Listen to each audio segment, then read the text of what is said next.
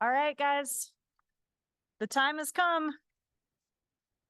Here we are. We're going to call this TRPA meeting to order. It is Wednesday, March 26th, and it is 11:24. Our first item on the agenda is roll call. Maria, can you please call the roll? Miss Aldine? Here. Miss Bowman? Here. Mr. Bass? Here. Miss Conrad Seda? Here. Miss Faustinos? Here. Mr. Drake? Here. Miss Hayes? Here. Miss Hill? Here. Mr. Henigman? Here. Mr. Keycapper? Here. Miss Lane? Here. Miss Loomer?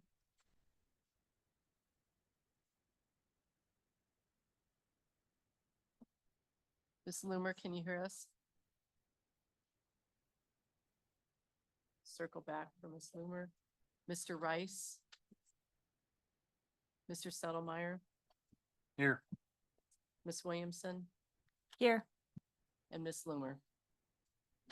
Okay, she's on, I don't know if she's having mic problems.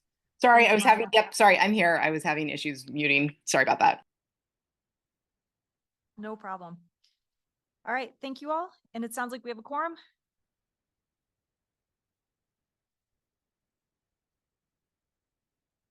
Yes, we have a quorum, Madam Thank Chair. you. All right, just a couple housekeeping reminder to remote board members, please don't use the chat box for any comments or sidebar conversations. Everyone, please remember to mute your mic. It cuts down on the feedback. And then anyone who is joining us remotely, members of the public, raise your hand at the appropriate time for public comment and you will be called on to speak. Next on the agenda is Pledge of Allegiance. If everyone could please stand. I pledge allegiance to the flag of the United States of America, one nation under God, indivisible. Thank you. Let's move on to the approval of the agenda. I do believe we have a slight change in the agenda. We're going to take one item out of order. Is that correct, Director Reagan? Thank you, Madam Chair. Julie Reagan, TRPA Executive Director. Yes, we suggest moving item number 10, board member reports, up immediately after item 5, the consent calendar, to accommodate some members who need reports but may not be at the end of the meeting. Great, thank you. We will do that then. Any other changes? Thank you. Okay, next we're on to approval of minutes. This is agenda item 4. We have a draft set of minutes from February 26, 2025 on page 55 of your packet. Anyone have any changes? All right, hearing none. I will entertain a motion to pass the minutes. All in favor, please say aye. Aye. Any objections? Motion passes. That brings us to agenda item 5, which is our TRPA consent calendar. There's 6 items on consent. 4 were reviewed today by the Operations and Governance Committee. 1 was reviewed last month by the Regional Planning Committee, and 1 was reviewed by the Performance Review Committee and Advisory Planning Commission. As a reminder to the public, after staff presentation and board discussion on this item, we will hear public comment. Operations and Governance, Member Lane, can I please have a report on consent items 1 through 4? Yes, thank you, Madam Chair. The Operations and Governance Committee met this morning and thoroughly reviewed items 1 through 4 and are recommending to the governing board approval of all 4. Thank you. Any questions on items 1 to 4? Seeing none. Regional Planning Committee Chair, Member Honigman, do you have a report for consent item 5? Sorry, I've been having trouble trying to join the meeting and get control over everything. So can you come back to me real quick in just a sec? Yeah, no problem. Let me know when you're ready.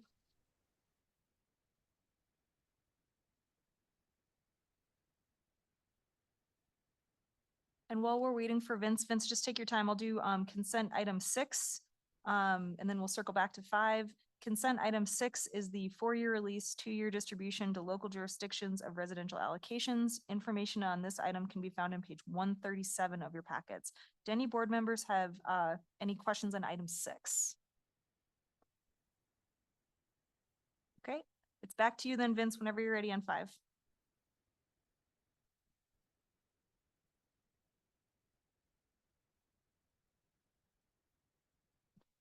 Madam Chair, if it's okay, I'll go ahead and try to report on that. Thank you. That'd be great, John. Sorry. That's okay. That's okay. In your packet on page 129 are the outcomes that we're expecting from the Tahoe Living Working Group. And that item was presented to the regional planning committee last time they met. And we wanted just to make sure that you saw those and were aware of those as we move forward with the Tahoe Living Working Group process into the next phase. So that's really what that is. Thank you. Any questions on item 5? Okay, we will now go to public comment on this item. If there's any members of the public wishing to comment on the consent calendar, please come forward. Seeing none, if you want to comment online, you either need to click your raise hand button, please, or by dialing *9, and you will be called upon to speak. And Catherine, do we have anyone wishing to speak? Madam Chair, there are no hands raised online to speak. Thank you. With that, I'm looking for a motion to approve the consent calendar. So moved. Any discussion? All right, and a roll call vote, please, Maria. Ms. Aldine, Yes. Mr. Bass, Yes. Ms. Bowman, Yes.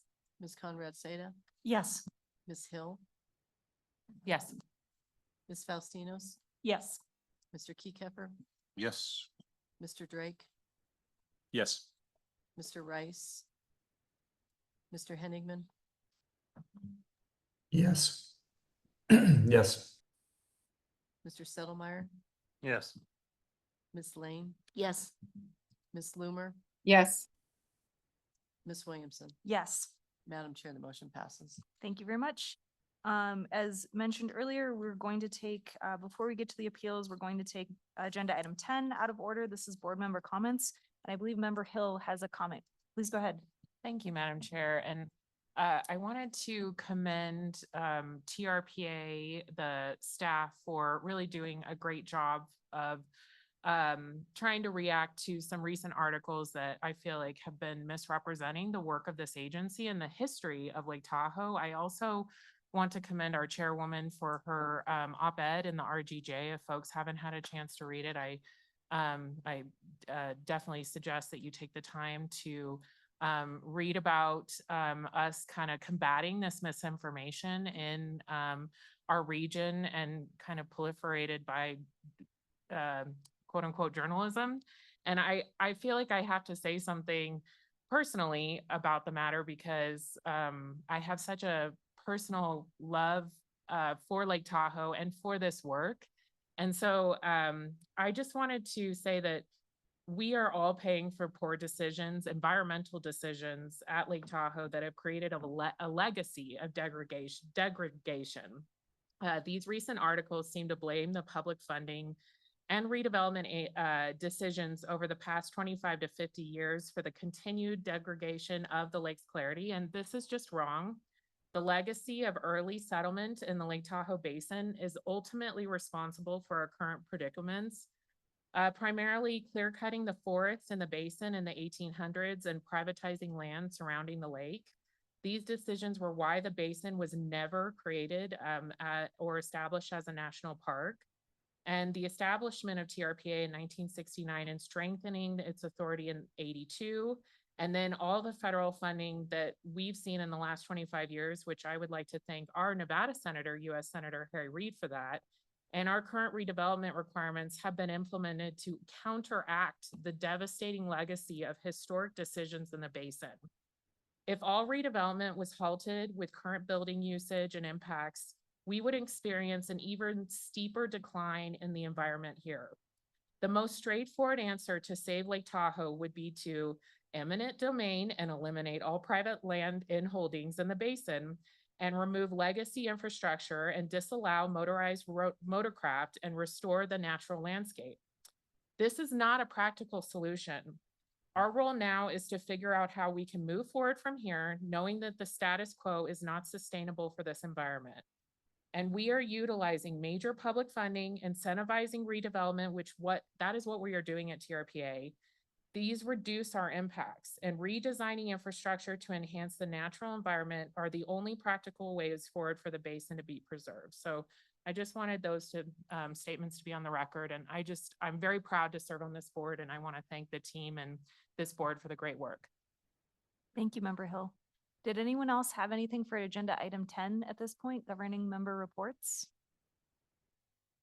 Belinda? Yeah, just very briefly for the Environmental Improvement Program, we did hear three terrific updates. One about our federal and state legislation, which I think maybe Director is going to be covering later on in her report. But just would really commend the staff for all the great work that they're doing, given our changing times at the federal level, and also, you know, with the opportunities that exist both in Nevada and California to basically continue our work, you know, in a priority basis. We also heard about our funding priorities and how they went into the Tahoe Restoration Act funding priorities for 26. We got an update on what the status of projects that have been approved to date. And lastly, we heard an update on the 2023 threshold evaluation improvements. Thank you. One quick update on my end. Kevin Drake for the record. I'm sitting in for Cindy Gustafson for Placer County. There's an effort underway to explore incorporation of a town in North Lake Tahoe. For those who haven't heard yet, it's been many years in the making, and it's now a public dialogue. It's just beginning. There's a fundraising effort going on right now to raise funds for the LAFCO application and begin a petitioning process. The general target right now is that this would be going to the voters of what would be the town in November 2026. But it's relevant to the basin and the region, so I wanted everyone to be aware. For more information, you can go to easternplacerfuture.org. And feel free to grab me at another time if you'd like to talk more about this. Thank you. All right, seeing no other reports, we will move on then. Back to the agenda order. We are now into appeals, agenda item 6. The first up is the appeal of approval of new cellular communications facility, County of Placer, public right-of-way, southwest corner of Dollar Drive and Observation Drive, Dollar Point, California, APN 093310024, TRPA project file number ERSP 2024-0264, and appeal file number admin 2024-0038. Information on this item can be found on page 181 of your packet. As a reminder to the public, after staff presentation and board discussion on this item, we will hear public comment. The quick report out of the legal committee is the legal committee did recommend that we deny this appeal, but it was not unanimous. And I do want to just flag for the presenters that legal committee had 5 extra minutes. So these are 10-minute slots instead of 15. Just so you guys are aware, we've shortened it up a bit for the board. So with that, I'm going to turn it over, I think, to Graham, who's going to turn it over to Jack. Yeah. This is Graham St. Michel, General Counsel here at TRPA. Just a quick context, because it was starting to come up a little bit in the legal committee, and we heard, obviously there was a lot of written comments about the radio frequency emissions issue. And I just wanted to put a little sideboard on some of this. We know that these telecommunications facilities do evoke questions sometimes about the safety of facilities like this and the radio frequency emissions. And to touch on TRPA's sort of role or our approach to these sort of things, there's the radio frequency emissions are governed by a whole body of federal law, Federal Telecommunications Act and FCC regulations. And the federal statute directed the FCC back in 1996 to regulate the public health and safety impacts of these facilities. So TRPA, we, in addition, I just want to point out that federal statute expressly preempts state and local regulations related to environment and public safety.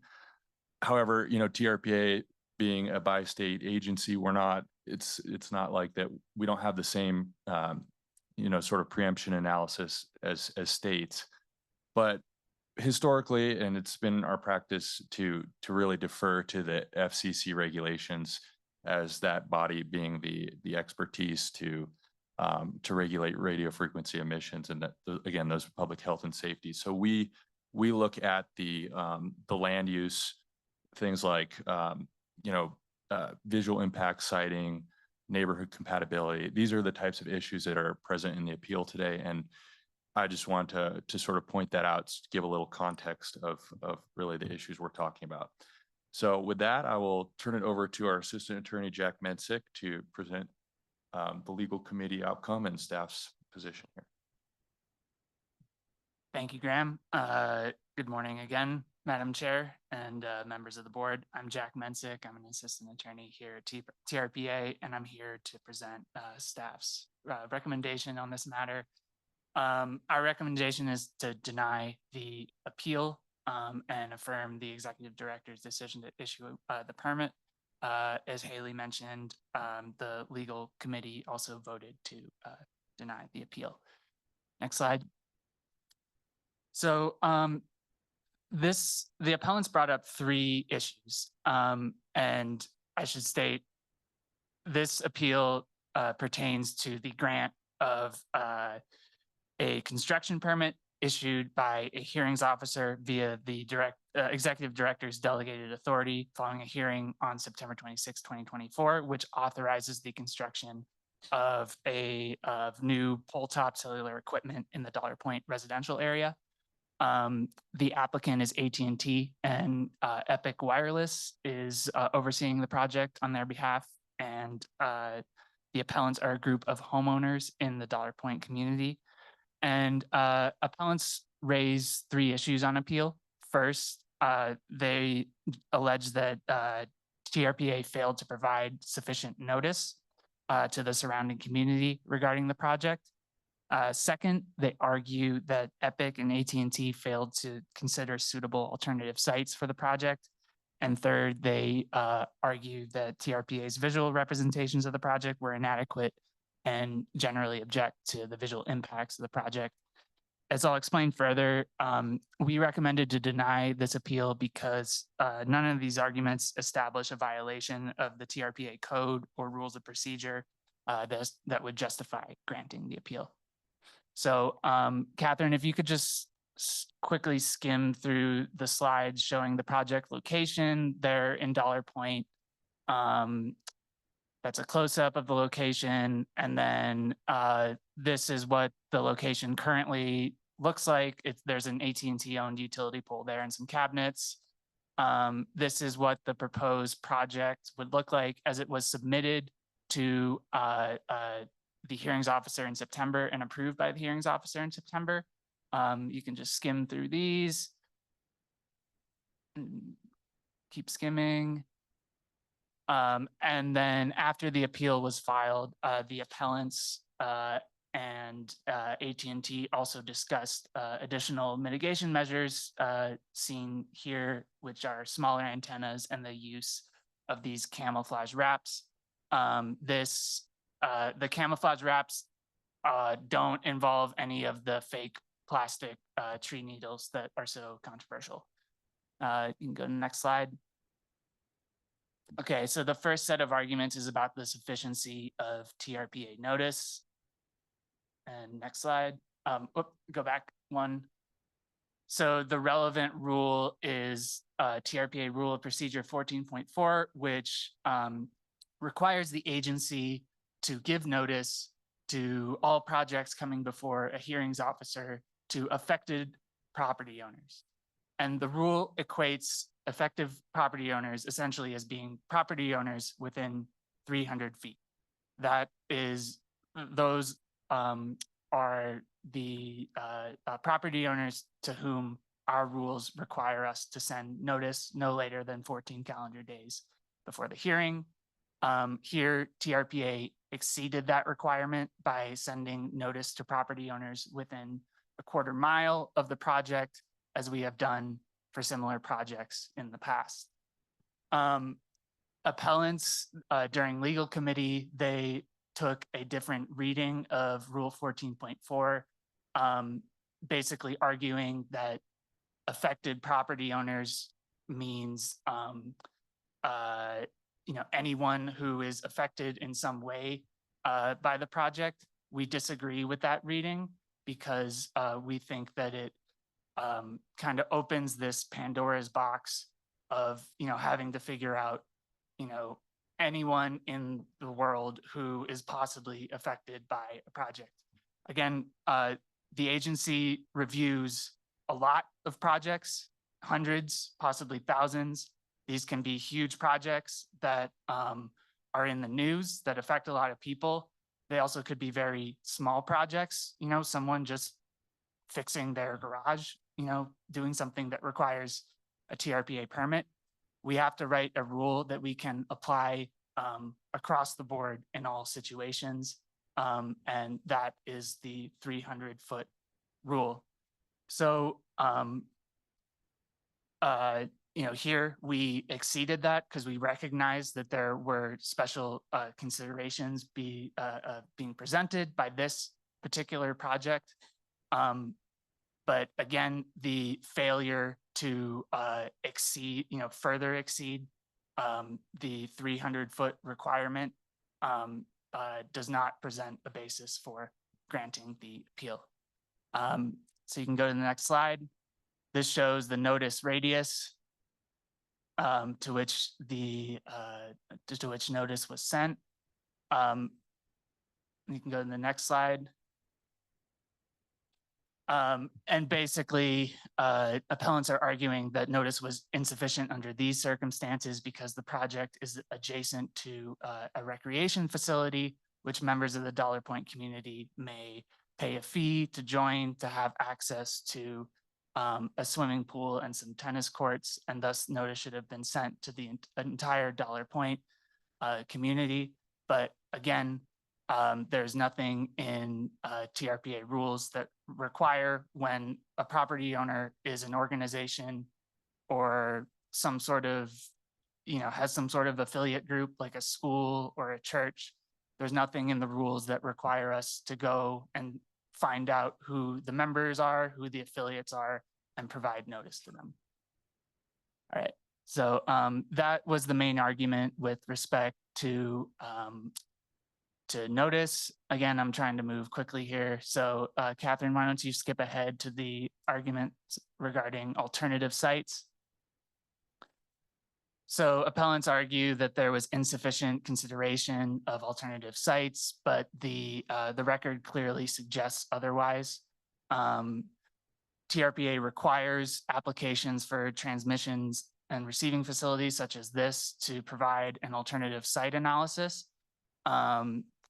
And that's what Epic and AT&T did here. They completed and submitted an alternative site analysis to TRPA with their project application.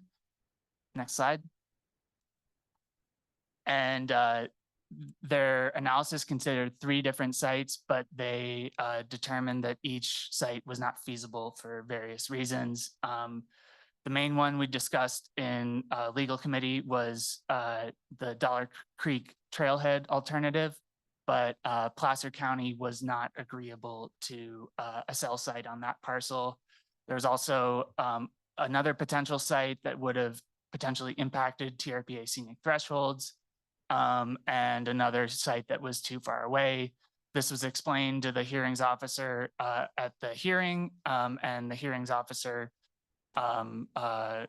asked the applicant several times to explain the alternative analysis to her satisfaction, and she granted the permit. Next slide. We can go ahead to the visual. Yeah, just go ahead to the visuals. Appellants also object to the visual representations of the project. Again, in a notice form, under our rules, we are not required to give visual images of a project. We are just required to state the time, date, and place of the hearing and make it clear that there will be an opportunity to be heard. That's what we did here. That's consistent with federal case law. The notice that we sent also described what the project would entail, what it would, how tall it would be.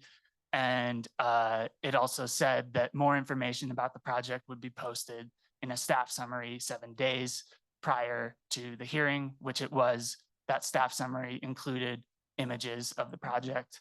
And you can skip ahead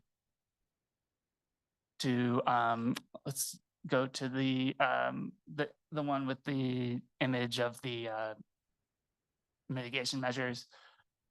So appellants also object to the visual impacts. I'll let them explain more what their objections are. But again, it does seem, and we heard from legal committee, EPIC's representative who's here talked about the discussions that he and the appellants had regarding what additional mitigation measures they would put in place, which are seen here. These measures would not require a new project approval from TRPA, but we will be like kept in the loop about which, they still have to decide which of, the camouflage options they would like to choose, and we'll be kept in the loop about that, and so will appellants. All right, next slide. Finally, we note that there's some issues with the relief that appellants are seeking. They basically want more time to solicit further public comment and more time to consider alternative locations. However, this appeal has already given them an additional 6 months to solicit further public comment. And we're not sure, what good much more time, more time would do. And, appellant has already shown that they've considered at least 4 different alternative locations. And we're not sure that, more time to consider further alternatives would be fruitful either. So on that basis, we recommend denying the appeal, and I'm happy to answer any questions the board may have. Thank you.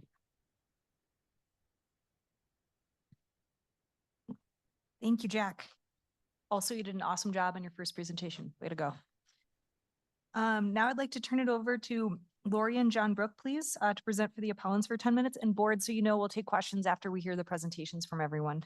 Please go ahead. I think Lori said that she was going to present. Please go ahead, Lori. Hi, can you hear me? Yes. Okay. Well, thank you. Good afternoon, everyone. We had hoped to be there in person today, but due to a family emergency, we needed to stay in town down here in San Francisco. But so my name is Lori Brook. I'm joined by my fellow appellants, and we are residents and property owners in Dollar Point. And we are here today to respectfully appeal the approval of the cell tower proposed at the corner of Dollar Drive and Observation Drive, as you see in this picture. We want to be clear, we are not opposed to approving cellular coverage. We are asking for a more thoughtful, inclusive process, and one that ensures the infrastructure is in place in a way that respects the community character and is consistent with TRPA values of environmental sensitivity and visual integrity. This isn't just about a piece of equipment. It's about placing a 52-foot plus size pole, commercial tower, at the entrance to a family neighborhood adjacent to our most visited community spaces. The cell tower is located in the middle of where we walk with our kids, gather with neighbors, and welcome visitors. It is a symbolic and visual gateway to Dollar Point, and the prominent placement of this tower will permanently alter the feel and the identity of that community. If any of you have ever driven off of Highway 28 into Dollar Drive, this picture is jarring, but to drive in and see where this would be located, you would understand why we are so upset. Next slide, please. Okay, so let me begin with the notification process. We believe, I know that TRPA staff and did the best job they could with the rules they have, but it was inadequate ultimately. Everyone I spoke with had no idea this was happening. The TRPA staff confirmed that notices were mailed only to the property owners within a quarter mile of the proposed site. As I will discuss, this may or may not meet the minimum requirement, but it absolutely does not meet the spirit of public transparency or inclusive engagement. The increased radius that they provided includes much of the area across the highway. but it doesn't keep going down Dollar Point to the residents that are down the hillside. So yes, the radius grew, but it didn't include necessarily all of the Dollar Point residents. The tower site sits at the main entrance and is immediately adjacent to our pool, tennis courts, and children play area. This area is collectively owned and used by the 531 homeowners. Yet majority of those owners did not receive the notice, direct notice from TRPA. Even though it was sent out, nobody I spoke to, maybe with the exception of one, received it in the mail. And that's probably because it goes to their primary residence. It doesn't necessarily go to their residents up in Tahoe. And for whatever reason, we're within the radius and we did not receive it. Many neighbors only learned about the tower after the first hearing. John and Todd were the few that did speak in September because we did find out about it from the Dollar Point Association, but most people did not know about it. There were no flyers, there was no community meeting, and there was no effort to explain what was being proposed and how it might affect the space we all share. Okay, next slide, please. So the proposed cell tower, as we said, is owned, the site is owned by the Dollar Point Association, even though the tower is in the public right of way, but it's adjacent to their own location. It's a member-based organization whose common areas are collectively owned and used by all the owners.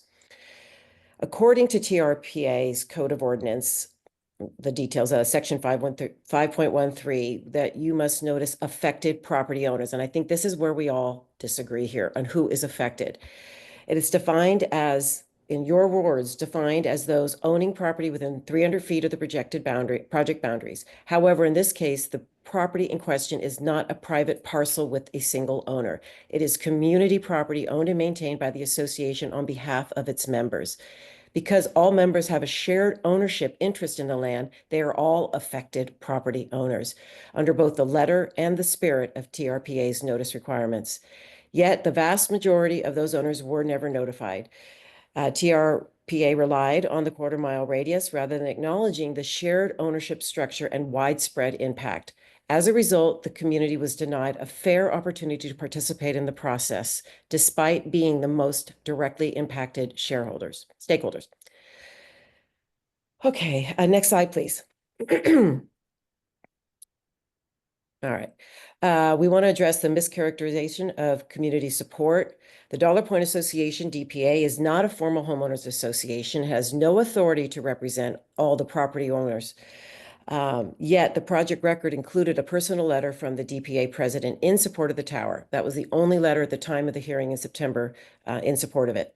This could have been misinterpreted as an official endorsement from the association, but it was not. Even more problematic, during the hearing, the project manager referred to the Dollar Point Association as a homeowners association and stated that there was no objection from the board, creating the impression that of neighborhood consensus. But in truth, the DPA has a longstanding policy not to take positions on land use matters. Silence should not be equated with support. The record is clear. The Dollar Point Association never asked for feedback from its members, and it's unclear whether it notified all the property owners. This is not a consensus. It's a communication failure. Slide 5, I'm going to skip because I know I have more compressed time from the prior hearing. So go ahead and next slide.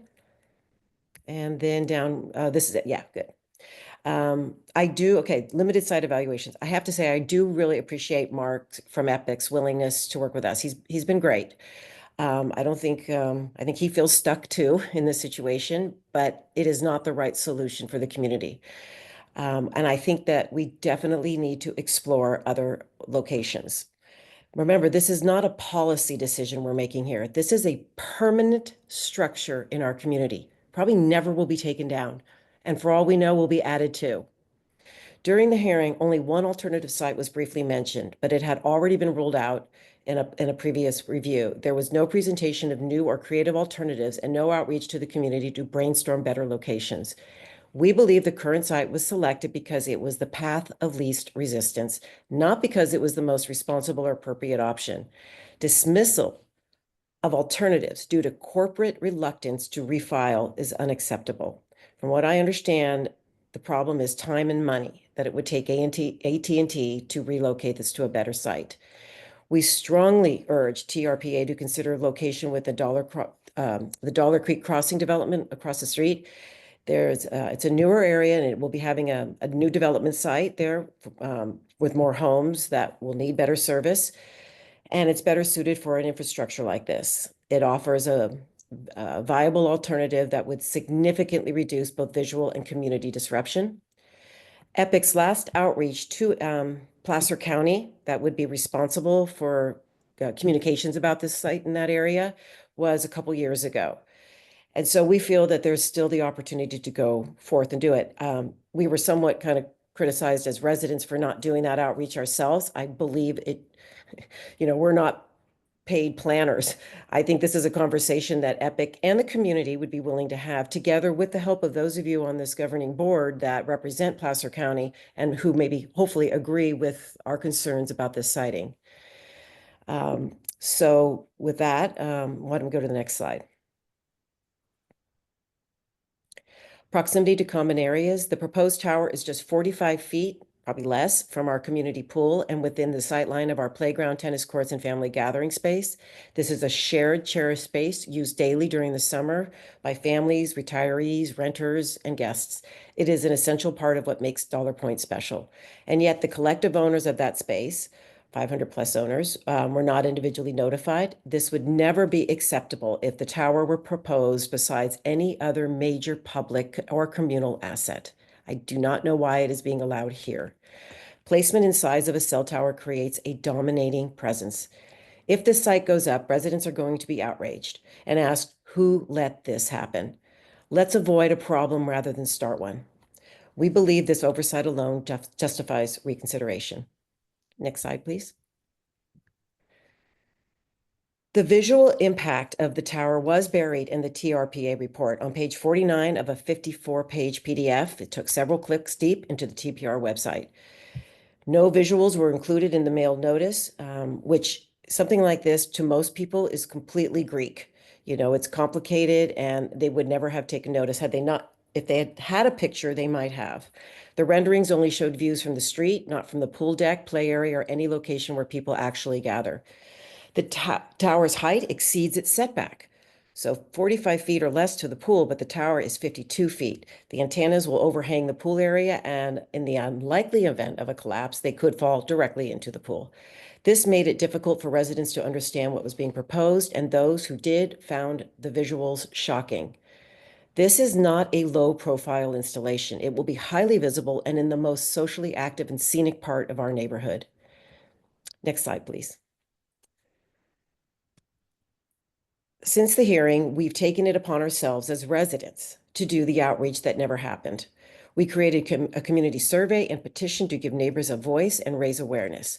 While the Dollar Point Association did not take a position on the tower itself, they did help circulate our materials, and we appreciate their support. There were letters written, there were petitions signed, which you all have in your packet. This is not just a few isolated voices. It's a growing, informed community response that is simply missing from the original record because of the inadequate notification. Remember, only, two letters were in September. It's a very different situation now. Once people understood the full context, location, height, and visual impact, they cared deeply and they spoke clearly. This is exactly why we are asking for a pause and a reconsideration. Final slide. In closing, we asked TRPA to consider what this tower represents, not just a structure, but a signal, quite literally, about how planning decisions are made. Importantly, we are not just saying no, we are working proactively with Epic Wireless to find a better location. Our goal is coverage without compromise to our community character. We urge you to pause this approval, extend the process, and give the full community a voice in the outcome. Let's find a location, possibly with the help with our Placer County representatives, that serves the public without compromising the heart of Dollar Point. This is a fixable situation, and the solution is within reach. All we ask is for the opportunity to get it right. Thank you for your time, and we welcome any questions you may have. Thank you. Now I'd like to turn it over to our representative from Epic Wireless for 10 minutes.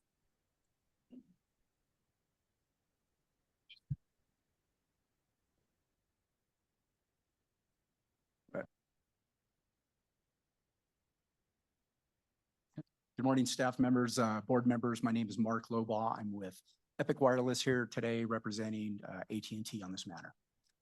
I'd like to present to you a little presentation in response to the appellant's presentation. You can roll the next slide, please. The reason why we're selecting the proposed location for this new cellular tower, is many faceted. First and most importantly, whenever we site these sites, we always try to reutilize existing facilities. The terminology we use is co-location. Try to find a co-locatable tower that we can locate on. Sometimes a rooftop, other types of facilities. In this case, there are no co-locatable facilities in the area. Next best alternative we have, and that we've done all over the basin, is utilizing utility poles. So AT&T happens to own a utility pole in this area. So we thought that the least, the best alternative here would be to utilize an existing facility. And there's reasons for that.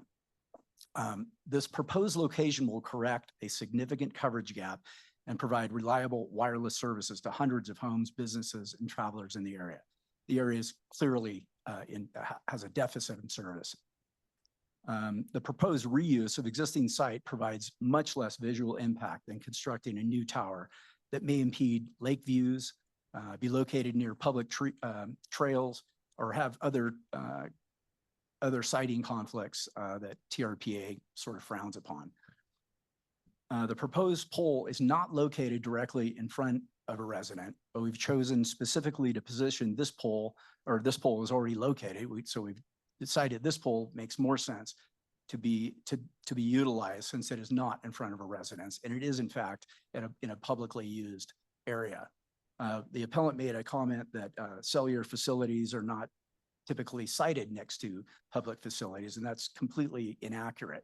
We cite these facilities in schools, parks, all over the place. And there are many, many sites in existence in the basin. Another significant reason why we've chosen this site is the proposed site will not require new TRPA site coverage mitigations due to the reuse of existing cabinets and no ground disturbance.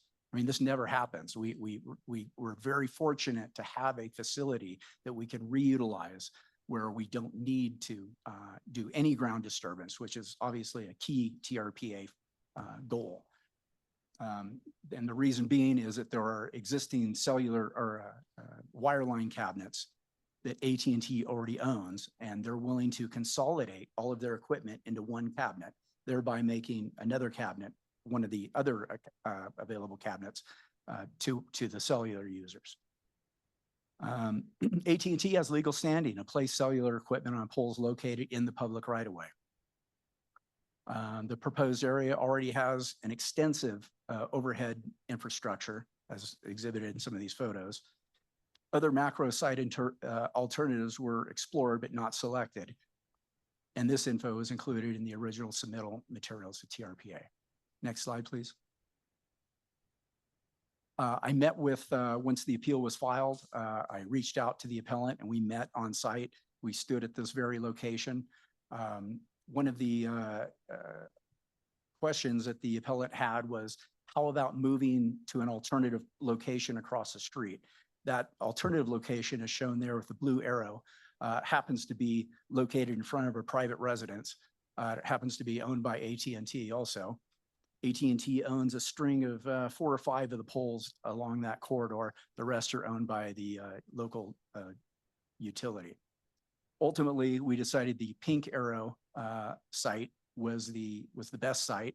Once again, located in front of the public facility there. Next slide, please. Another potential mitigation that we discussed with the appellant was potentially moving the pole to a less visible location on that same corner. We explored this with AT&T wireline. The arrow designates additional power lines that aren't super visible in that photo, but by moving the pole further inland, you come out of the public right away. For one, you get closer to the power lines and it just wouldn't be feasible. In addition, you potentially would have to remove trees or damage trees, which is contrary to what we're trying to do here. Next slide, please. Some other mitigation measures that we've agreed to implement into our site plan. The photo on the left is the original plan that was approved by TRPA. It includes 6-foot antennas, painted brown. On the right is the mitigated site that we've explored, and I made this available to the appellants for their review. So basically, we're deploying 4-foot antennas instead of 6-foot antennas, thereby reducing the footprint of the antennas on this antenna array. In addition, we're camouflaging them with a wrap material that basically an adhesive that is applied to the antennas. We use a photo from the background photo, print that out, and resulting in a camouflage. We used to use plastic or the needle socks, which are literally a net material that goes over the antennas and breaks up the geometry, shall I say, of the square shape of the antennas. We aren't using those anymore due to the microplastic issue up here. So I think that's been a good mitigation. Next slide, please. Here are some examples of some of the antenna wrap examples that we put forward.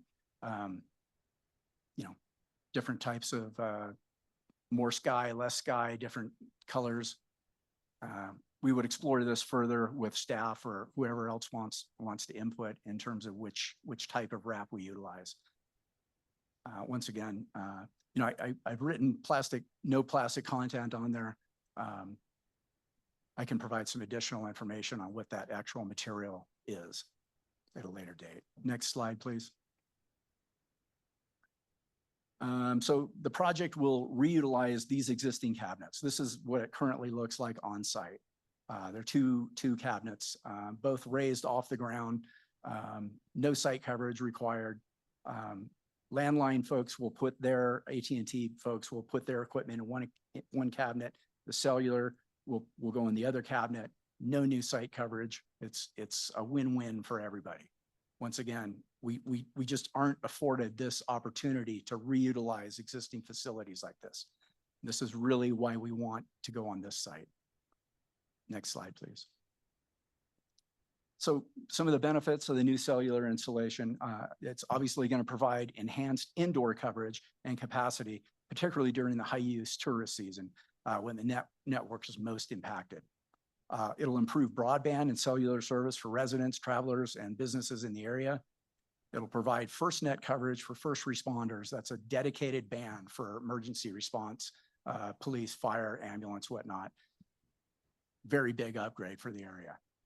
And it'll provide a reliable backup to traditional landline telephonic service in the area in the event of power outages.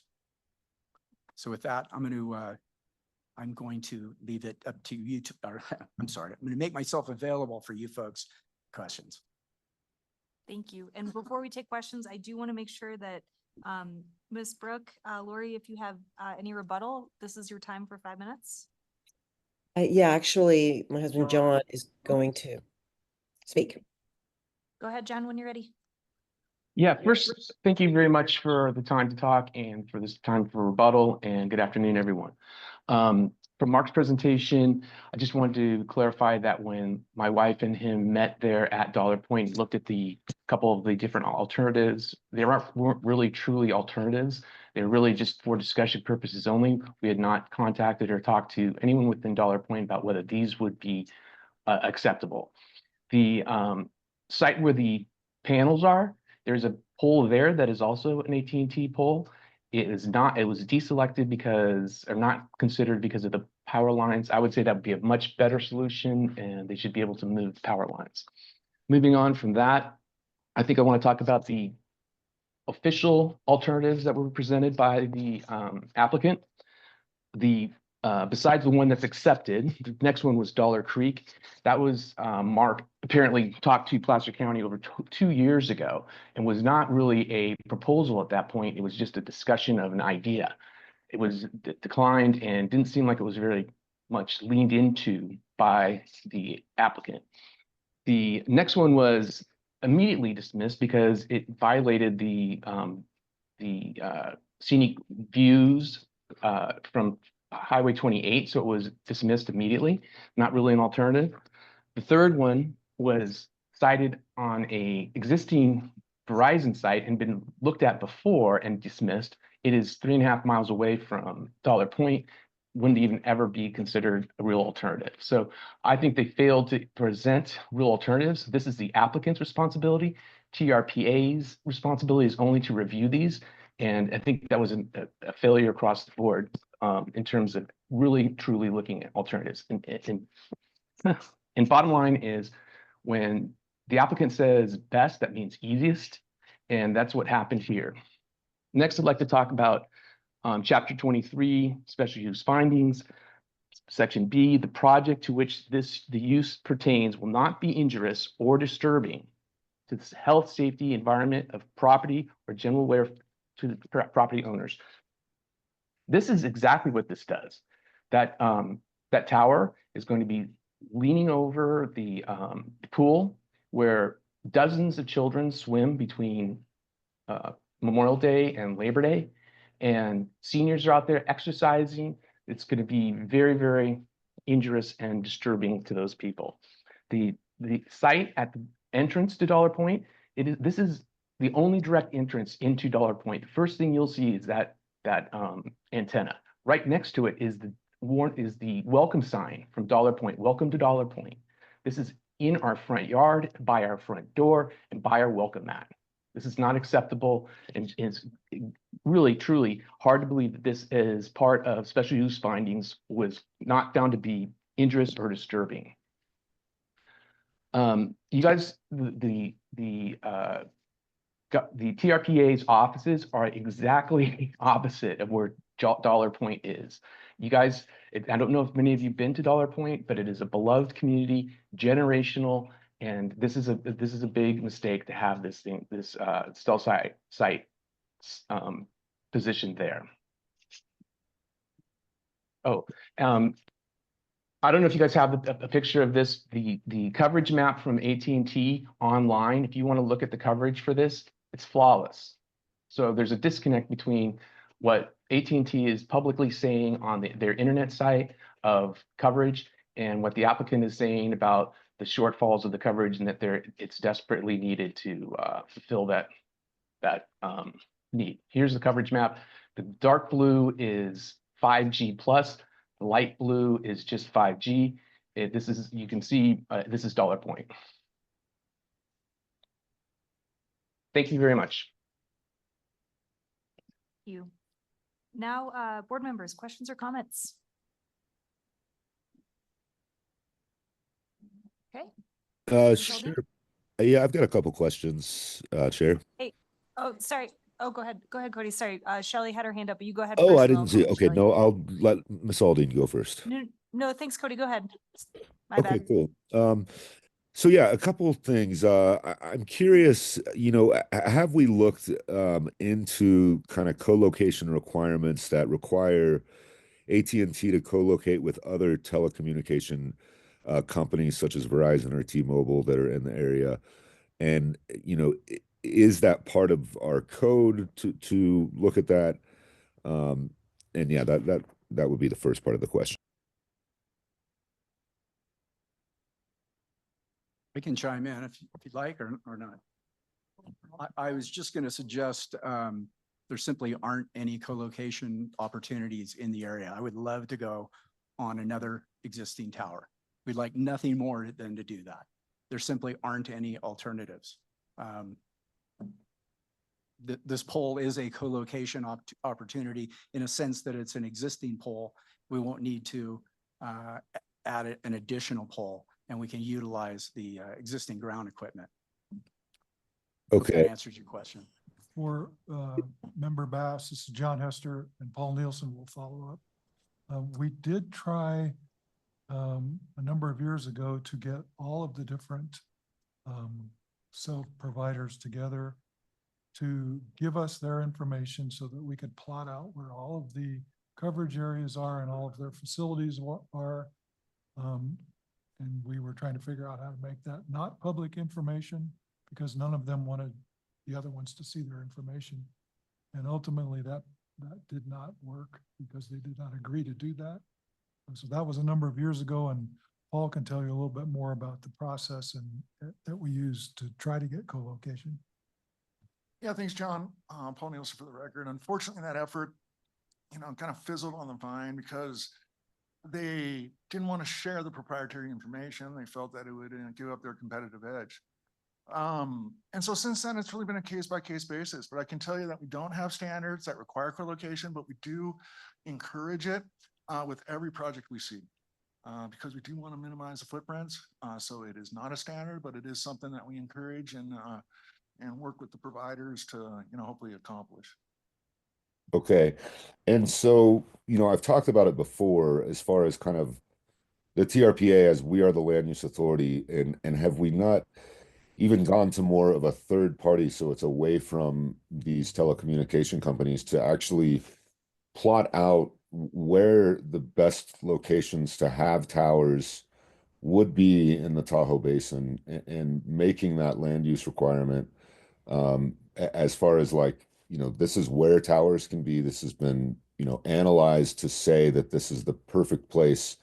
And regardless of the competitive edge, of course, they want a competitive edge, but is it not our responsibility to kind of say, no, regardless of your competitive edge, this is what's best for the environment. This is what's best for scenic view, and also what's best to get the best, signal, the best, outcome for telecommunications equipment. But from my perspective, it seems that of course they're going to want to go with their competitive edge, but that's going to end up where we've got three, let's just call the telecommunications T-Mobile, Verizon, and AT&T, so that they have their best competitive edge. They're going to build their own tower and not co-locate on one tower together.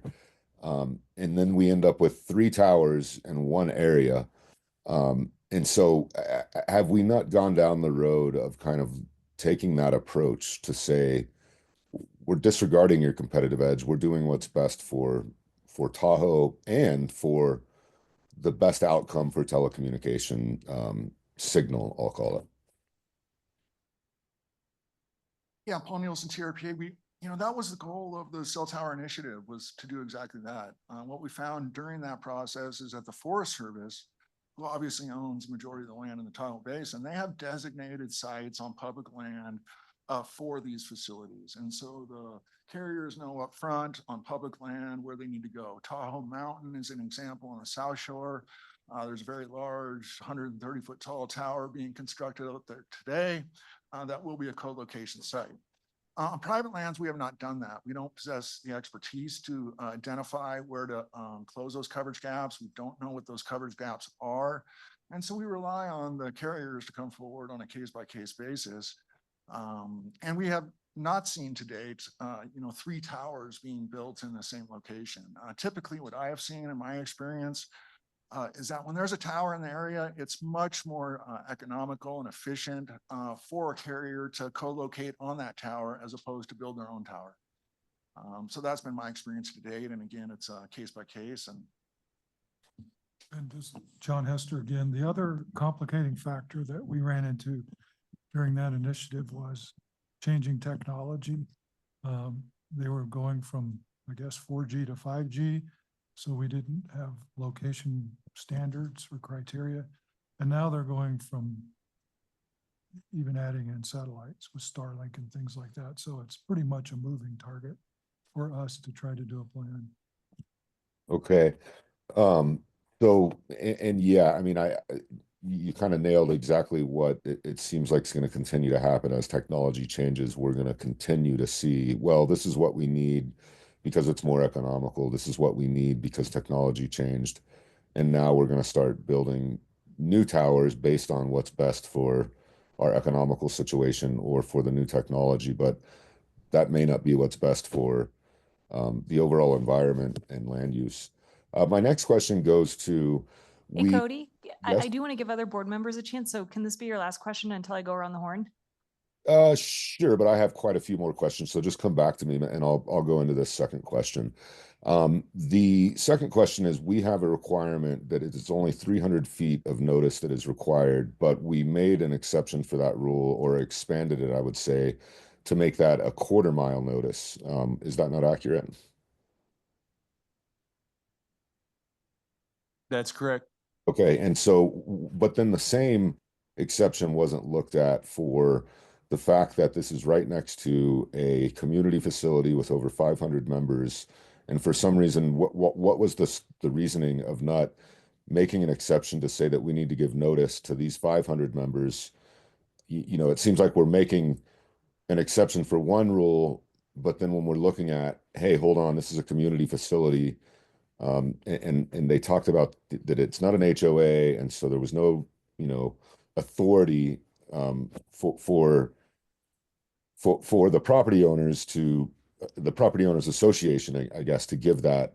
And so why wasn't it not looked at to say, well, maybe we should also just make, you know, an exception to say that 500 members should be given this notice? It's like we're doing it in one part, but we didn't do it in another part. To me, that seems critical, especially when you are looking at all of these people use that facility. So I'm just kind of, I'm not understanding why we're doing it in for one part of the rule and then not looking at others, especially if it's being requested by some of these members. And when we looked at, I think 11% were in favor and, you know, 89% were not in favor. So if I can just understand why those decisions are being made in one part and not the other. Yeah, I can answer that. So again, the owner of the parcel where the recreation facility is the Dollar Point Association. If you go on Lake Tahoe info, if you look up in the assessor's records, that is the owner. That is the owner who we sent notice to. And again, as I said in my presentation, there's nothing in our rule that, you know, when the owner happens to be a recreation facility with members, it's not a requirement of TRPA to go and find out who the members are and notice them. We realize that with sending notice, there's always going to be local idiosyncrasies and considerations, you know, and we will try to do our best to address those whenever we can. But I don't think it necessarily follows that because we don't exceed what the rules of procedure say when giving notice to you know, regarding A, B, or C project, you know, that would constitute a violation of the rules of procedure such that, you know, appeals like this could be granted. So, you know, I realize there are local considerations here, but again, this was one project among many, many, many that we're trying to get notice out for.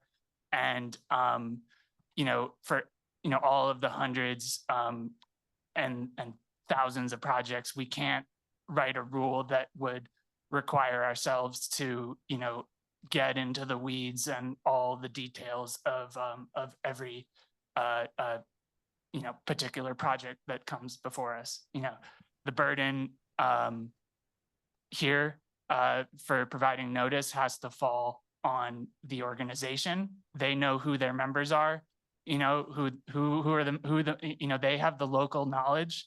We don't, you know, at all. And that was the case here. I should mention too, we gave notice to Dollar Point Association, and the association went, it appears they, you know, forwarded that notice to their members. That's how some of the appellants, it seems, found out about the project. So, you know, again, we have to create rules and apply rules that we can follow across the board, you know, with every single project that comes before the agency. So that's why our notice rules are the way they are. Understood. And this is where Ms. Aldine? Cody, I gotta let someone else have a chance here. Go ahead, Shelley. excuse me, I'm filling in for the second question. Where I'm confused with this is that if we made the exception for a rule we have from the 300 feet to a quarter mile, why did we not do that? We're doing it in one part, but we're not doing it in another. And that's why I'm having a little confusion as we're picking and choosing where we can adjust the rules is what it would seem to me. Member Bass, this is Graham St. Michelle. I think for the point of this, I think we can just note your concern there. And I think that's all I think Jack kind of covered it. Noting your concern. We expanded the notice because we thought that would be appropriate, but inevitably there's always going to be, why not broader? Why not broader? I think I would suggest that it's better to expand a little bit when we, and not staff shouldn't be, the decision shouldn't be penalized for trying to go a little bit broader. But certainly note what you're getting at and note your concern. I think that's not much more to say from our perspective. Just, Madam Chair, quickly, I want to be clear that going from 300 feet to a quarter mile noticing applies to all cell projects. So it's not like we just made it up with this project. It's for all cellular related projects. And that's not, I just want to point out, that's not in the code. That's just kind of an approach that we take, just for the record. We go beyond what's in the code. That's where I'm confused. So, okay, that helps me a little bit to say, but I guess it would help me too if we made it part of the code rather than just kind of but anyways, understood. Thank you. Shelley? Thank you, Madam Chair. So I excuse me, was the one dissenting vote at the legal committee meeting this morning for a couple of reasons. One, I think we may have to look at our rules of procedure with respect to notification. I mean, at one time, I think the case law relating to this dates back to 1932 when the Postal Service was a very efficient organization. It is less than an efficient organization today for a myriad of reasons. But I think we need to lengthen the noticing period to account for, that factor. And that's a discussion for another day, but I think it would be appropriate, given the fact that a lot of the people living in the Dollar Point area indicated that they had not received notification by mail. I had originally suggested, I was the one who's setting vote this morning because I thought that there might be an opportunity to satisfy all parties by looking at the Dollar Hill location, the Dollar Creek Trailhead location. I know that conversations took place between Placer County and, but I believe that was 2 years ago. That was some time ago. This area is for public recreation. There are no homes nearby. The suggestion that this be located to the new development, which is going on a piece of property in that general area, I think is inappropriate. And I know today we're not in a position to talk about the health effects of these facilities, but it is going to be an issue that is being pursued at the federal level. So I think that, that we need to, reject that suggestion out of hand. I did recommend an additional 30 days, which would enable the applicant to work with the people at Dollar Hill to see if they could come up with a more appropriate location that would address their concerns. There's already a lot of visual clutter at the entrance to Dollar Hill, and this only, in my estimation, exacerbates the situation. But in any event, that's my comment. Thank you. Did any other board members have questions or comments? Go ahead.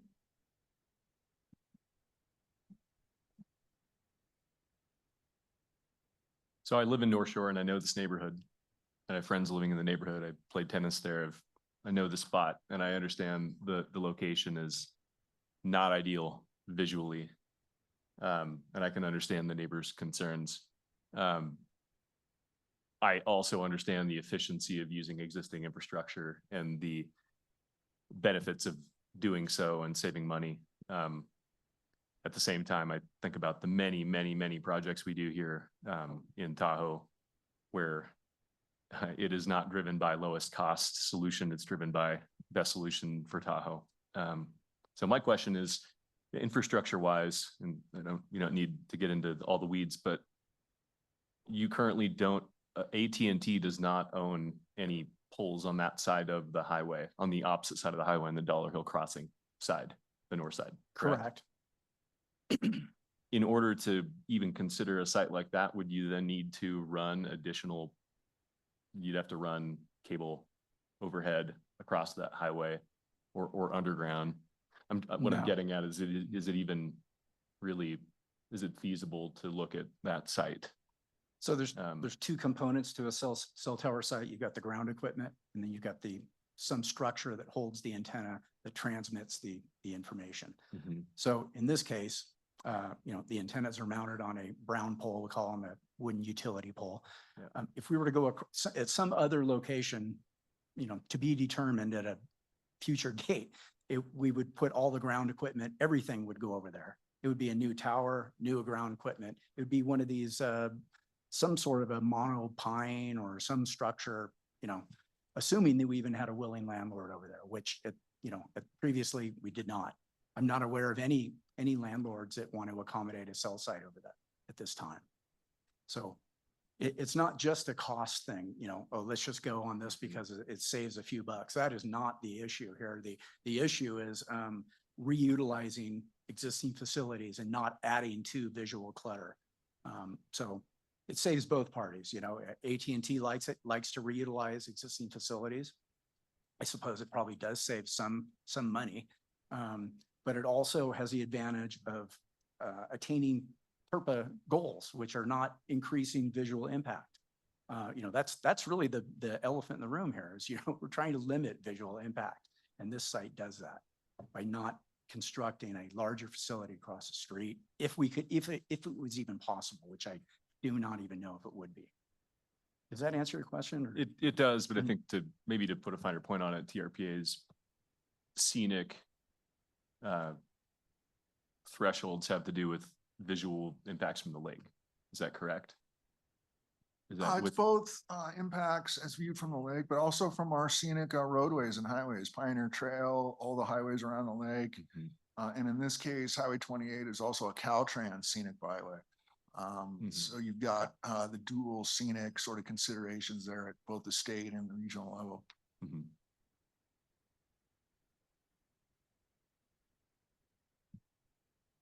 Okay, thank you. Ashley? Ashley Conrad Seda, and I stepped out for a minute, so Shelley, this may have been your question, but my question was about construction timing. The permit says when construction needs to start, but given that that pool is occupied and busy in the summer months, I guess one question is it feasible if this permit is issued to do the construction outside of the busy summer months when there's a lot of recreation around that area? So that's my question. And then my comment really is that, if you look at the visuals, there are tons of other poles and wires around this existing facility. And so I appreciate the reuse of the site because you're avoiding new impervious surfaces. And you're, avoiding creating new visual clutter. But I also just acknowledge that it appears that there's a telephone pole adjacent that's even taller than the existing pole. And so there's already visual impacts in this area. And I think many of us are attuned to seeing wires and they kind of fade into the background. And thus this new structure, feels aggressive. Whereas, it may be that these poles are already visible and we just look past them. So I just want to acknowledge that it's useful to reuse the same site. And yes, that question is about construction timing, knowing how busy the pool is in the summer. And I do want to just, before you answer quickly, one thing I responded to timing wise in legal committee, which I really appreciated Shelley's thoughtful comments though, was we're heading into fire season. And one of the things, expanded 911 access, we had the slide on expanded emergency responder access. I worry about a little delay in the project, and I worry about that community having spotty service as tourists add to Tahoe. As you all know, your cell phone works less, right? So as you answer that, I just wanted you to have the benefit of what we talked about at legal as well as another consideration on timing. Yeah, no, that's super helpful. And I think it's that fine line we have to walk on expanding access and also being mindful of public comments. So thank you. So the construction timeline, as you folks are well aware, is pretty limited with the moratorium up here. So we've got a lot of hoops to jump through, I guess you'd say. This is not a big project. This project wouldn't take a long time. It wouldn't be a dramatically long. We're talking 30 days, maybe less. Pull the old pole out, put the new pole in. We would bore from the cabinets over to the pole. So we're not talking about a real extensive, invasive type of construction period, if that's anything. But we're certainly willing to work with residents or whatever needs to happen to fit it into that moratorium period where we can construct it. Ms. Lane? Thank you, Madam Chair. Just a couple questions. With regards to the notifications, I think you said in your presentation that they were electronically notified? Or were they sent by mail? No, they were sent by mail. That's what our rules, the rule requires the applicant, to submit a list of, in this case, we requested property owners within a quarter mile. So, Epic, AT&T submitted, a spreadsheet with every, owner of each parcel, and, the mailing address associated with that parcel I within saw a that. quarter mile, and we met it, yeah. Got it. Okay. To Epic, do you agree with the coverage map that the appellant showed at the very end? I haven't looked at that particular map. I'm not sure what the source is. I can tell you the indoor coverage here in the coverage data that I provided, which is what, I would want to represent here, represents a deficit in indoor coverage. Okay. So you may be able to use your cell phone. We hear this a fair amount. People drive through an area. Hey, it works. What are you talking about? We're talking about indoor coverage also. Emergencies happen indoors. You need to be able to pick up the phone and make a call and have it actually function and not have to run to the corner to work, to make it work. So Okay. I'm not going to comment on their maps. I'm happy to provide additional coverage maps, if you want, but Yeah. we've no, already that's done okay. that. I just wanted to clarify that. It says here on the North Lake Tahoe Fire District, which is the Verizon co-location, Yes, that it's too far west. How far is too far? it depends. It's very, I built that site for Verizon. Gosh, it must have been 7, 8, 9 years ago, maybe longer. Geography, topography, trees, there's so many factors. There's no cut and dry 1 mile, 2 mile type of thing. In this Okay. case, we looked at it, we did, but that was, I really wanted to be able to co-locate on that site and be done with it. It's not possible. And then my last question is just on the Dollar Creek trailhead. It says here, it's highly visible from Highway 28, so I understand the comments that were just made. But it says Placer County was not agreeable to allowing a cell site there. Is there any specifics as to, was it scenic that they weren't agreeable to, or? So there's Do we know? there's 2 locations over there that were contemplated. Okay, one was on, potentially on a Liberty pole or utility pole or something, right in the Caltrans Scenic Highway and TRPA Scenic Highway. So that's just, we've dismissed that out of hand. We didn't pursue it. If they're not feasible for any reason, we don't pursue them. As far as Placer County, I personally reached out to Placer County some 2 years ago in a very, hey, let's talk about a site out here. And basically I did not receive a response. They literally just would not respond. So it was an issue of non-response.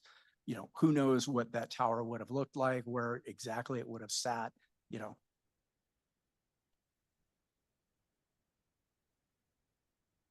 Okay, if anyone that hasn't had a chance to speak yet, then I'll go back to Member Bass. Thank you, Madam Chair. I think Ms. Aldine kind of got to what really my next question was, which was the recreation site. And so, but you just said that it was a non-response from Placer County. And so after that non-response, did we not try to kind of go further and maybe talk to Commissioner Gustafson or, yeah, I'm just trying to understand. It seems like we just stopped at the fact that there was just not a response from Placer County and that was the end of it. Is that accurate?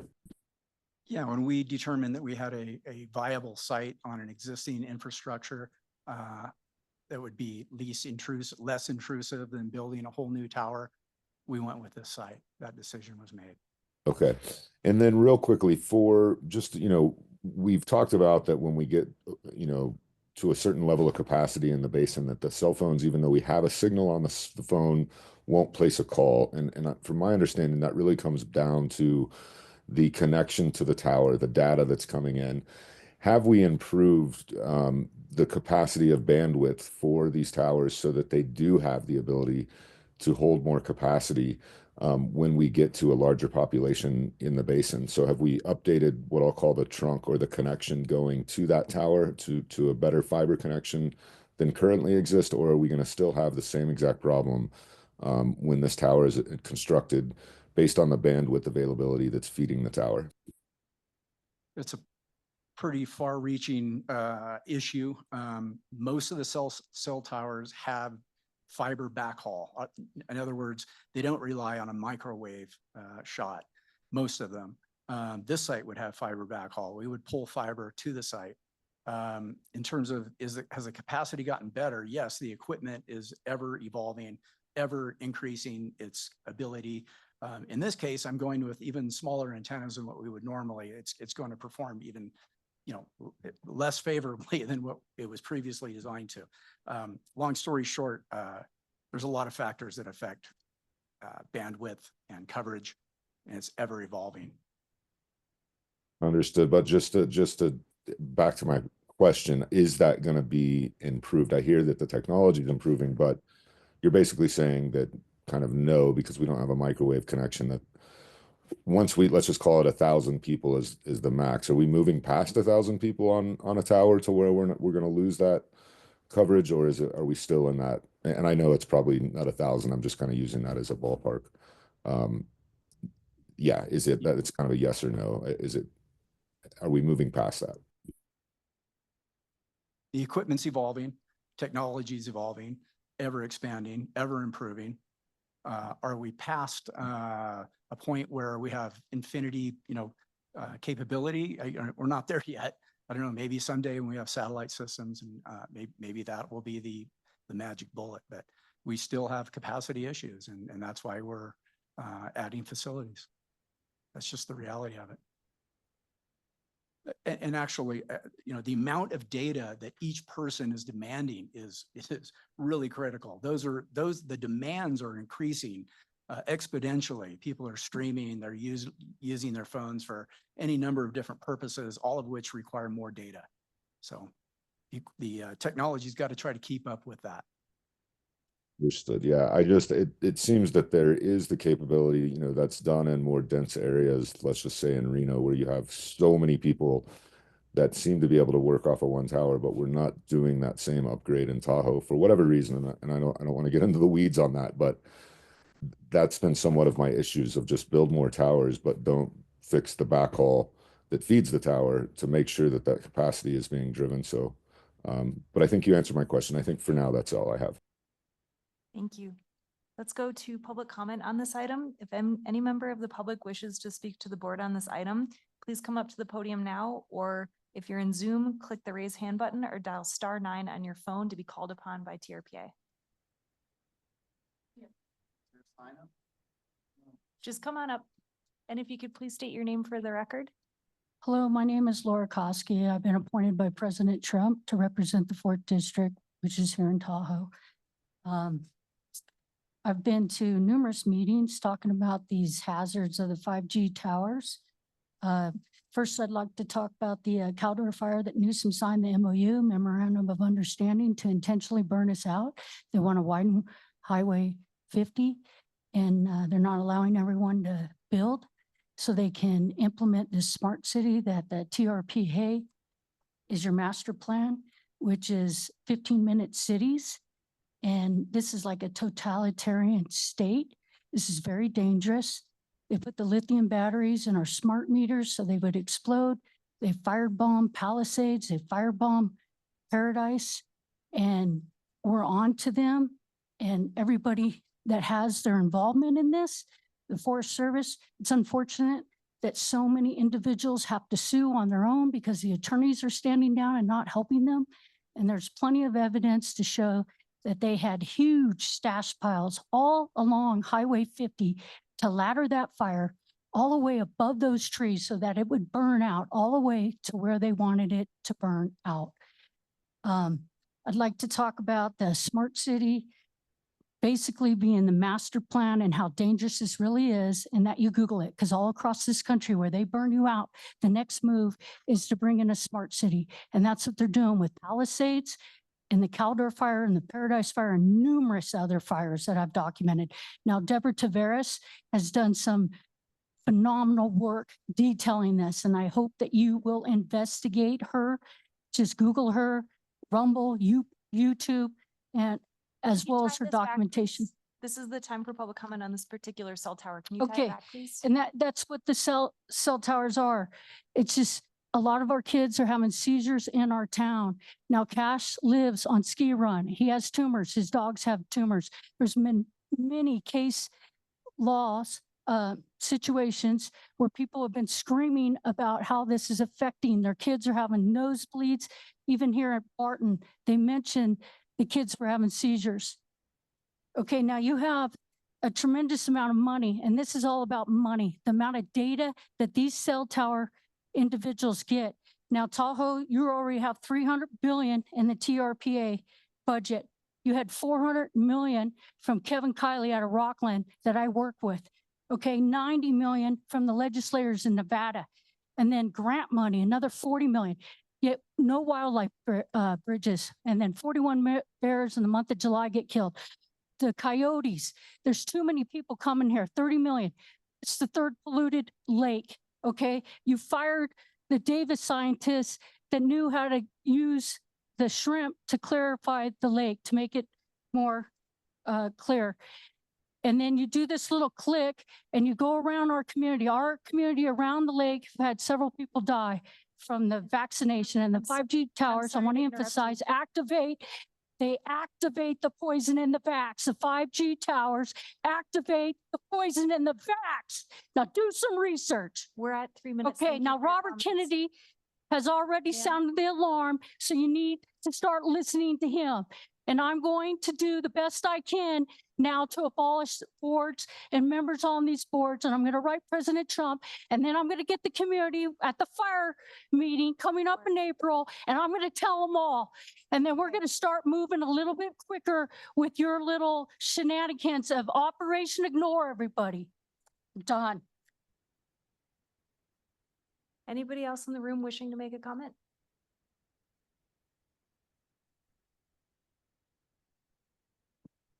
Please go ahead and state your name for the record. Hello, I'm Alan Miller. I'm a civil and environmental engineer, long background here in the Lake Tahoe watershed. You may have seen the written comments I submitted, but there may be others who haven't. So I'm just going to attempt to briefly summarize what my view is here, which is that this whole proceeding is an illegal deprivation of civil rights under color of law. Just giving these appellants the runaround, the appearance of justice.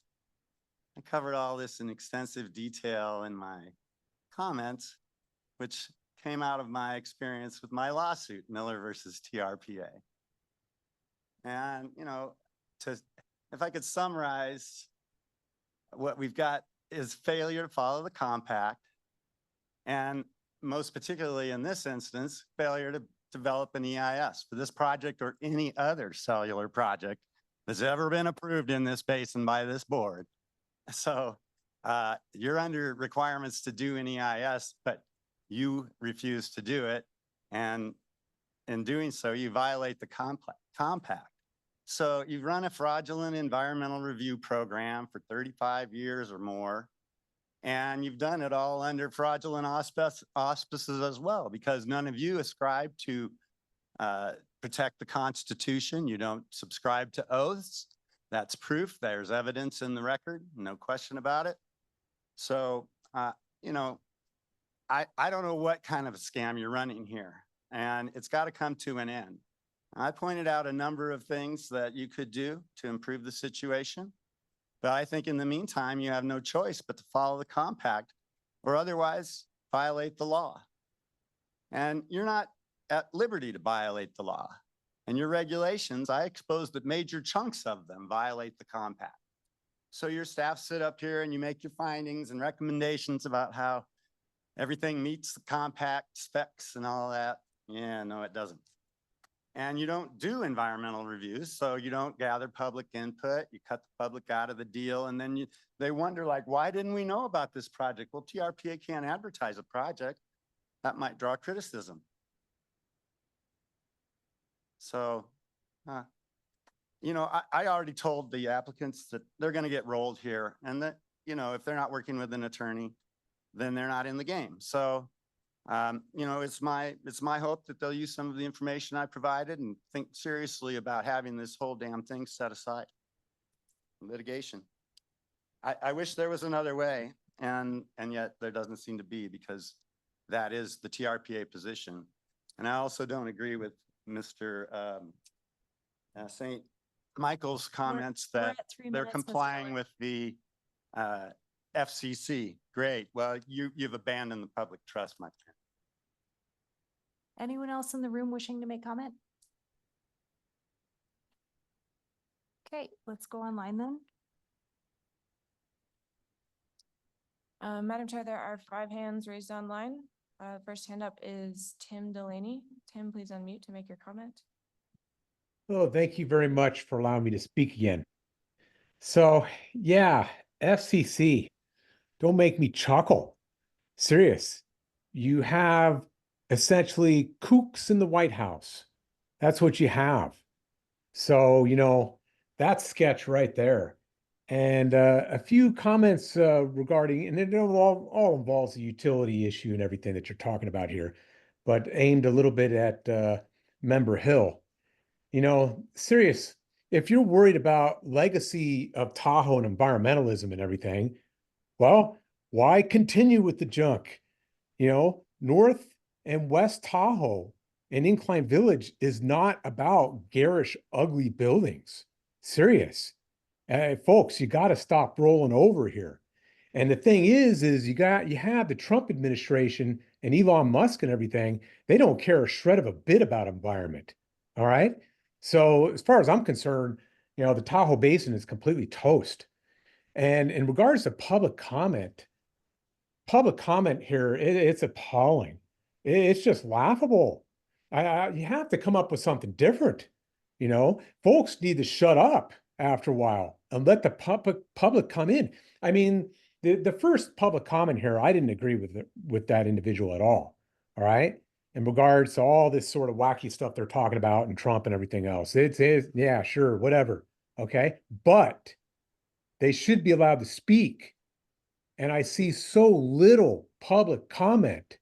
And these are major environmental issues and quality of life issues for the entirety of the people of the Tahoe Basin. It's ridiculous. So there's something seriously wrong. And it's been going on for multiple decades here, and it has to stop. And that's why I mentioned little things about me personally. You have bro show in the White House. Get real. You could be a total idiot and be Mr. Bro, I guess, and run the entire country. I had no idea. So, looking at the big picture, a few things here, when I mentioned old growth trees, how do you think I feel being that I was a kid in Incline Village and I had horrible criminal behavior around me and people went to prison? All right. That's my childhood. That makes Elon Musk's childhood look easy. And then I come through my community, and the only thing that kept my human spirit alive is seeing our forest, seeing our wonderful trees, having that natural environment. So you got to ask yourself, when I cruise over towards Kings Beach and I see a big chunk of forest cut out, how do you think I feel about it? I'm not happy, not at all. All of you have got to come up with a different mindset here. You need to get out of it and fully go to bat for the environment. Okay? Anyways, thank you very much for allowing me to speak. The next hand raised, the Zoom name again is iPhone 12. If you could please state your full name for the record and go ahead and unmute to make your comment.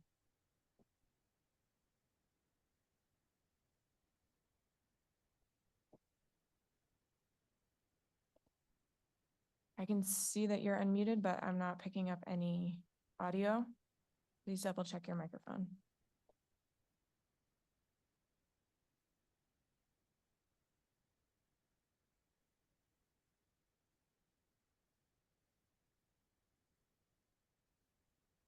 Sorry, once again, iPhone 12, we're not hearing you. I'll circle back. Please double check your audio settings. The next hand raised is Dory Albert. Dory, please unmute to make your comment. Hi there. My name is Dory Albert. I live in Dollar Point on Marlette Drive.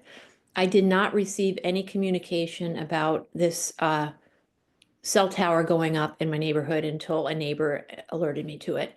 Just to give you a little background, Dollar Point is more of a summer community. So when things are proposed in September, a lot of people don't really hear about it until later. So you're hearing you're hearing a lot of negative responses, and I haven't actually heard any positive responses to a cell phone tower in any of the meetings that I have attended.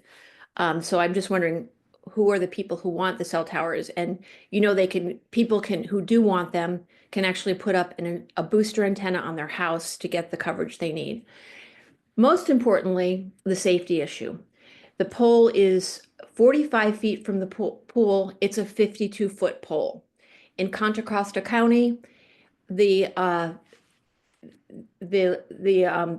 measurement from pool to cell tower is 300 feet. That's what it's zoned. That's what it's zoned for. 300 feet. That's the length of a football field. So there's a safety issue that I'm very concerned about with that pole. Could go down and would go into the pool. Just FYI. So I told you about the communication issue. That's issue.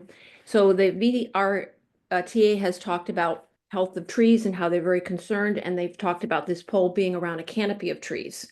So that goes to the coverage again. I'm not going to get the coverage that it's VRTA is asking for where I live on Marlette Drive, so I'm not getting it. So this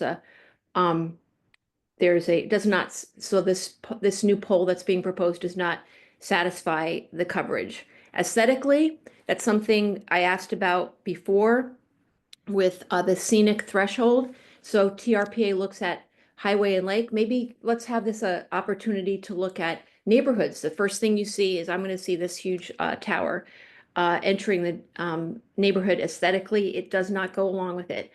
AT&T will make between $50,000 and $100,000 per year having a cell tower. So now it's moving from a provider to a money-making situation here. So do we need a change in zoning?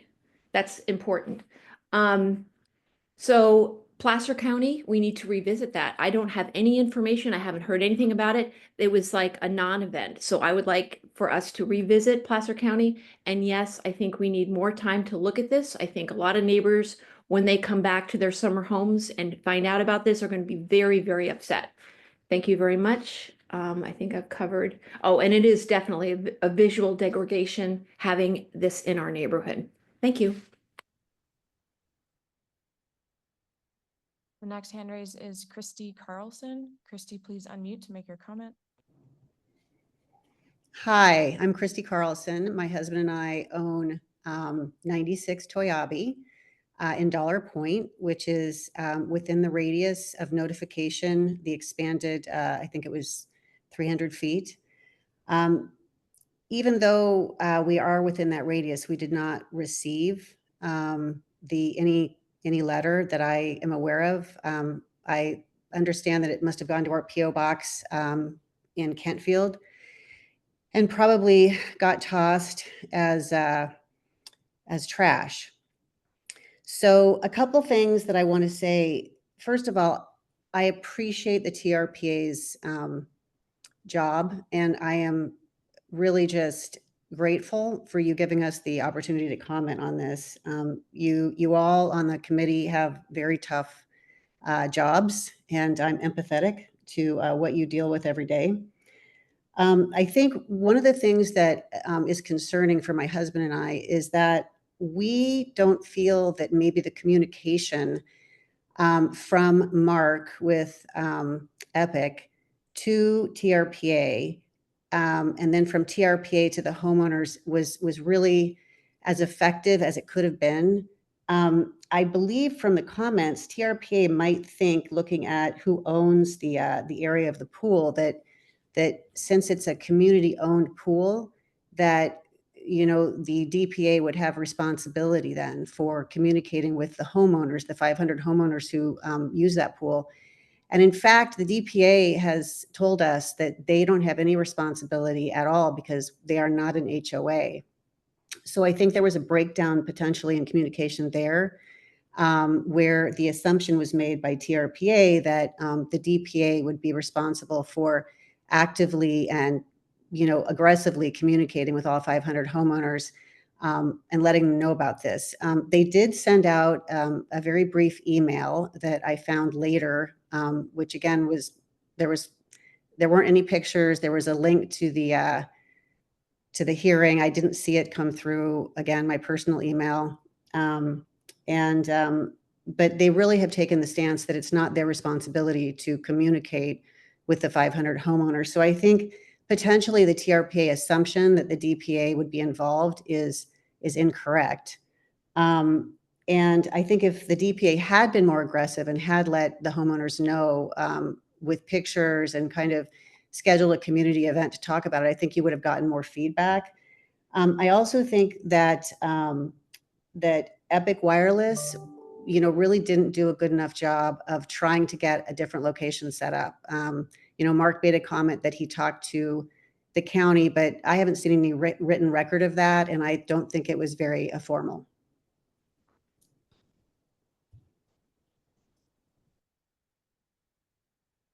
Next hand raised is Doug Flaherty. Doug, please unmute to make your comment. Yeah, Doug Flaherty, TahoeCleanAir.org. Our purpose extends to helping to ensure government transparency, which in this case is an oxymoron. The boot of the TRPA is heavy on the applicant, other applicants of this type, and it's heavy on the degradation of the Lake Tahoe Basin. I would support a 1 month extension for these people to be able to have a little more time to do some more research and bring this back.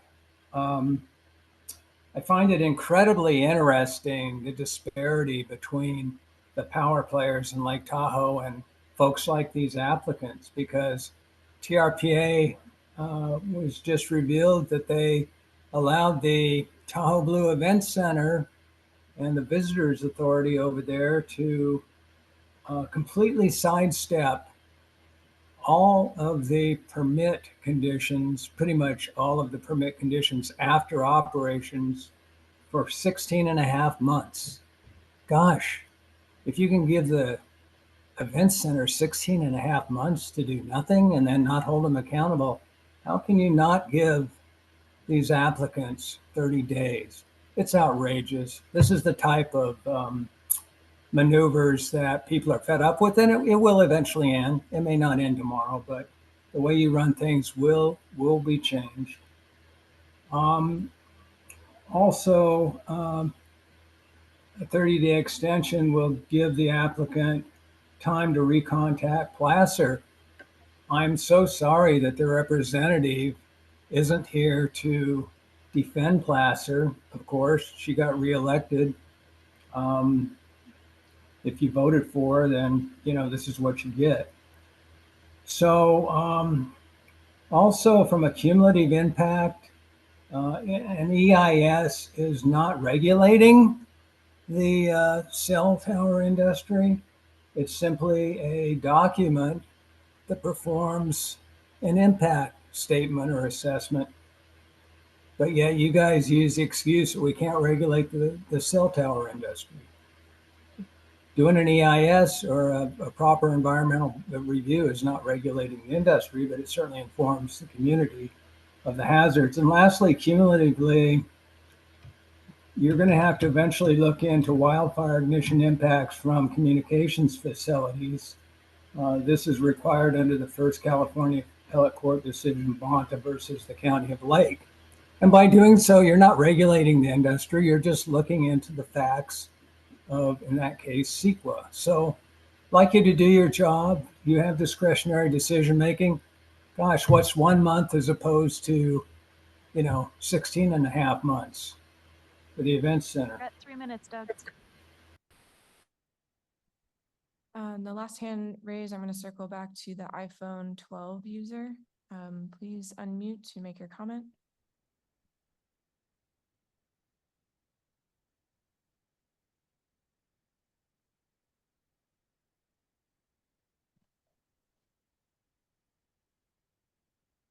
Sorry, iPhone 12 user, we are not hearing you.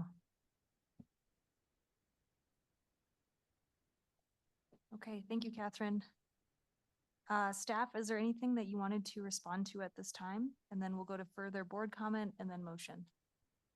Go ahead, Ms. Director. Madam Chair, thank you, Julie Reagan, TRPA Executive Director. Just a thank you to the staff for the diligence on this one and to the public for their comments and concerns. You know, this is a classic example of, you know, us trying to harmonize our modern lives and the necessities of, you know, technology, you know, to live for basic life safety and the charge to protect this beautiful scenic resource. And on balance, I think when you drive around the lake, which I do all the time for meetings, I mean, we know there are gaps and that puts people's lives at risk. But we also have our scenic thresholds to adhere to. And when you do look around Tahoe, I'm very proud of the work that our team has done over the years to harmonize this natural and built environment. It's a difficult thing. You know, we all travel and I pay attention to cell facilities when I travel and I look around. When I was just giving a talk at Cape Cod, which is a national seashore managed by, you know, Interior and national parks in certain areas, you know, they've struggled with this too. And I honestly, I think we're doing really well on balance. When you look at other beautiful places that have had to reconcile with this, it will not be perfect, but I just wanted to say a thank you to the team that wrestles with these things, and also to let you know, we'll also look at our noticing, and if there are things that we can do, we'll try to reach out specifically to some of the folks that said they didn't get the notice. I mean, we follow those procedures rigorously, and I just appreciate, you know, Jack's thorough review of this and our legal team. So with that, thank you. Thank you. And if there are no further board member comments, Ms. Aldine, go ahead. Julie, I'm assuming that these notices are mailed from our office at State Line? That is correct. So I think we need to be mindful of the fact everything goes to Reno for processing. So by the time it finds its way back to the recipient, it could be well past that 2-week time period. It's just, as I mentioned earlier in my comments, the post office is rather inefficient. So we may want to consider extending that period. And then I want to, I know this is a very passionate subject for a lot of people. You know, I know how ubiquitous cell phones have become and how we rely on them. But I'm also mindful of the potential downside. I put my phone in a safe sleeve. I have a Faraday cage around my my unit in my office around the router. They produce electromagnetic radiation. And I think we, as an agency, even though we're not, you know, obviously we're not in the business of safeguarding people's health necessarily, I think we need to, you know, at the very minimum, be mindful of what these cell towers can do. I'm not impugning the entire industry. I mean, I think many people are, you know, pursuing these co-location opportunities without giving thought to what the, you know, health ramifications might be. I do know that the new head of Health and Human Services, Robert F. Kennedy, challenged the FCC's outdated safety guidelines for cell phone radiation. The court found in his favor because the science hadn't been updated since the 1990s. I also know that an executive order has been issued creating an America Healthy Again Commission, being chaired by Secretary Kennedy. And included in that is an examination of electromagnetic radiation as a contributing cause to childhood chronic disease. So I know we're not in the health business, but we are in the environmental business. And I think that we need to take kind of a jaundiced look at this in the future going forward. And I also had a brief conversation with our legal counsel about how, you know, the FCC has tried to silence people, which in my opinion, based on my reading of this provision from the Communications Act, does not affect TRPA. So these are things that we probably should discuss at some future date. You know, I think the further we can locate this tower, if there are health implications away from the Dollar Hill community, the better. So I voted against this as a member of the legal committee, and I intend to vote against it during the upcoming vote as well. Thank you. Any other board member questions or comments before we go for a vote? Uh, Go ahead, Ms. Madam Lynn. Chair, if I may. Sorry, um, I'm so sorry. I called on, nope, I'm go sorry. for it. We'll go around the horn and then back to Cody. Thank you, Madam Chair. Just a question, please, to Member Aldine. Did you mention when you first shared with us that you'd voted no against this in the legal committee? Did you mention that you were in favor of it, or you didn't see anything wrong with the 30-day extension? Did I hear you correctly? A 30-day extension would be reasonable to investigate a location further away from the Dollar Hill community if there are health implications. That area is a visual clutter between telephone poles and power poles and wires, you know, strung from pole to pole. I mean, I don't think we need to exacerbate the situation by adding, you know, height to the existing tower. And if it can be located on the Dollar Hill property, and again, you know, I'm sorry that Cindy isn't here to respond, but I think giving these folks 30 days and giving Mark 30 days to engage Placer County would be the least we can do. It would also move the tower away, further away from areas inhabited. Thank you. Then I have Kevin, and then I have Cody, and then I have Nathan. My question is about emergency management. The most compelling part of moving this forward more swiftly is emergency communications. And I guess my question is perhaps to staff. This is one of the cell phone providers. This would be AT&T. There's several.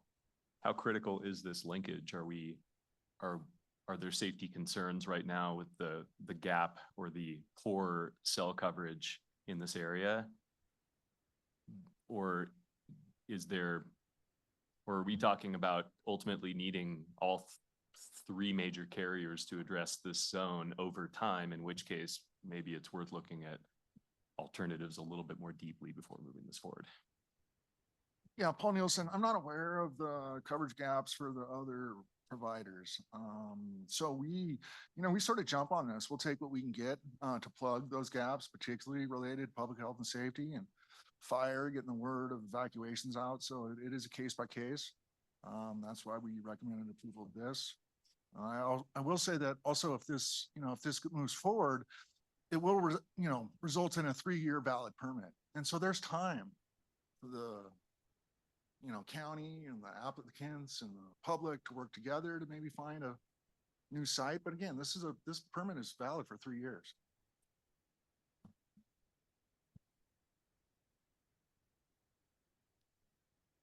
And then Cody, and then Nathan. Thank you, Madam Chair.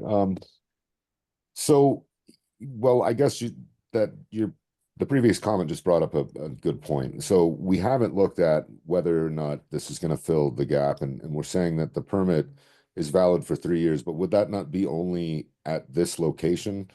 What would be the reason, if the permit has been issued, for them to look at a new location as they just were issued the permit for this site? Would that not be what they're going to build? I mean, after the permit is issued, why would they ever try to move the site? They would need to get a new permit. Is that not accurate? They would need to get a plan revision permit for a new site, but they have indicated that if in the short term there is, a viable alternative, that they're open to hearing about that. But to date, over the last couple of years, they just have not seen that, and they've reached out many times, and so they're, wanting to move forward now because of that. Okay, and then to the point about the other, let's just call it 3 carriers, and there's probably more, but so we haven't analyzed if this is fixing 1/3, if they're evenly split, which they're probably not, but we haven't looked at Verizon and T-Mobile's coverage. So this being approved would only help public safety of 1/3 of basically cell phone users. Is that accurate? I don't know how the math works out I'm just saying that it's 1 out of 3 carriers that we see in the basin, and we'll take what we can get in terms of improving public health and safety communication around the basin. Okay. And then I guess this may be for Mr. Graham, St. Michelle. Last time I looked at this issue, I know there was a 60-day shot clock from the FCC on local municipalities approving these type of permits. And from what I can remember, and I'm just wondering if this is still accurate, the only way that a local government can essentially stop one of these permits is through an appeal of a residence in the area. Is that still the way that the FCC rule works? This is Graham. I'm not sure of that, Mr. Bass. I'm not sure about that one.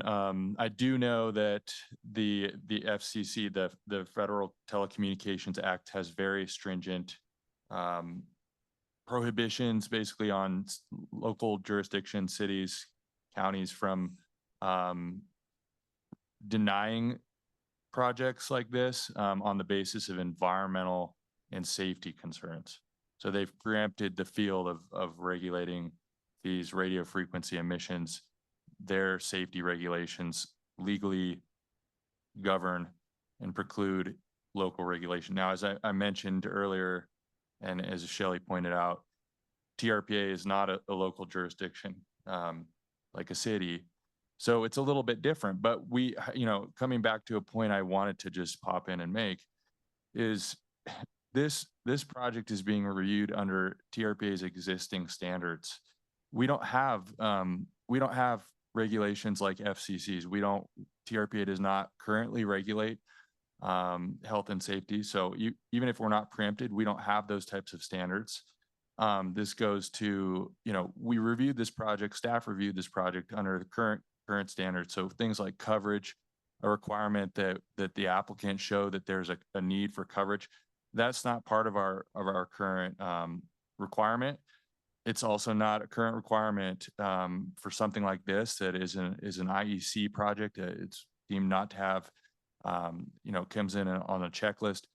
There's not a legal requirement there to rule out other sites like you would if you did an EIS here. I agree with the staff position that EIS wasn't required here. And so we don't have to rule out alternatives. That's not part of the basis here. Again, so we just review projects as they're presented. I kind of circled around your question there, but just wanted to kind of comment on, the scope of our review here. Okay. Okay. So I guess more just comments, for me, there's a multitude of reasons that I could never support, not, basically approving this appeal. The fact is, I think that, with all that I've heard today, we have a lot of work to do in this area. And to me, it would seem appropriate that we basically do a moratorium as we do that work, to make sure that we're doing what's best, not only in the name of public safety, but also in the name of the environment. And it seems to me that we're really looking at the benefits for Verizon and not the benefits for the overall basin, the residents. And it's because we need to do this work, and we need to definitely, and it's a lot of work to do. I'm not saying that, and it may not be all the way in our wheelhouse. However, it is critical that we do this, because again, we are going to end up with 3 towers in the same location that could be served by one. And yes, Verizon, AT&T, and T-Mobile don't prefer that because it's not what's best for their competitive edge or their financial ability, but it is what's best for Tahoe for so many reasons. And I just feel strongly that we need to really take a stronger look at this. I don't want to get in. I made a lot of points around the other issues that are more technical, the capacity issues, to make sure that we're increasing capacity, not just building a tower. That gets into way technical stuff, but that is the work that needs to be done. We need to hire the experts that are not Verizon, AT&T, and T-Mobile, but a third party that will truly give us that data, not based on what's best for the telecommunication companies and their profitability. So there's no way I will be voting to also not go along with denying this appeal. Nathan?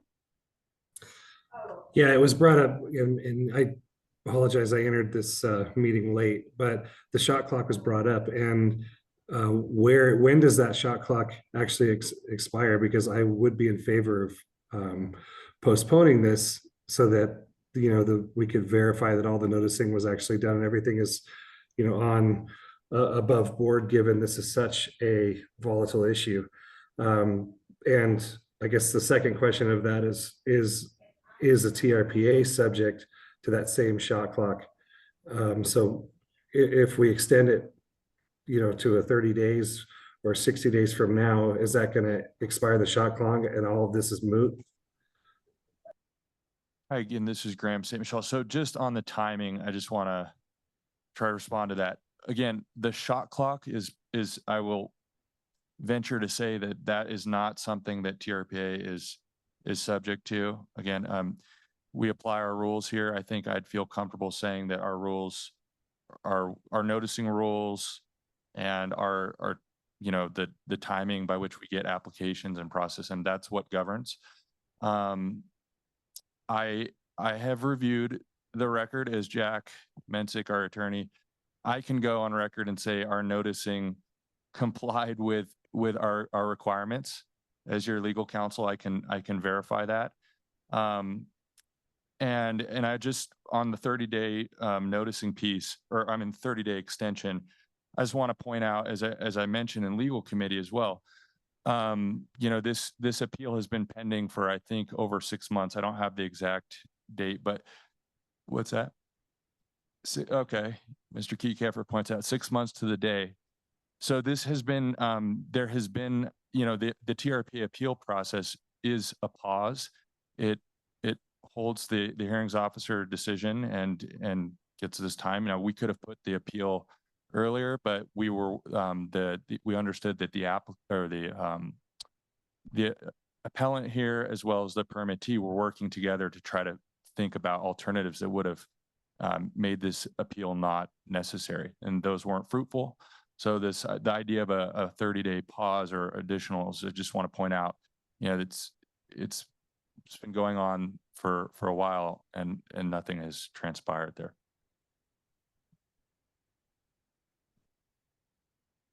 Mr. Keycapper? Thank you, Madam Chair. I made the motion in the legal committee to deny the appeal and uphold the permit issued by the executive director. And, I believe that if we're going to overrule the opinion of our staff, the actions of our staff, and the opinion of a hearing officer in the process, that should be based on an error that was made in interpreting or implementing the rules that we follow. And there's, I think, nothing in the record that indicates that our rules were not followed or there was a misinterpretation or misuse of them by either staff or the hearings officer. And that was the basis for my opinion or my motion during the legal committee, and nothing has changed my opinion on that. If we have issues that I think are well structured about whether we need more time to notice than 12 days through the U.S. Postal Service or 14, whatever it is, I think that's right. But those are the rules that we live by right now. We should change those rules rather than act on a case-by-case basis on appeals because we don't like the rules that we have created. So, I don't see anything in the record in the specific appeal that would make me want to grant it at this point. I understand the frustrations of the community, and I would probably be frustrated if I were them too. But I think the record in front of us is clear, and I don't think there were mistakes made in the process. Thank you, Ben. With that, Belinda? Very quickly, I want to say that I agree definitely with Mr. Kiefer's analysis, Sarah, and also that I don't know that 30 days is going to get us anywhere. I just don't see what could change in that period of time. Counties are complex organizations, and they're, just would, we'd have to add 6 months or a year to this process in order to determine if there was another viable situation. So, and in the interim, I think, the high fire risk and, opportunities that we have to address, those deficiencies are before us now. And I would continue to support this motion. Madam Chair, I don't love the scenic look of the pole in this particular residential neighborhood. I do love the camo. I have never seen that before. I hope that that gets more widely used. I would be in favor of a 30-day stay just because it says in attachment H, which is the project support statement and alternative site analysis, it says for the Dollar Creek Trailhead that Placer County was not agreeable to allowing a cell site here. But I don't think that that's what we learned today. I think what we learned today was they didn't respond. And I would like for that site to be responded to. I think, in my opinion, it's more viable than what we're doing, with the exception of existing. I understand all those arguments, but I don't agree that that is an accurate statement, and I would like for Placer County to weigh in on this. I do want to make sure staff, I want to make sure that we have clear, is that accurate? Is it accurate? Can you repeat the question? Sorry, Or is it, is it accurate that Placer County didn't respond or wasn't agreeable, or are we Oh. is it the same? I'd have to turn that to Paul or Mark. I Um, mean, Oh, yeah. and there's, yeah, Crystal's here. Hello, Crystal Jacobson, Assistant Director of the Community Development Office for Placer County. I've been going back and forth on Teams with my staff trying to figure that out and have not come to an answer. So I'm unaware of whether or not we actually, they engaged with us or tried to engage with us, or if a decision was made on that. I can tell you that moving forward, if they were to engage with the county on whether or not to site a cell tower on that property, on the Dollar Creek Crossing property, it would take longer than 30 days to get a decision on that. So that's something that would probably need to go to our board for consideration. So I don't see that being something that can be handled in a short, 30-day period. So yeah, that's, and then I will say too, we do have an application on this matter in at our office.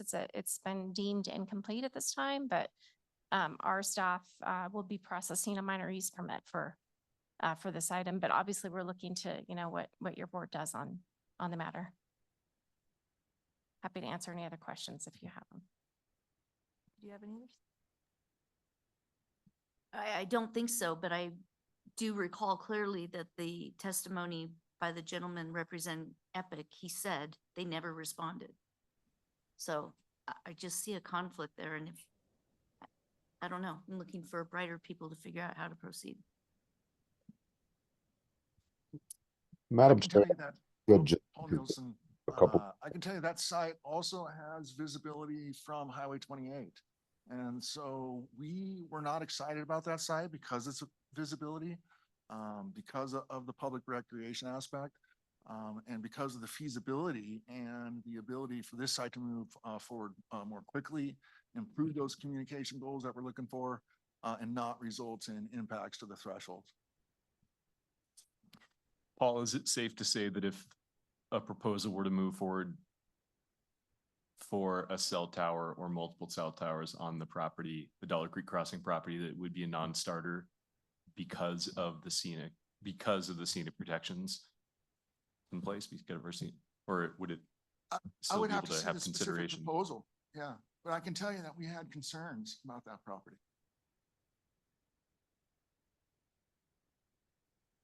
Ms. Haldane?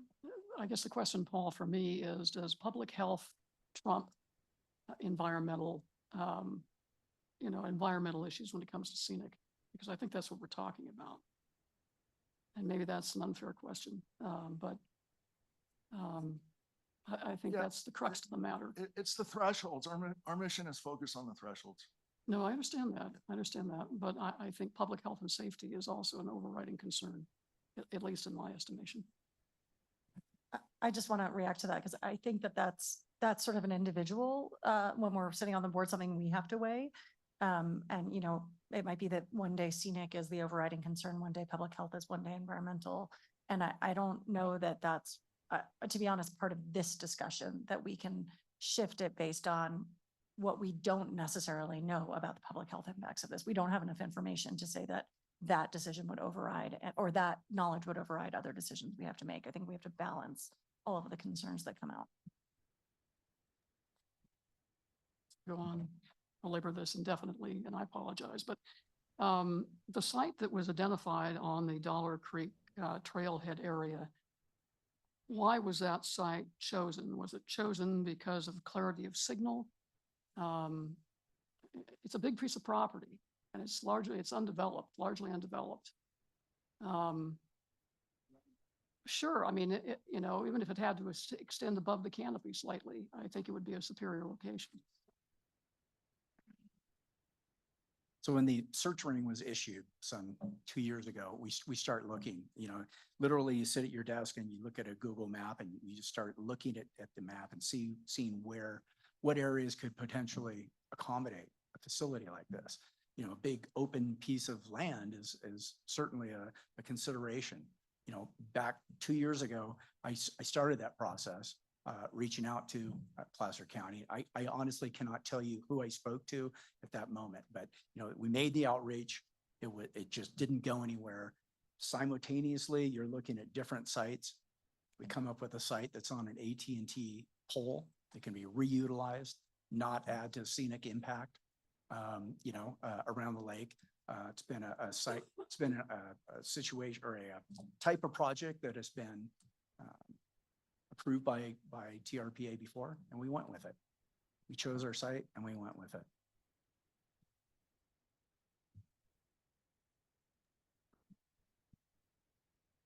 At this point, should we try a motion? Well, Madam Chair, actually, I had a few more comments that have come up for me. The fact is, I'm not understanding. I get the intention around, let's give it 30 days, but I also believe what has been stated is 30 days may not be the amount of time. Why is there not a reason that we can not put a 30, if we're not under a shot clock, why can we not give the direction to say, we want to see the response from Placer County, we want to see it analyzed next to the Dollar Point Trailhead site, and come back to us when you've done that and can answer those questions. Why does 30 days need to be the kind of the, I guess I'll call it a shot clock? Why can we not just give direction for those things to happen? I think it's been very clearly stated that this is only going to be for AT&T. We're trying to talk about the guise of public safety that would only work for AT&T customers. I'm a Verizon customer, so I'm going to get no improvement here. Neither is T-Mobile. So I just feel like it is so appropriate when we know there's possibly a better site that isn't 45 feet away from a public swimming pool of 500 members that were never noticed. There's just so many issues on this. To me, I don't understand why we wouldn't give direction, not to just fully deny cell sites, but to do further work. And it doesn't need to be under a 30-day shot clock. It needs to be till the work is done. And I'm just wondering from staff if there's any reason that direction wouldn't work for you guys.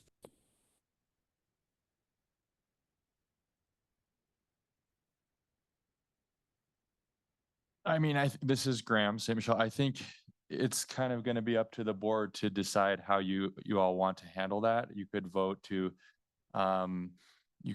grant the appeal, which would set aside the TRPA permit. If you could vote to indefinitely stay the issuance of the permit, and then it would be pending some sort of additional, again, like there's a bunch of things that would have to happen. There would have to be, as Ms. Jacobson was here to comment, there'd be a process with Placer County. It might have to go before their board. TRPA would have to start anew with the consideration of a permit proposal. There'd be new scenic impacts to look at, other things. So, I think it's really going to be up to the board to make that vote. I think that if you indefinitely stay, again, as legal counsel to the board, your decisions that you, and your votes and the things that you make, everything is subject to legal review. And you could get that from members of the public, the community who do not like this. You could also get that from an applicant who's denied an approval or stayed in approval. So it's just something to consider.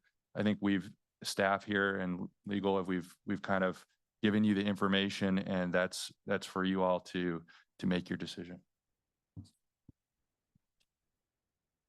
Ms. Oldine? Question, Graham.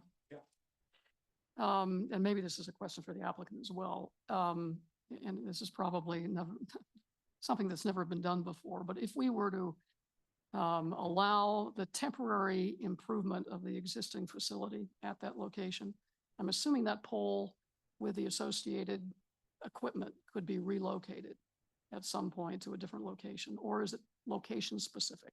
I mean, that's my question. In other words, if we wanted to improve cell phone coverage for AT&T, as opposed to the other carriers on the pole, we would give you a temporary permit to improve the pole. Could those improvements be reused at another location when it's ultimately decided where that location might be?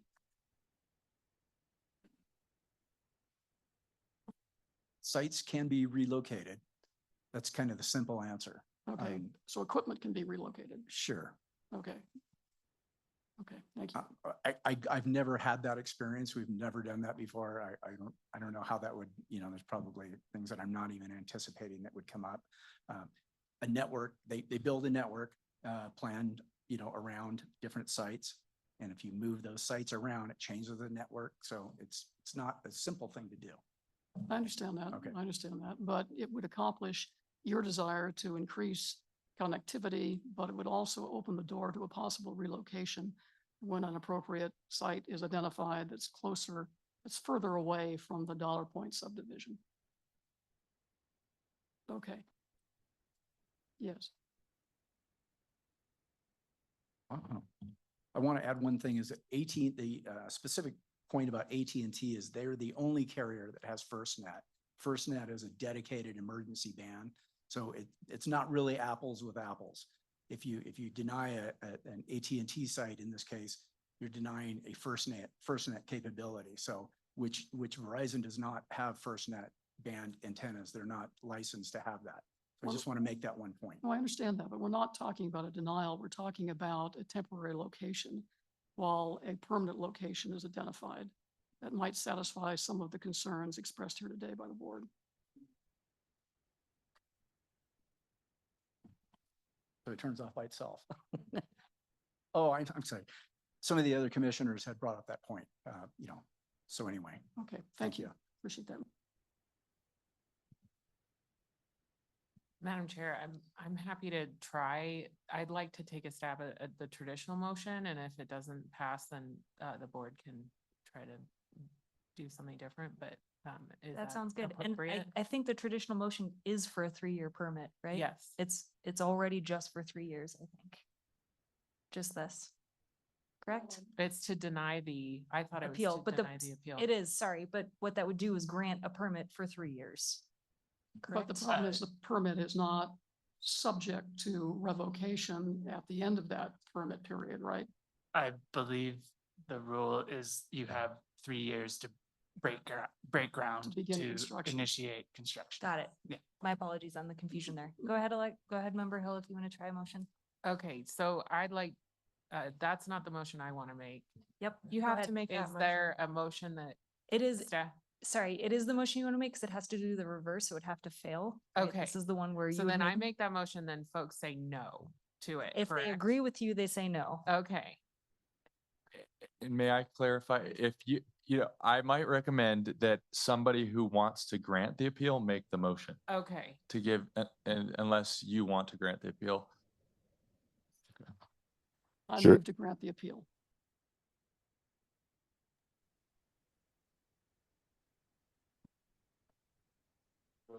So if you would like to grant the appeal and deny this permit, you'd vote in the affirmative, vote yes on the motion. That Graham, the question is, there's no specificity on denying the appeal.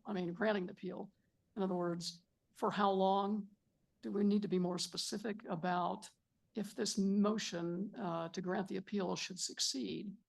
Don't we have to be more specific about, the terms associated with granting the appeal in terms of the parties working together to find an suitable alternate location, or allowing this installation to take place subject to relocation at a future date if a substitute location is found and secured? I think, Ms. Aldine, you could make a motion if you'd like that would that you could say, I move to grant the appeal subject Subject to, to- or as Ms. Hill said, we could come back, we could do this vote and then come back. I think it'd And be probably more be cleaner for, specific. yeah, Okay. yeah. Okay, then my motion's So Mr. Bass, Yes. Ms. Aldine, yes. Yes. Ms. Yes. Conrad Seda, No. Ms. Bowman, Yes. Ms. Faustinos, No. Ms. Hill, No. Mr. Drake, Yes. Mr. Keycapper, No. Mr. Hannigan, No. Mr. Tolbert, Given that I came in late to this meeting, it wasn't privy to all the presentations, I'm going to abstain from this vote. Ms. Lane, Yes. Mr. Settlemeyer,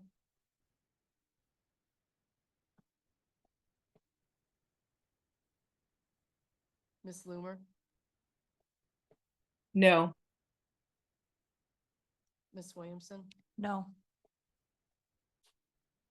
Okay, we have four no's and 3 yeses for California. Oh, is he online? I didn't. Yeah. Yeah. Alex, yeah. Mr. Settlemeyer, can you hear us?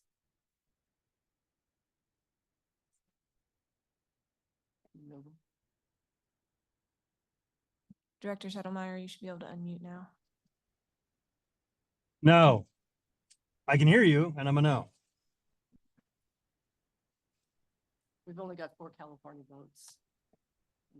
right, so I think we counted only 4 California votes to deny.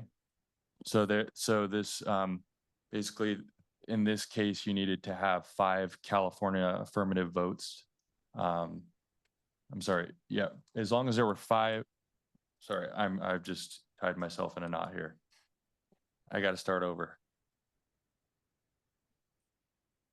So we had, it says, can we read the motion from the staff report? In order for the motion to pass, what does it say?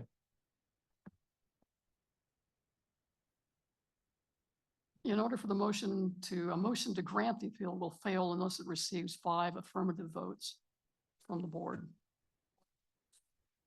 Right, representing California, 9 overall. So it failed if we did not get 5 affirmative votes from California, and I don't think we did. And there wasn't 9 overall either.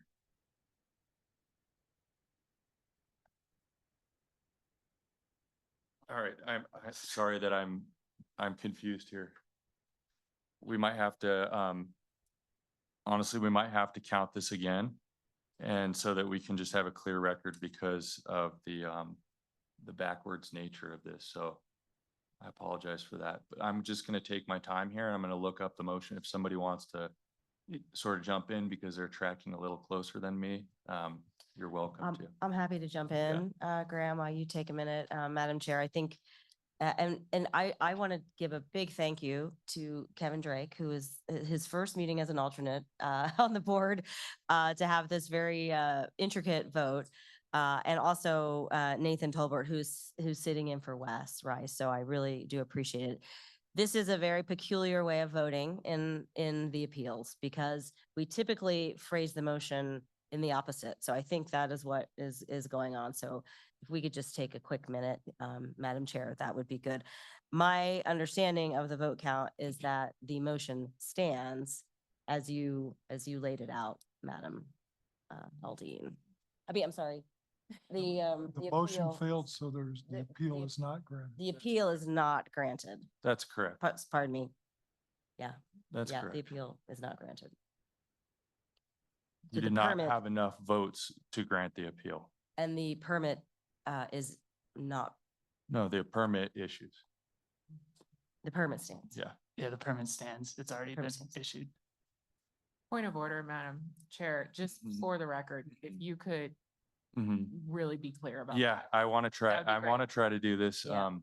We haven't had one of these go so closely and it was, okay, so I'm going to read from the staff report. It says the motion to grant the appeal will fail unless it receives 5 affirmative votes from board members representing California and 9 overall. So let's take the California. It will fail unless it receives 5 affirmative votes from California. And the affirmative votes from California was from Mr. Bass, Mr. Drake, and Miss Lane. Did anyone else? And so, yeah, there was not 5 affirmative votes from California. Again, Mr. Bass, Mr. Drake, and Miss Lane voted in favor of granting the appeal. And so that on that point right there, it fails, but it's also and 9 overall, but you don't have enough votes from California to grant the appeal, so it fails on that point. But in terms of 9 overall, the others were Miss Aldine and Miss Bowman who voted to grant the appeal. So that's not enough. And the people who voted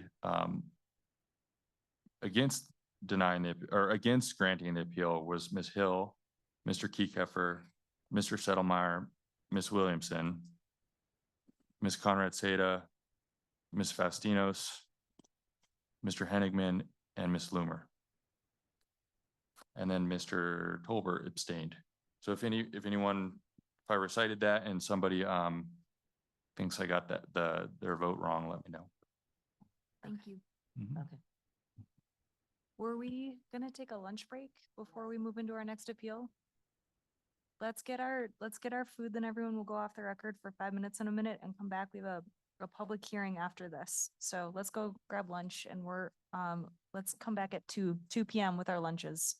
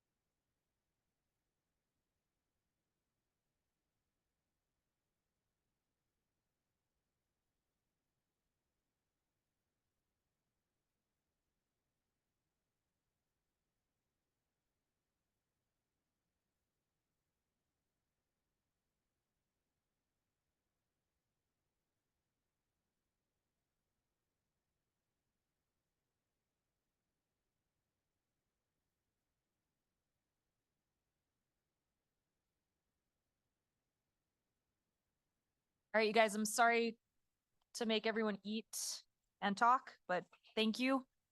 Specifically to our support staff, thank you guys for working through your lunch. I know it's really tough with the buttons. Thank you very much to Catherine and Maria. Thank you. All right, let's go ahead and go back on the record. That's what I would say in my day job. Let's start the meeting again.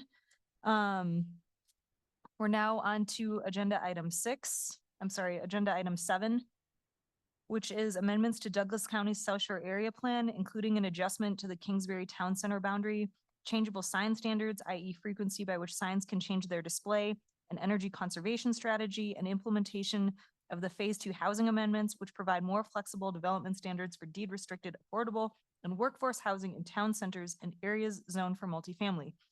Information on this item can be found in page 297 and 341 of your packets.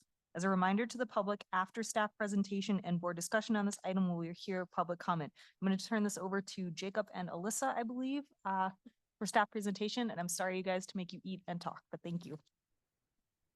No problem. Jacob Stock here, senior planner with TRPA, and my apologies if I have any food in my teeth. There's a little bit there, but hopefully the camera doesn't pick that up. So I'm here to introduce a proposed amendment to the Douglas County South Shore Area Plan. The proposal includes amendments to add the entirety of 201 Manor Drive to the Kingsbury Town Center. The parcel is currently split zone, partly within and partly outside the town center. To incorporate sign standards in the area plan and update the allowed changeable sign frequency. We'll talk more about what that means later. And add an energy conservation section. So you'll see on this slide here, you'll also hear a proposal incorporating the Phase 2 housing standards into the area plan. Alyssa will be presenting on that. That amendment is going to come separately. It'll be a separate presentation. It's a separate staff summary, but it will be considered through the same motion as this proposed amendment. So you'll be hearing from Alyssa a little bit later. I'll also note that this proposal doesn't include amendments associated with the proposed new hospital facility in State Line. There's a higher level of environmental review is being prepared to analyze the hospital proposal, which is not finalized or sufficiently detailed for inclusion in this item. So with that, I will introduce Kate Morales O'Neill with Douglas County. Thank you, Jacob. Good afternoon, directors, and everyone in attendance today. For the record, Kate Morales O'Neill, Douglas County Planning Manager. I would also like to introduce with me today is AJ Hames. AJ is our Deputy DA. And he's been working with me on this project, and he actually filled in with me for the RPIC meeting. I had a family emergency, and I heard he did a fabulous job, but he was not willing to fill in for me again today. So here I am. Next slide, please. Oh, where's the? Oh yeah, 2 slides. Wait, that's not where next slide. Perfect. So let me start with the vicinity map of the South Shore Area Plan, which encompasses properties such as Edgewood, the Casino Core, Kingsbury Town Center, in the High Density Tourist District, along Highway 50 from State Line to Lower Kingsbury. It includes various zoning, namely tourist recreation, resort recreation, and mixed use. Next slide, please. The South Shore Area Plan was adopted in 2013 and is part of the TRPA Regional Plan. The South Shore Area Plan replaced the Kingsbury and State Line community plans and the relevant plan area statements. These previous plans were over 20 years old and had undergone minor changes. So in comparison, the South Shore Area Plan is a newer document, just over 11 years old. Next slide, please. So these are the proposed South Shore Area Plan revisions. We want to expand the Kingsbury Town Center, the South Shore Area Plan boundary to include the entirety of the Kingsbury Mobile Home Park. Also revising signage regulations within the Tahoe mixed-use tourist commercial and the Tahoe Tourist High Density Tourist District, overlay zoning districts, and updating references to the TRPA Code of Ordinances. Specifically, this is the Phase 2 housing amendments. And lastly, incorporating an energy conservation strategy. Next slide, please. Regarding the town proposed boundary expansion, it's important to point out that this inconsistency with this zoning on this property was created by TRPA and the county inadvertently. It wasn't intentional, I don't think, by any means. I think they just kind of used straight lines. And if you look here, you can see that the black hatched area is one part of the parcel that is within the South Shore Area Plan and the town center. And the rest of the parcel in the yellow is right now outside of the town center. So bringing the entirety of this parcel within the South Shore Area Plan and the town center boundaries provides that zoning consistency, which this parcel should have had from the beginning and not been, you know, inadvertently dissected. This boundary expansion was approved back in 2014 by the Douglas County Board of Commissioners. It had gone through our public hearings. We don't know what happened. It was approved in January of 2015, but for some reason, it was never brought forward to TRPA. And I can tell you from working on projects and with TRPA, it's a confusing process. So I don't know if staff back then didn't realize, well, we're not done. We now have to go through TRPA. So this entire time, the owners of the Kingsbury Mobile Home Park thought they had consistent zoning because we approved it back in 2014. So that's important to note. Next slide, please. Also, and this slide's been added since our original meeting with the APC, because there was a concern as far as what happens with if this zoning is approved and it's consistent zoning, what happens if they redevelop that property? And will TRPA even look at it? So this is from TRPA Code of Ordinances, Chapter 2. And it states that the elimination of 10 or more mobile homes requires governing board approval. So I want to ensure the directors and all of you here today that you're aware that any future redevelopment of the Kingsbury Manor mobile home property would require government board approval. Next slide, please. I feel like I'm going so fast. I know you've had a busy day already, so historically, this parcel has been used for mobile home units, but that use has just declined as the property has grown older. There are currently 3 vacant spots in the park that have been available for it's over a year and a half now. In addition, it is not economically feasible for the mobile home unit owners to bring in new mobile homes in to replace their older homes that should be retired. The replacement of those new homes, these prices are astronomical to get these new mobile homes in there because of new guidelines and regulations that are required with a new manufactured home or mobile home that you would have to replace. If they choose to redevelop, the higher density use could potentially provide much needed employee housing, attainable housing like apartments, multifamily housing. All of these needs, I don't see are going away anytime soon. So that those opportunities would be there. It could also provide tourist accommodations, entertainment, or commercial uses. And it's important to note too, the Phase 2 housing amendments are also being proposed to be implemented into the South Shore Area Plan. And these projects can only occur within the town center. This particular parcel, the Kingsbury Mobile Home Park with rezoning, would be its entirety within the town center, allowing, we believe, the potential for such a project with some restrictions due to the property's coverage and height restrictions.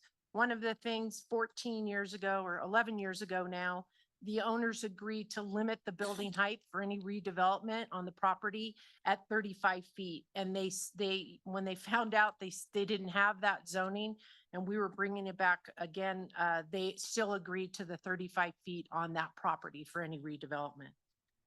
So there's no way to project what any owner is going to develop in the future, but these are various uses that they could do. The most important thing is they deserve consistent zoning. It was really our error, TRPA's error, when the map was developed, that somehow we dissected their parcel.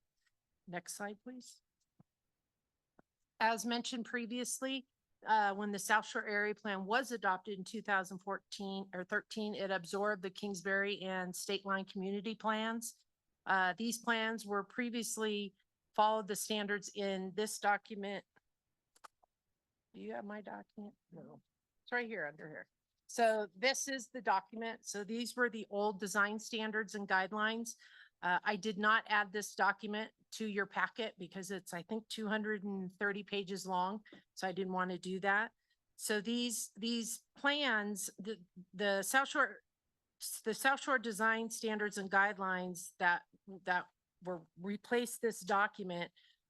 There were standards that were accidentally not taken from this document and put into the South Shore Area Plan. So that's what we're proposing today, is including these sign standards into the South Shore Area Plan that were inadvertently omitted back in 2013. Next slide, please. These are, we can probably skip this slide. On page 313 and 316 are the specific sign standards that were omitted.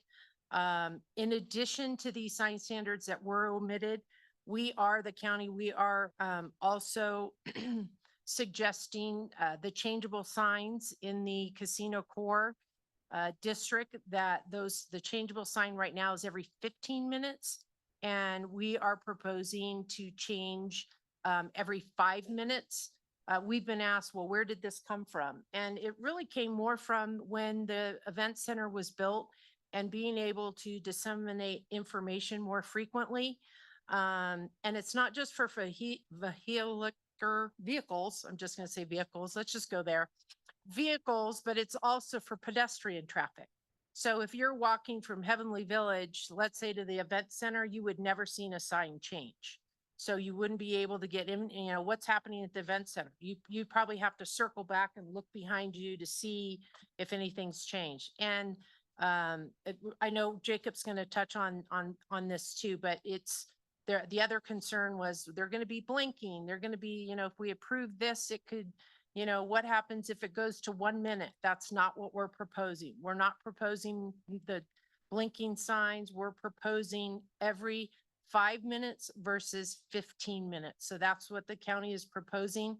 I can tell you, I've got a few more years and I know what this process is like, and I promise you I won't be bringing back another changeable sign amendment anytime soon. So I don't think that the county has any, there would really be no purpose. We just feel 5 minutes is a little bit better than 15 minutes and being able to disseminate information to our residents as well as our tourists.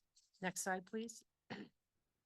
As stated on page 306 of your packet, this was another resolution in 2014 that was approved by the county. Unfortunately, again, it was never brought forward to TRPA, so that resolution never became part of the South Shore Area Plan. But although it was never adopted by TRPA, Douglas County has been implementing many of the energy conservation strategies that were suggested back then, because I think the county thought it was approved. And so they kind of moved forward with a lot of this, a lot of those strategies. The new resolution incorporates the new energy conservation strategy section in the South Shore Area Plan, and that complies with mitigation 3.5.1 of the regional plan. TRPA and county staff, Jacob and I have worked many hours. And Alyssa's help there. It's just been a great team effort. We did complete many updates in the proposed new version of the South Shore Area Plan. With the tables and maps were all updated, and the document was reformatted and sorted to reflect a more organized document. We actually have a table of contents now. In addition, some of the information was expanded to provide updates and more current information.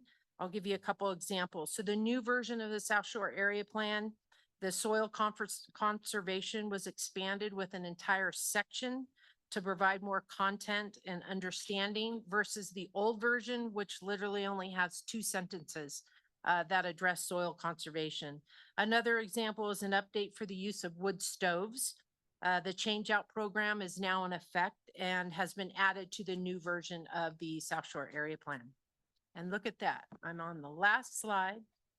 So, oh, maybe, did you take out this slide, Jacob? I took out the questions. Okay, never mind. I am done. He took out a slide. So, that's it for my presentation. So I don't know if we're gonna go through, if you have any questions, you want to go to Alyssa. We're gonna go to meet and then we're gonna. Oh, we're gonna go to you. Alyssa, and Okay. then we're gonna go for questions. Got it. Okay. Yeah. Perfect. So, thank you, Kate. Tracy, could you go, one more ahead? Thank you. So, now that we've heard from the county, I just wanted to acknowledge and respond to some of the issues and concerns, that have come up concerning this item at the Advisory Planning Commission and, RPC.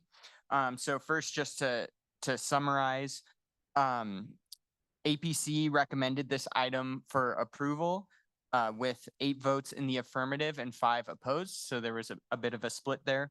RPC recommended approval unanimously.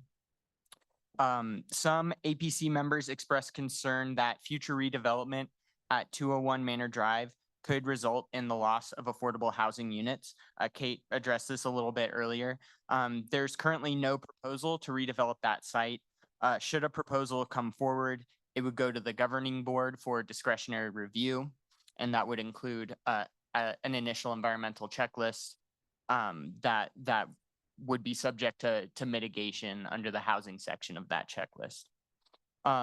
Also, if condominiums were proposed for the site, affordable units would need to be replaced on a 1-to-1 basis. So the loss of any affordable housing to condominiums requires 1-to-1 replacement, and that's a rule in the code.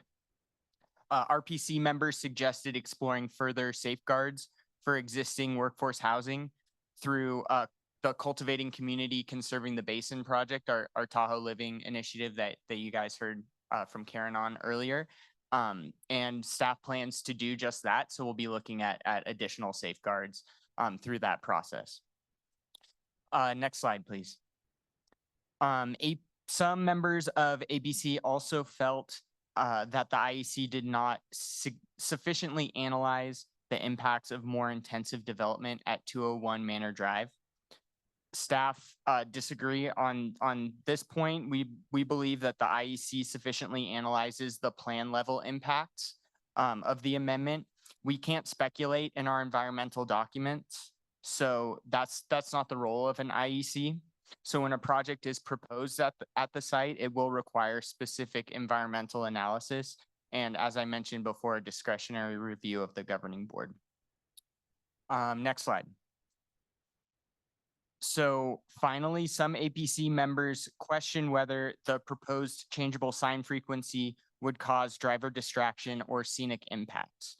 So regarding driver distraction, the Federal Highway Administration has guidelines preventing changeable signs from causing motorist distraction, and that the threshold of significance for the FHA is a change every 8 seconds.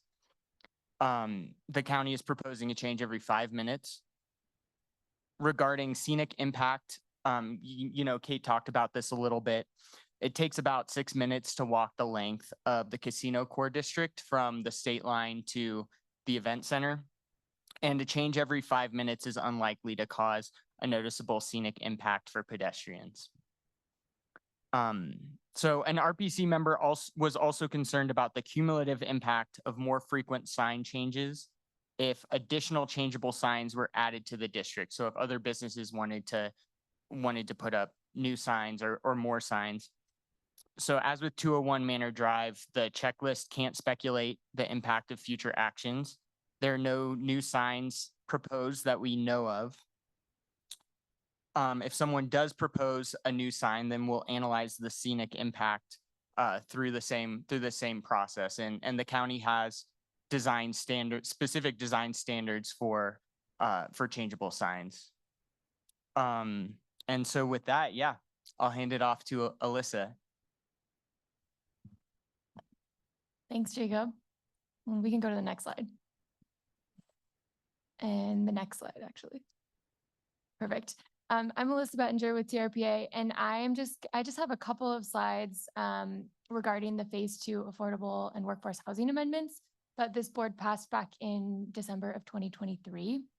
As Kate mentioned, the area plan is being amended with those housing amendments, and it's a little bit complicated. So I just wanted to give some context around kind of why you're seeing this come forward again.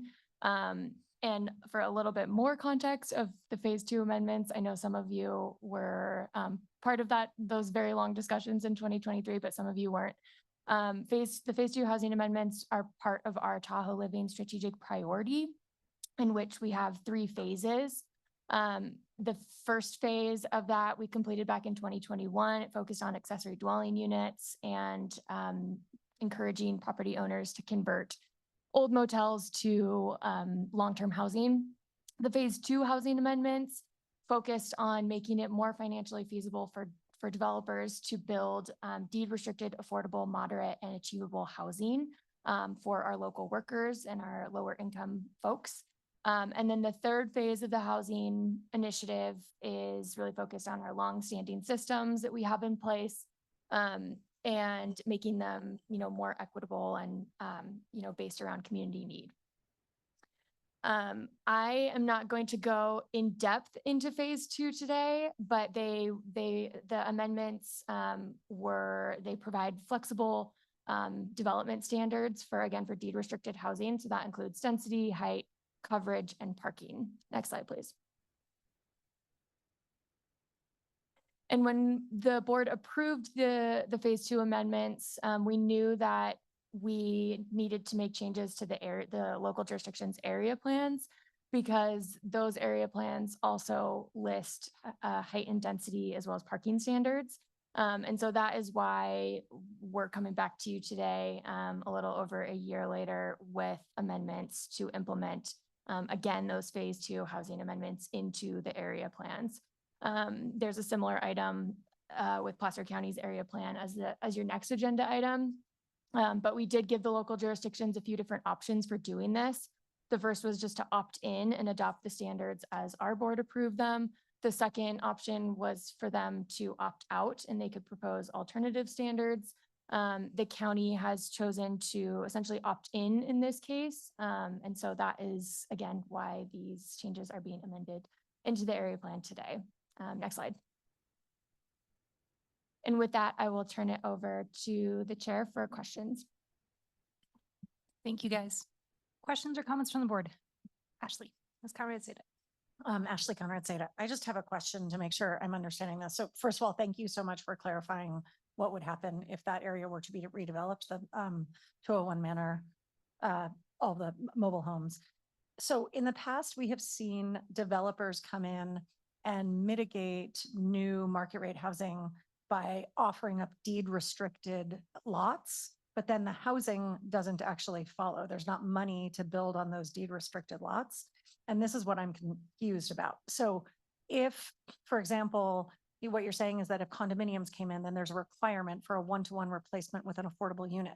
Does that developer of the condominiums have to build that affordable unit? Is that on there, or is it just that they have to deed restrict and those units can be built? That's really my concern, is if we come back for that decision and a developer has mitigated, but the mitigation is simply the restriction and not building those affordable units, that's my concern. Yeah, Jacob Stock for the record.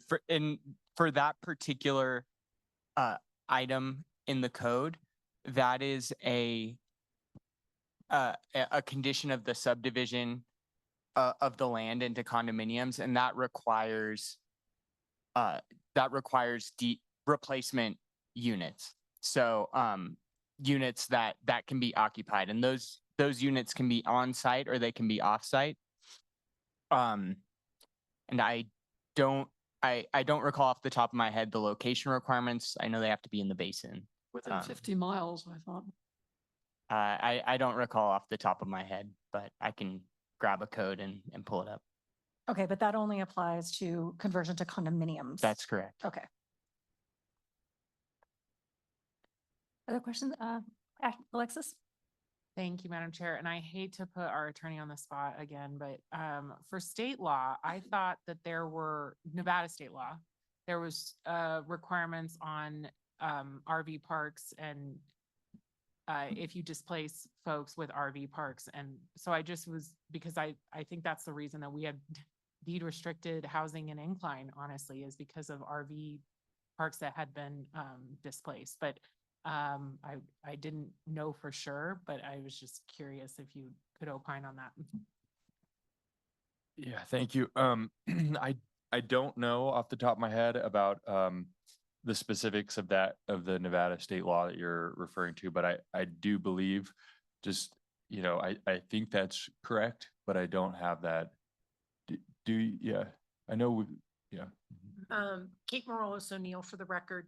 Yes, so there is a state law that if you are getting rid of a mobile home park, the property owner is responsible for paying for finding them, paying for their travel, paying for the unit to be moved.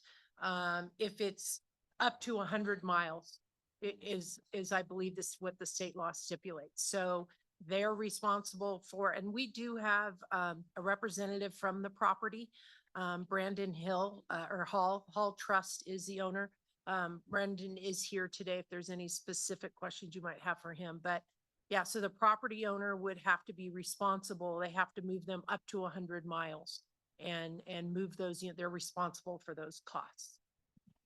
This is John Hester, just to add to that. And that requirement in state law and our requirements both would apply. Please, Shelley. So I'm looking at the statement under this section dealing with the Advisory Planning Commission recommendation.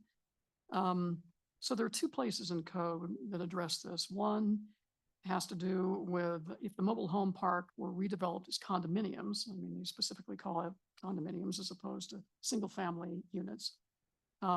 Any proposal would be subject to section 29.2.3B of the Code of Ordinances requiring one-to-one replacement for any de facto or deed restricted affordable or moderate income housing. So whether it's designated as affordable or moderate is irrelevant. It just depends on value, on rental prices, because it refers to de facto, which means it's not formally recognized as affordable or moderate housing. Yeah, Jacob Stock for the record. I can try to respond to that. The code doesn't define what de facto affordable housing means specifically. So that has been interpreted differently in different cases. The best example that I know of was in the beach club, the EIS for the beach club, which displaced a mobile home park to build the condominiums down there. And the way that they did their analysis, they analyzed, I believe there were units for rent and there were ownership units. They analyzed whether the units were being rented at an affordable cost or what the value of the property was. In this case, the mobile home unit, to determine if it was de facto affordable, because like you said, these weren't deed restricted units. Okay, but doesn't that conflict with Code Section 2.2.2B requiring governing board approval for the elimination of 10 or more mobile homes? So I could go in and remove 9 and not have to comply. So I just do it in small increments in order to eliminate these units without having to replace them. Yeah, I'm not sure how that conflicts with the subdivision regulations, but I don't know the answer to that hypothetical. I would have to look into that. Kate Morales O'Neill for the record. I would think if you eliminated 9, you still have, let's see, you would still have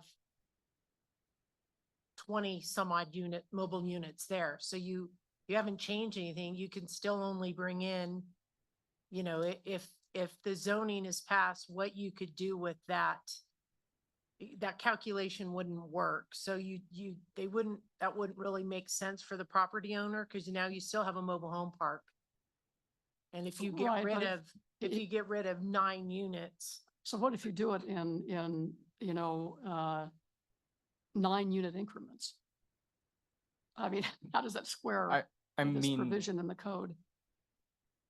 I would, Jacob Stock, I would have to do some research on that, in terms of the level of review that's required. It would depend on what's being proposed. So if you're proposing to remove 9 units and replace those 9 units with a 9-unit multifamily housing development or condominium, it would still be subject to governing board approval, because those types of development applications require governing board approval. Right, but would you still have to arrange for the relocation? of Yes. Folks who lost their 9 units? If it's a condominium subdivision, then yes, it doesn't matter how many units are being replaced. So you can locate them off-site or relocate them on the property? Yeah, that's my understanding. Okay, thank you.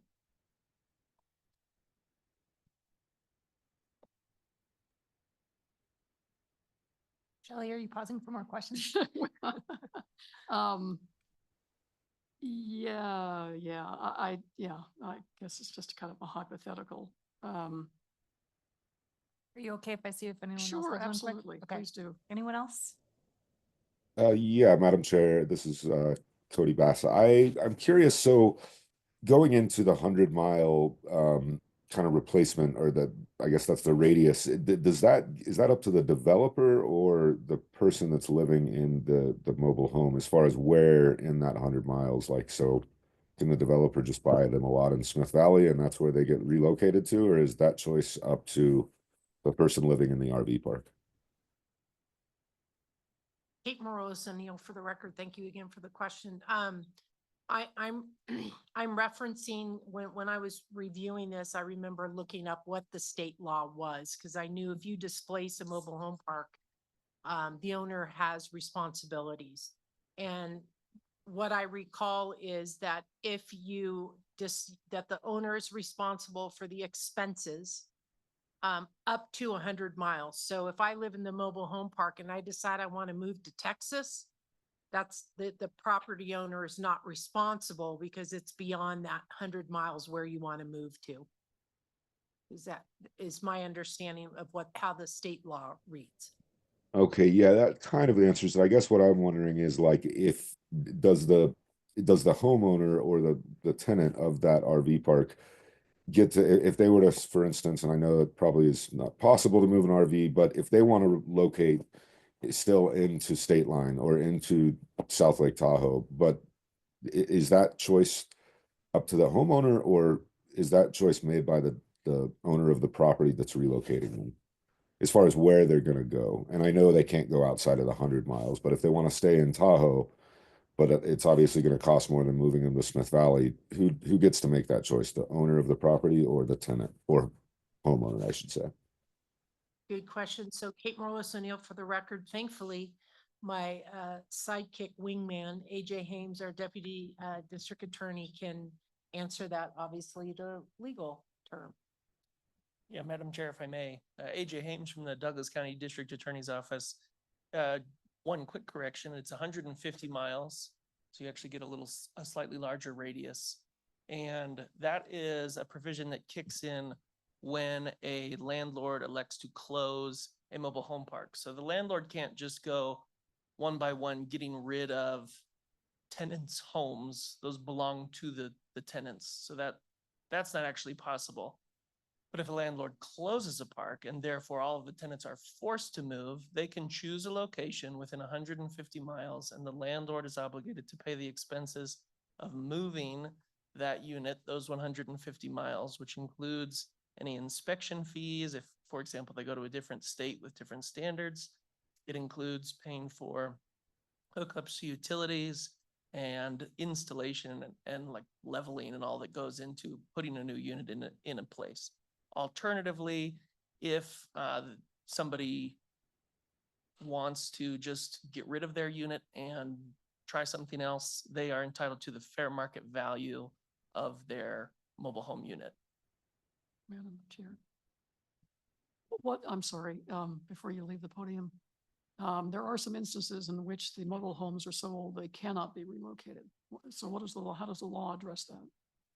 So that is a situation where they would be entitled to the fair market value. It's of that unit. compensation. Yeah. Okay, all right, thank you. Okay, thank. Sorry. Sure You gotta did. stay at the podium, sorry. So just a quick follow-up question. Does So- Nevada law also provide for relocation costs, which are, okay, I'm gonna have to spend $1,000 on a hotel going from point A to point B. And I know in California, we have relocation costs that are of that nature. Does Nevada include that as well? Not in this context that I'm Okay. aware of. It's just the literal cost of moving and reinstalling the unit in another itself. location. Okay, thank you. Okay, Madam Chair, if I could, just one other question. We talked about the condo replacement, but also in this parcel, there would be the potential for entertainment venues, I heard, and I believe commercial development. Do the requirements, if that were to be what was proposed as a future development, does it trigger these same things? If say a entertainment venue and a commercial space is proposed there, or is it only if it's condos? Jacob Stock for the record. That that chapter 20, or excuse me, section of chapter 39 only applies to condominiums. But we are looking at other similar safeguards for protecting existing affordable housing through the cultivating community process. So we're considering other options, but at this time, that section would not apply to, like, for example, an entertainment or a hotel use, like you mentioned. Okay. And I think Mr. for Bass, this is Graham St. Michel, just to add as well, even though it's not in the code as the one-to-one requirement that applies to condominiums, if this is a approval that in a future approval that the governing board needs to make, there can always put these types of mitigation measures on a project basis. Okay.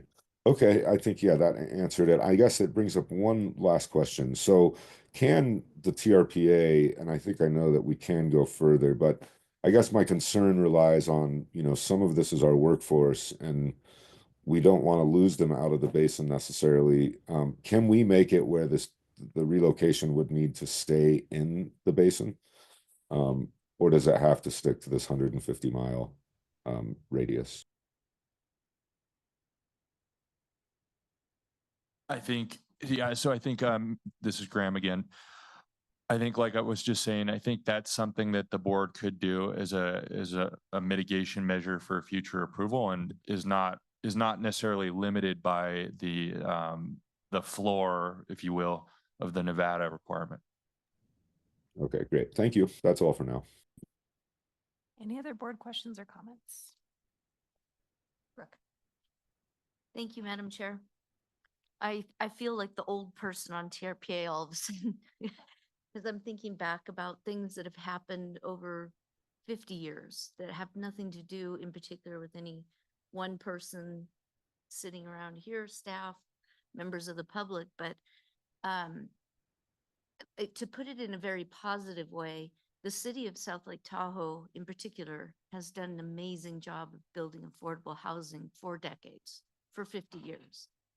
And way back in the day, in the 60s and the 70s and the 80s, the California side of the basin here on the South Shore was really the bed base for a lot of the employment that happened on the Nevada side, and particularly in the casino core area. And there was frustration, a little bit of frustration about that. Like, okay, all the businesses are on the Nevada side, big employers back then. They would have 3,000 people for one of the casinos. Now we're down to like 600. So it was a stark amount of people, and that was just one property. So the frustration that affordable housing for workforce wasn't ever really a priority. And so it became a problem that we've been dealing with for years. But the concern is that, and there's multiple projects that could be pointed to say, you mentioned just a moment ago, the mobile home park that was displaced, and now there's $1 million condos down there. No affordable housing was built somewhere else. And so to go back to your particular question, that was my concern when we brought forth the Incline Village, where they converted them to condos. They set aside a piece of land and said, we're deed restricting it. And that is our contribution, but it's just blank land. So it is a very big concern for me in particular that use isn't being necessarily protected, but I don't think it's because you're not playing by the rules. I think you are, but the rules just aren't working. So I would love for, to your point, for TRPA to really take a look at what the heck it is we're doing, because developers are easily working around the rules that we have. And we've seen it happen time and time again.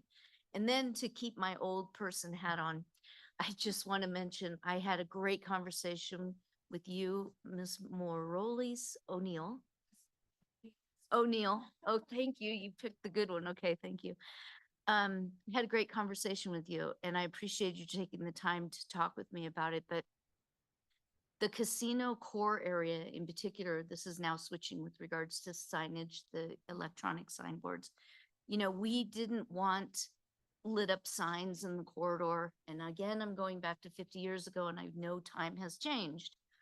So here we are today, but the feeling is the emotion back then was, we don't want to look like Reno, and we don't want to look like Las Vegas. And I think right at this moment in time, we don't. But it feels like we're inching closer and closer to flashing signs and signs that change more often. I mean, we're already at 15 minutes. Now we're going to possibly 5. And I appreciate your comment that as long as you're here, you can't imagine that being proposed. But 50 years ago, we would have said, as long as we're still here, we can't imagine we would ever change that. So these are valid concerns. Also, the fact that none of our casinos are locally owned anymore like they used to be. They're all owned by Reno firms or Las Vegas firms. So the idea that we would start looking more like them seems more realistic. I want to support Douglas County in the measures that you brought before us today, just out of pure respect. But I just wanted to put that kind of on the record that there are valid reasons why there are concerns. Oh, sorry. Go ahead. If I may, thank you, Dr. Lang or Director Lang. Yeah, I mean, I can't say vehicular today, or so you've been upgraded to Dr. Lang to me. I enjoyed our conversation too, and it always helps, I feel like, as a planner, to hear that type of feedback. I think I just want to address a couple things. So with the Tahoe Beach Club, that was a project moving forward. So mitigation was put on that project to say, okay, so I think there was 150 mobile homes. They determined 55 were needed to be replaced, and those were replaced, I believe, in Oliver Park. And maybe along here, I think there's another, so there was 55 that had to be replaced. And so they were replaced here in the basin. Regarding the signage, and kind of just to repeat our conversation, you know, it's just about being able to disseminate information more frequently, because if you're coming to an event at the event center, parking can be, like, they don't have their own parking lot, but they utilize that one up top.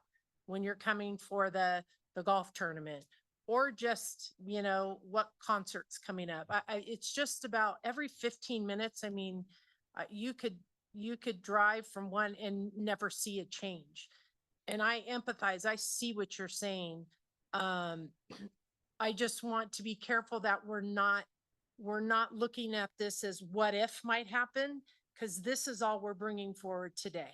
Is just, this is what, if someone tries to come back when I retire and the county decides, let's go to 2 minutes, well, you're going to get to vote on that. So it's going to be the same process. It's not because you approve 5 minutes, that means it's going to be an easy in at getting approved at 1 minute. So I just wanted to address that, but I enjoyed our conversation, and I always encourage those that don't agree, because that's how we all get better and make for better communities. So I did appreciate you wanting to meet.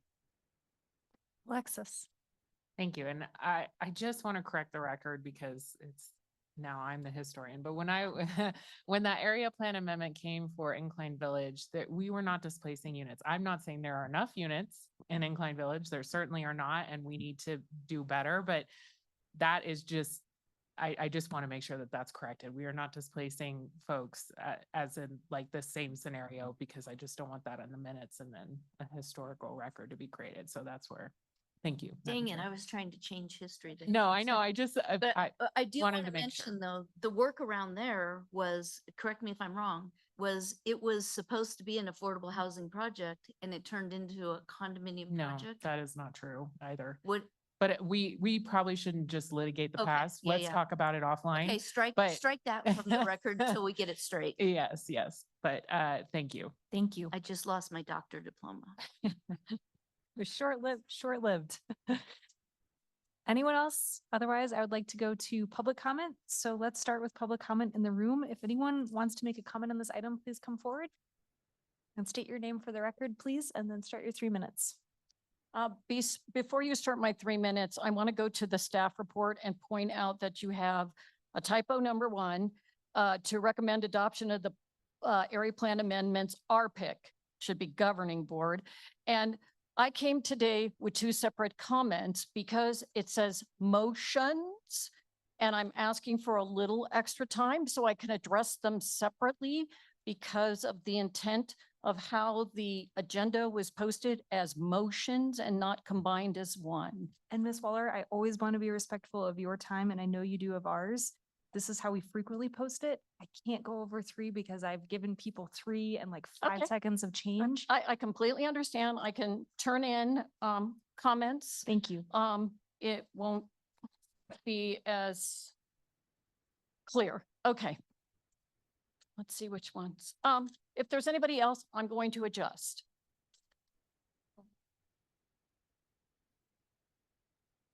Hi, AJ Hames again, from the Douglas County District Attorney's Office. I'll just come up during public comment because it's easier. I just wanted to highlight 2 things. First, regarding the 5 minutes, if it is a concern that we're on the road to 2 minutes later, I would invite you to build that record today. And I think this is a great opportunity to say 5 minutes, that's all we're comfortable with, and make your record so that if somebody tries to come back with 2 minutes later, you can point to this meeting and say, no, we were very clear. It was 5 minutes and that was the end of the road.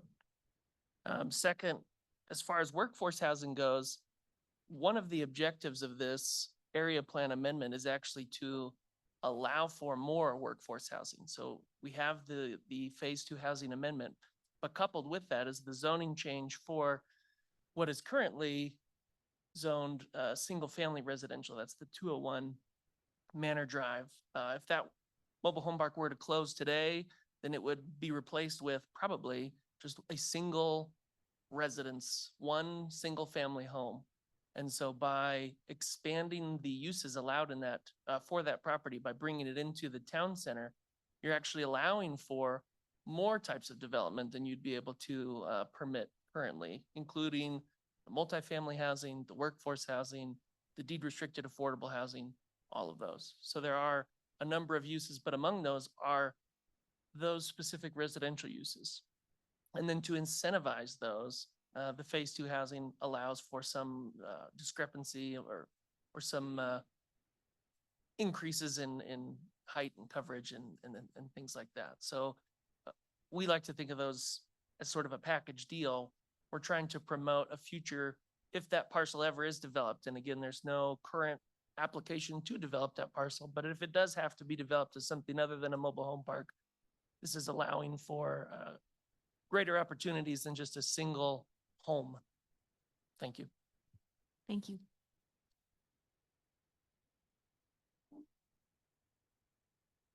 Watching that clock.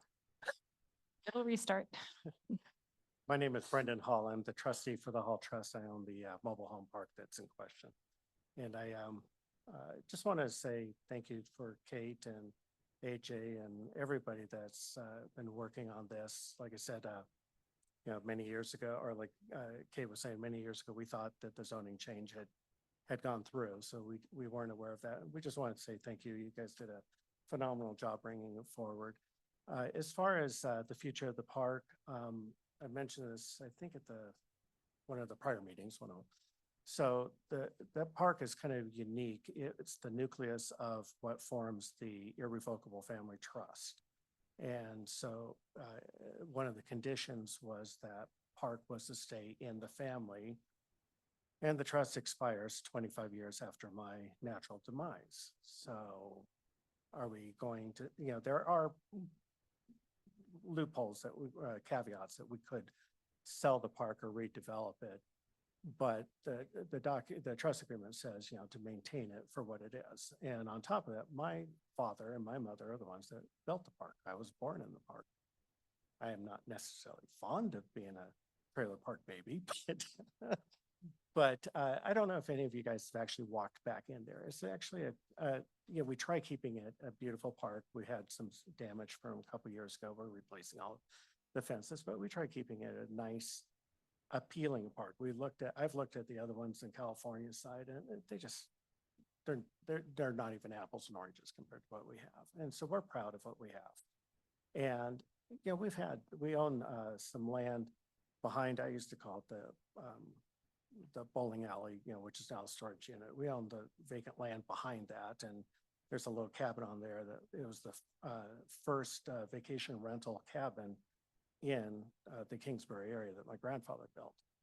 And so, we've thought of things of what to do, how to do it. And, the task is so monumental for us that we don't have the ability to redevelop or anything. But, the park is 50 years old, and our goal right now is as units come up, as people pass on or decide to sell, we try replacing them with a newer unit just to revitalize it, because everything is so old. We just condemned one unit. The guy was older. He had health issues. He just gave it to the park. We looked great from the outside. You go inside, holes in the floor, the ceilings caving in. You just can't believe somebody would live there. And so we're going to pull it out and buy a new unit and put it in, and possibly sell it to a tenant who has a hard time finding, getting housing and stuff. So I just want to put everybody's peace of mind is we're not big developers. We're not going to come in and just change everything on you guys. Thank you. Thanks.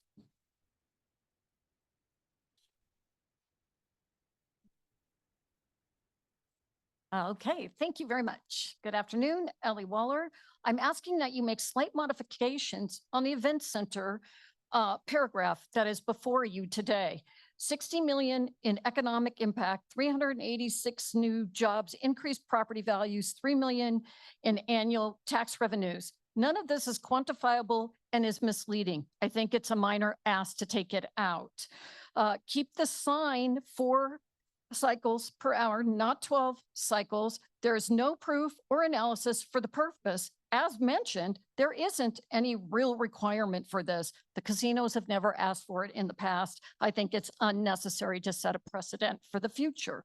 I will move on to the affordable housing. The Syria Club urged you to vote no today.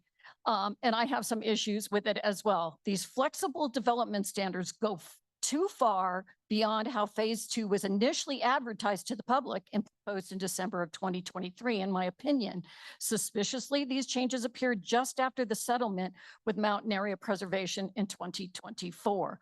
What was previously only proposed for town centers and multifamily zones is now proposed for anywhere within a half mile from a transit or a half mile from a town center. There hasn't been any real environmental analysis. I lived in Tahoe Vista for 20 years. I'm still living there in my heart. So that's why I'm talking about this today.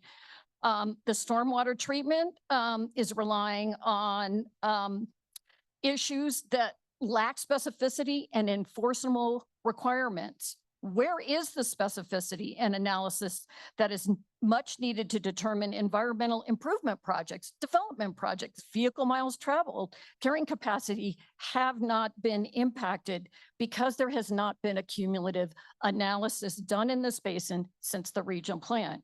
I'll further go into the beach club. Yes, they did deed restrict some units.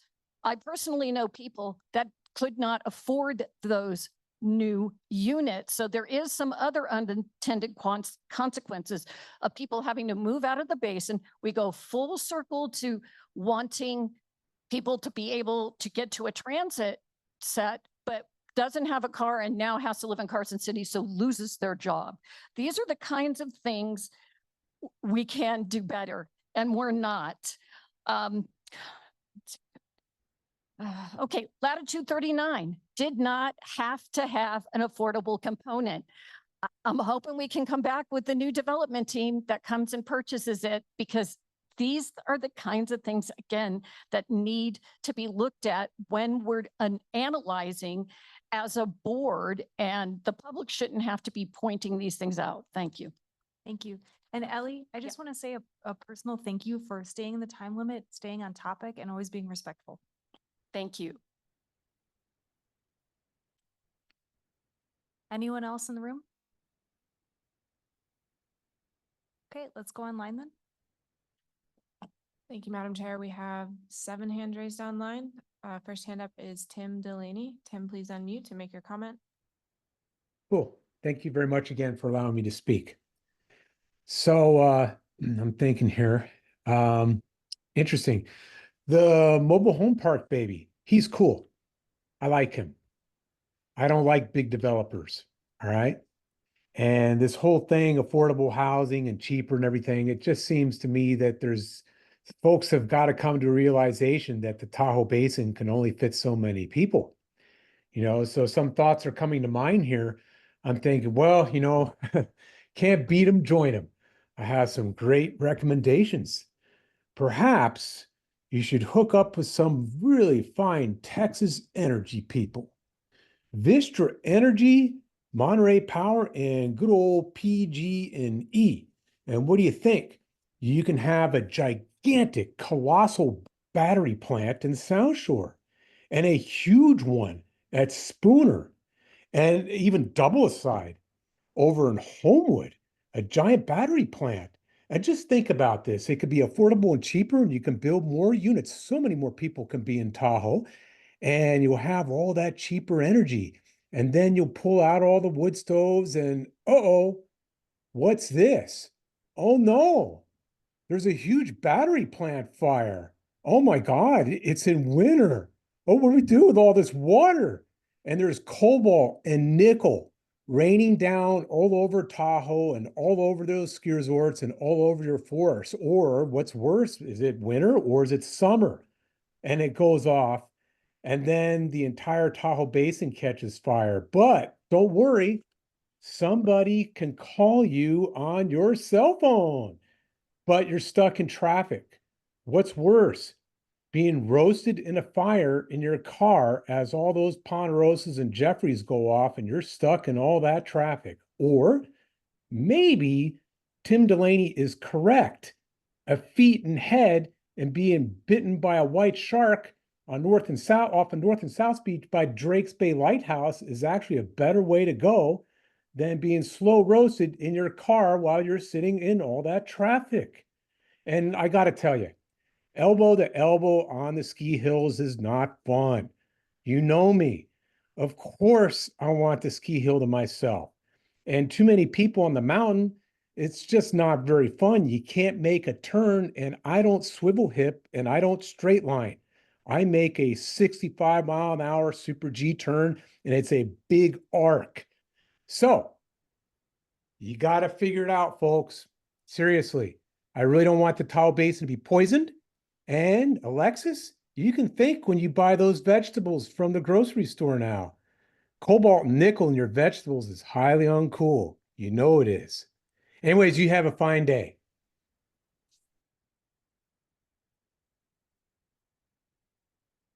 Next hand raised is Doug Flaherty. Doug, please unmute to make your comment.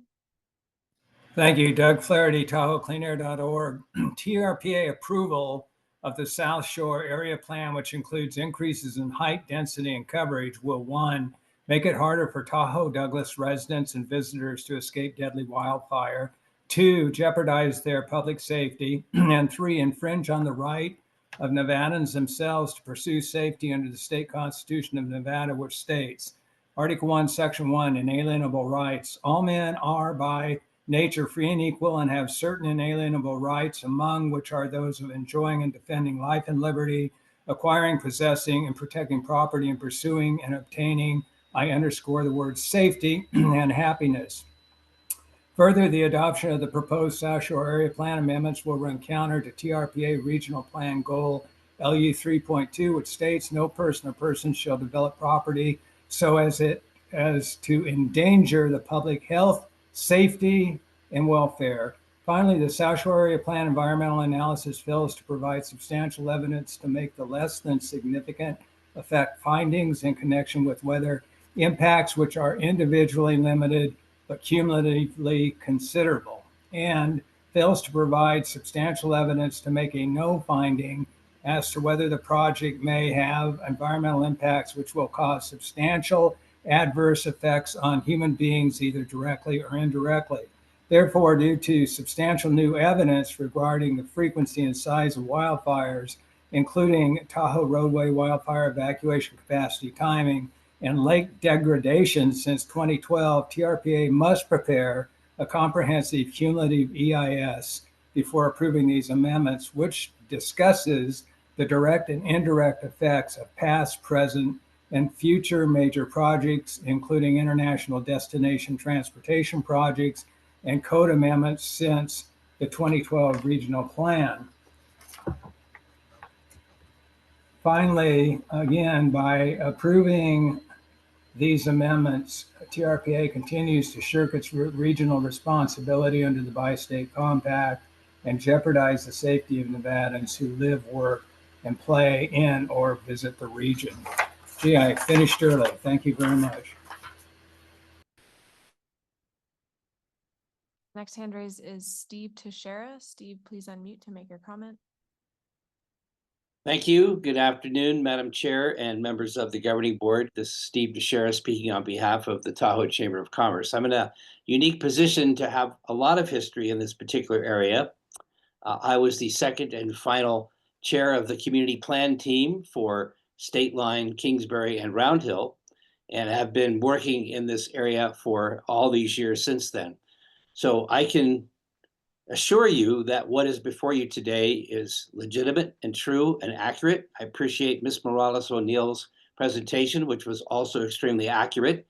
I know there's a tendency when talking about the state line area in particular to want to speculate about what may or may not happen in the future. What you have before you today is what's before you today. It's also important to note that the Douglas County Commission and the Douglas County Planning Commission approved these amendments unanimously, and they were approved, recommended by the Advisory Planning Commission and the Regional Plan Commission of TRPA. There was some perspectives that were shared today by staff as part of those deliberations, but what you have before you today is fair and appropriate with regard to the signage change. This has to do, people think, oh yeah, the casinos and oh yeah, the event center.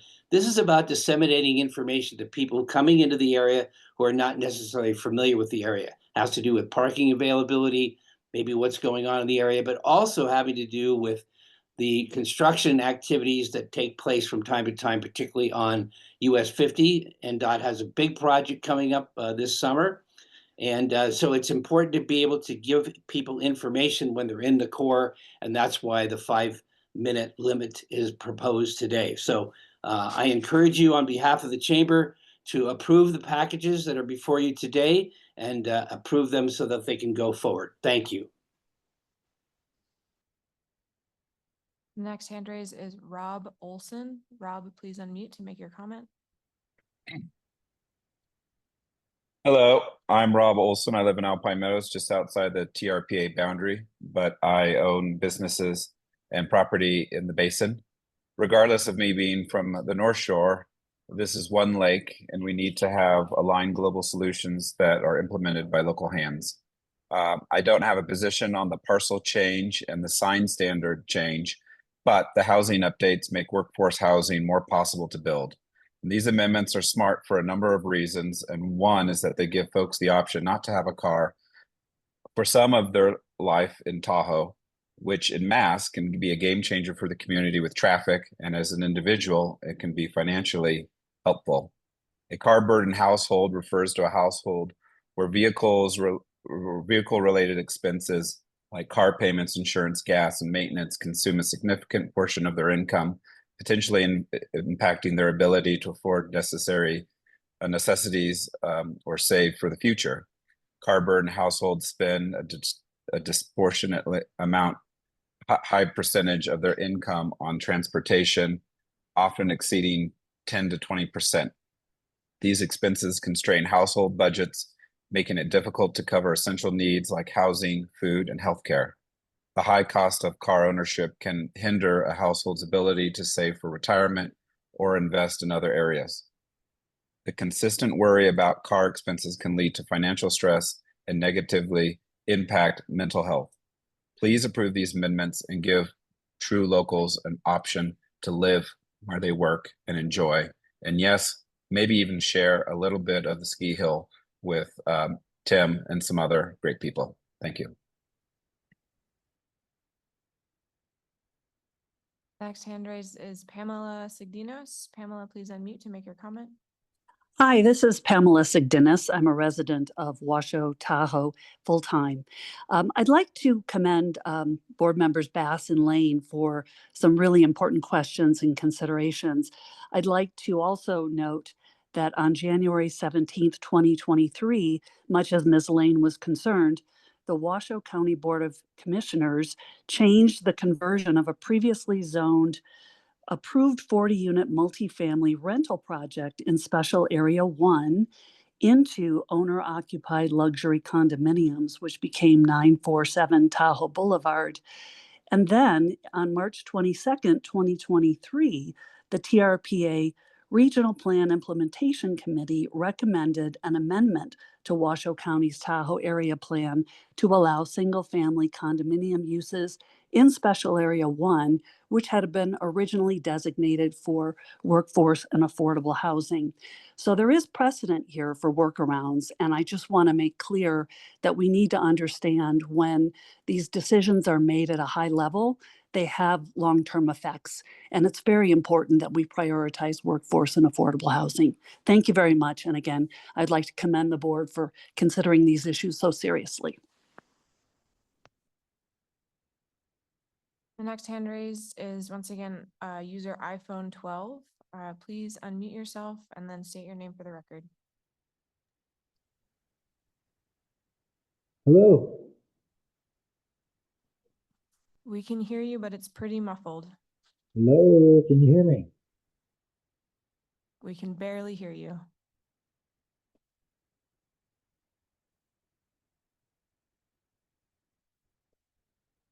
And you are muted again, so unmute yourself to make your comment. Can you hear me now? It's a bit better. Hello. Go ahead and try.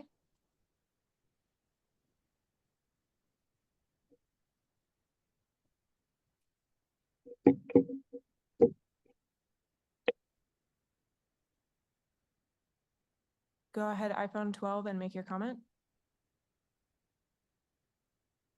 Hello. Yeah, go ahead. Let's move on, Catherine. We'll come back.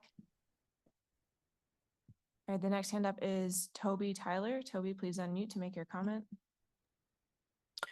Hi, Toby Tyler with the Tahoe Area Group of the Sierra Club.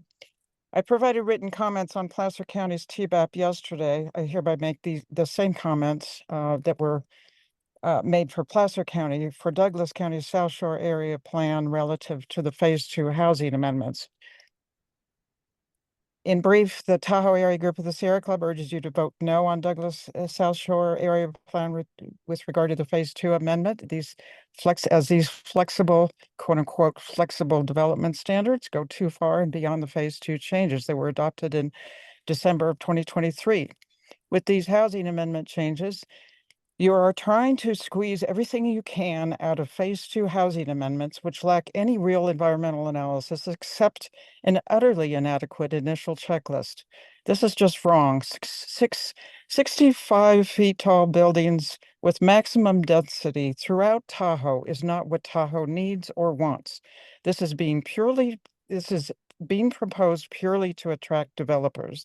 On top of that, the basis for these changes is on some vague and unreliable stormwater statements when TRPA has no authority over municipal stormwater in the basin.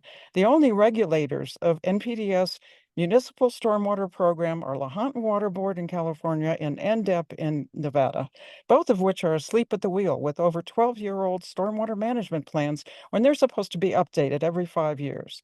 The only stormwater requirements in the code are those requiring BMPs to, quote, infiltrate stormwater from large precipitation events equivalent to 1 inch of rainfall over a 20-year 1-hour storm, unquote.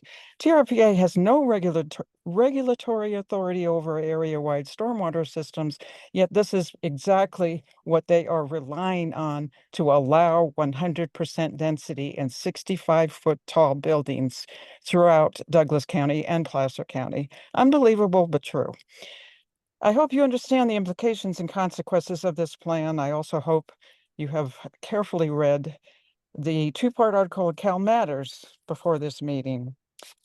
And I certainly hope this gives you pause to vote no on this housing amendment portion of this item, which was not even presented at the APC, but just added in here for the first time at this meeting.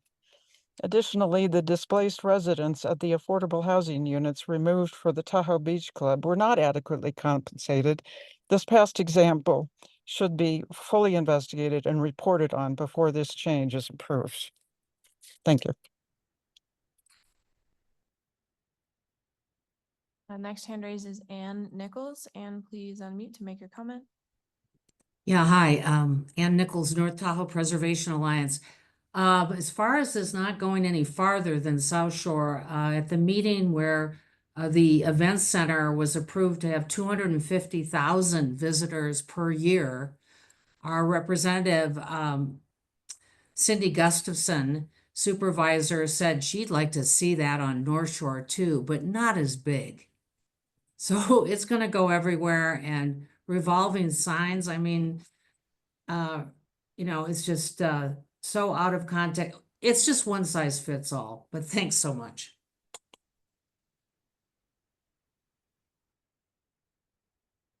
And one more time, we'll circle back to the user iPhone 12.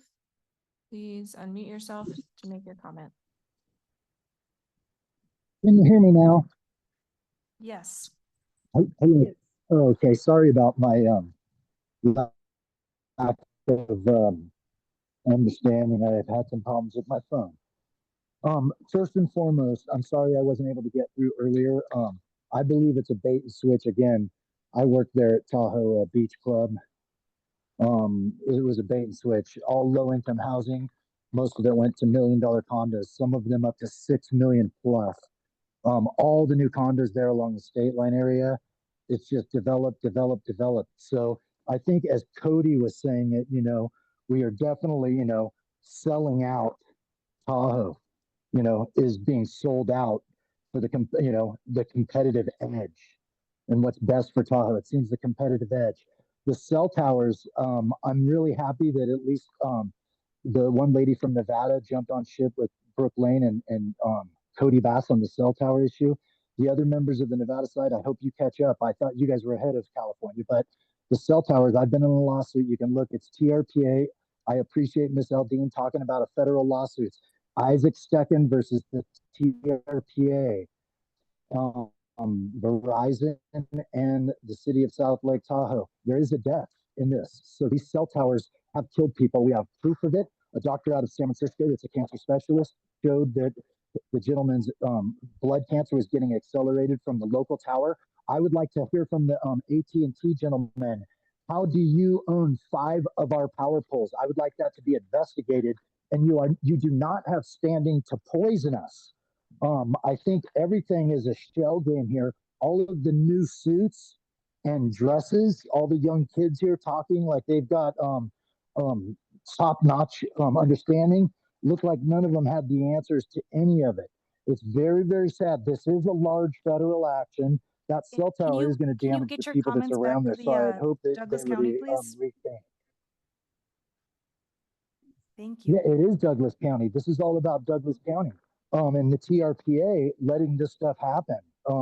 The cell towers, I went over to a cell tower. It looks like Nevada won over the California, so they're going to allow a cell tower, and it looks like a California neighborhood, I believe, over there. I went over to the cell tower in Homewood, and that's dropping plastics. So I appreciate the gentleman saying that they have new technology or coverings for the cell towers, because the other ones, I was a part of the litigation. Tahoe for Safe Tech. You guys got to look in deeper and stuff. These people are polluting us. They're selling out the basin. And, I just hope you all watch yourselves, because I hope that Doge or the government is going to come back and audit all of you and anyone that was getting paid out by either cellular industries, or if you got money in the, if you got stock in the cell industries, you're all going to be looked at. So thank you very much for your time today. Appreciate you. Madam Chair, there are no more hands raised to comment. Okay, I'm looking for 2 motions on this item. Haley, I was wondering if staff wanted to respond to any of the comments, because we've heard from a couple people in written comments and then one today that our phase 2 housing requirements are now, due to some footnote, legal all throughout the basin, and that's absolutely not true. They only apply the height, density, and coverage in town centers. And I just want to see if staff can respond to that comment. Yeah, I can respond to that. That is incorrect. The amendments only apply to town centers and areas zoned for multifamily in Douglas County. And it's specific to the area plan. It's not the entirety of the bonus unit boundary, as was mentioned in some comments. And this is John Hester, and only deed restricted units. And a couple other points. I'm responsible for the typos. I tried to fix the staff reports while people were on vacation. So make sure that I never do that again, but you can still have your vacations. The second thing is the stormwater management plans by the code have to be approved by the Hauntner NDEP, and the pollutant loan reduction model, which is part of the TMDL, is what we use to analyze those. So a couple things I want to get correct on the record, Vince, that you didn't ask about, but I thought are important. I'll just mention one more thing for the record. The replacement housing that was built for Beach Club was 39 units, and it was all deed restricted as affordable and moderate housing. Thank you. And I usually do give staff my apologies. We're going to lose quorum here, and we have 2 really important votes behind this. You're absolutely right though, Vince, and my apologies for not doing that. So just to the rest of my board, we have 2 really big issues, one of them being the aquatic invasive species that we have to get voted on. So just please, if we could try to do that. I know people have other places to be. Does someone want to try to make this motion? Can we make both of them together, or do they have to be 2 separate votes? Just for efficiency. We usually do them as 2 separate. Okay. So I'll make the first motion to approve the required findings as described in attachment F to this staff summary, and attachment C of the staff summary for phase 2 affordable and workforce housing amendments, including a no finding of significant effect for adoption of the area plan amendments as described in the staff summary and the staff summary for the area plan amendment for phase 2 affordable and workforce housing amendments. And a roll call, please. Ms. Alding, Yes. Mr. Bass,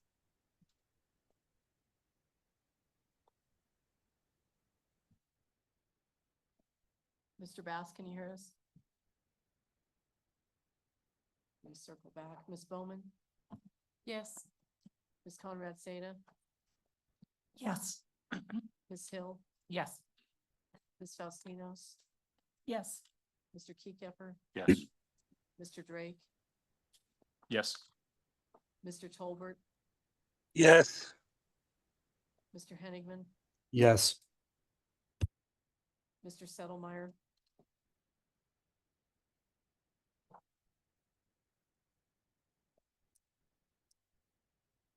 Mr. Settlemeyer? Circle back. Ms. Lane? Yes. Ms. Loomer? Yes. Ms. Williamson? Yes. And Mr. Bass? Let's. Yes. All right, Madam Chair, the motion passes. Thank you. And the second motion, please. I would also move a motion to adopt ordinance 2025 amending ordinance 2013-05 to amend the Douglas County South Shore Area Plan as shown in attachment E to the staff summary and attachment A to the staff summary for the area plan amendment for phase 2 affordable and workforce housing amendments. Mr. Bass? Yes. Ms. Alding? Yes. Ms. Conrad Seda? Yes. Ms. Bowman? Yes. Ms. Faustinos? Yes. Ms. Hill? Yes. Mr. Drake? Yes. Mr. Keycapper? Yes. Mr. Henigman? Yes. Mr. Tolbert? Yes. Ms. Lane? Yes. Mr. Settlemeyer? Ms. Loomer? Sorry, problems with mute. Yes. Ms. Williamson? Yes. Madam Chair, motion passes. Thank you. Agenda item 7B is amendments to Placer County's Tahoe Basin Area Plan to implement the Phase 2 housing amendments, which provide more flexible development standards for deed-restricted, affordable, and workforce housing in town centers and area zoned for multifamily. Information on this item can be found in 373 of your packets. Can I ask staff to do a really abbreviated, we've all read the packet, we really appreciate it. People who have questions, let's ask them, but I hope and assume you've all had the background on this, so let's roll through quickly. Yep, I can keep it real short. Alyssa Bettinger for the record. This is proposed amendments to to Placer County's Tahoe Basin Area Plan to implement the Phase 2 housing amendments similar to the previous item. Unlike the previous item, these are the only amendments to the area plans is just to adopt the Phase 2 housing amendments as they were adopted by this board in 2023. I mentioned in the previous item that we gave local jurisdictions a few different options when we passed the Phase 2 housing amendments. Because Placer County had not taken action within that 1-year deadline to amend their area plan, we have taken action on behalf of them and are bringing forward their area plan for an amendment today. The Placer County Board of Supervisors has approved in their long-range work plan to move forward with amendments on their end. They have to do a CEQA analysis, so they're a little bit different than Douglas County. So they expect that the amendments will be completed on their end by the end of 2025. So with that, I will take any questions and you can go to the next slide. Board member questions or comments? Okay, members of the public wishing to comment on this item, please come up to the front. Hi, Emily Setzer, Principal Planner from Placer County Planning Division. I'll be fast. Just to reiterate what Alyssa said, yes, we have begun our environmental review process. We are also bringing forward a funding agreement with TRPA to our board on April 1st. So we are appreciative of that REAP funding. And we look forward to working together on the third phase of cultivating communities. Thank you. Thank you. Anyone else present in the room?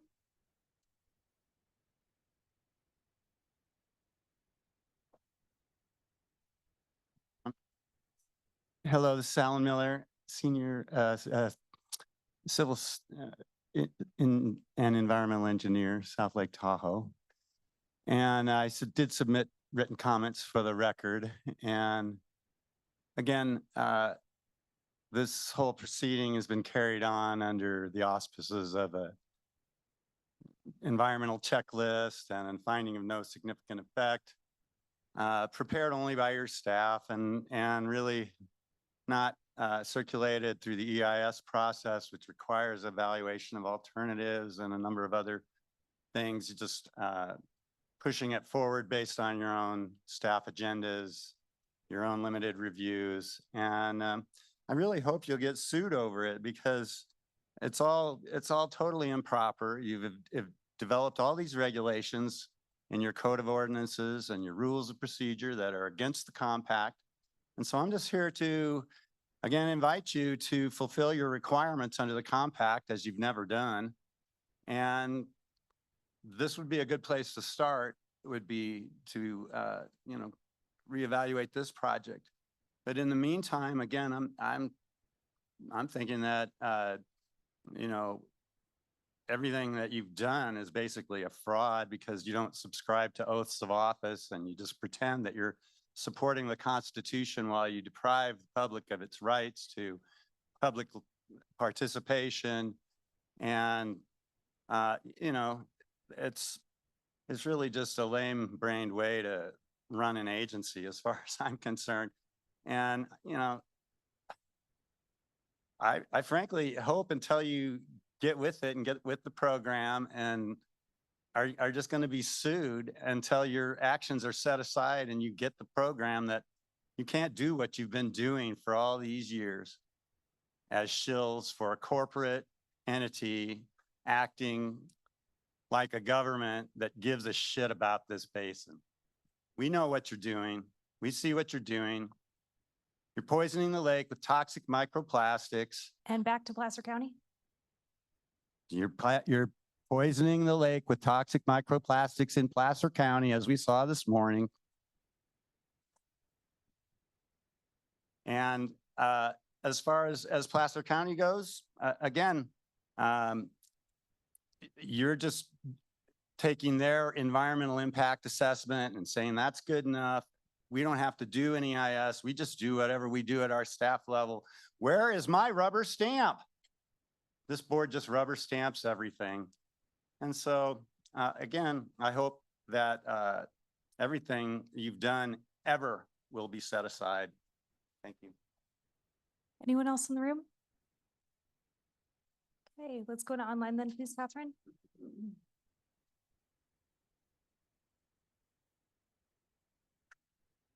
Thank you, Madam Chair. 4 hands raised online. The first hand up is Tim Delaney. Tim, please unmute to make your comment. Hi, thank you very much again for allowing me to speak. So one of the reasons I mentioned, some of the things I was saying here, like the battery plant in Monterey. I got to keep you on topic this time. I've let you speak off topic every other agenda item. Can you please relate it back to Placer County? Well, you know what? You're going to let me speak. It's the United States of America, right? It's serious. I grew up in Tahoe, okay? I see all the development around the basin. No, thank right? you. Thank you. Who's next? Next hand raised is Doug Flaherty. Doug, please unmute to make your comment.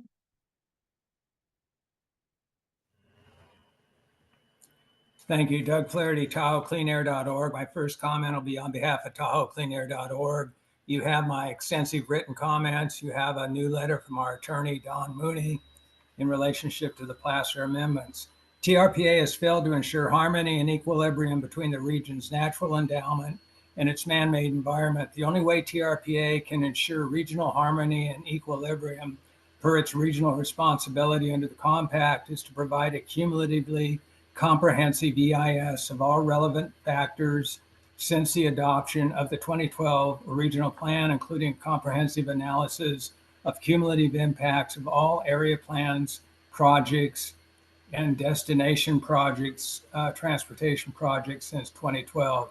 The TRPA board has shockingly amended the 2012 Tahoe Regional Plan 350 times since 2013, this without a cumulatively comprehensive EIS. Now I'm going to speak on behalf of myself as a Nevada citizen in Incline Village, and it does relate to Placer County.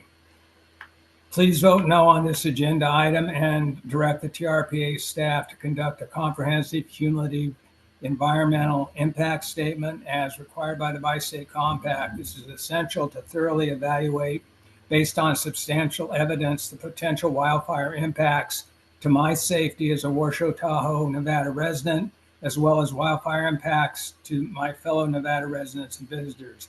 No government agency, including the TRPA in Placer County, should make it harder for Washoe Tahoe, Nevada residents and visitors to escape deadly fires. The overwhelming evidence of wildfire risk and evacuation challenges detailed in my written correspondence and emerging since the 2012 TRPA Regional Plan and the 2016-27 Placer TBAP and EIR adoptions demands reconsideration.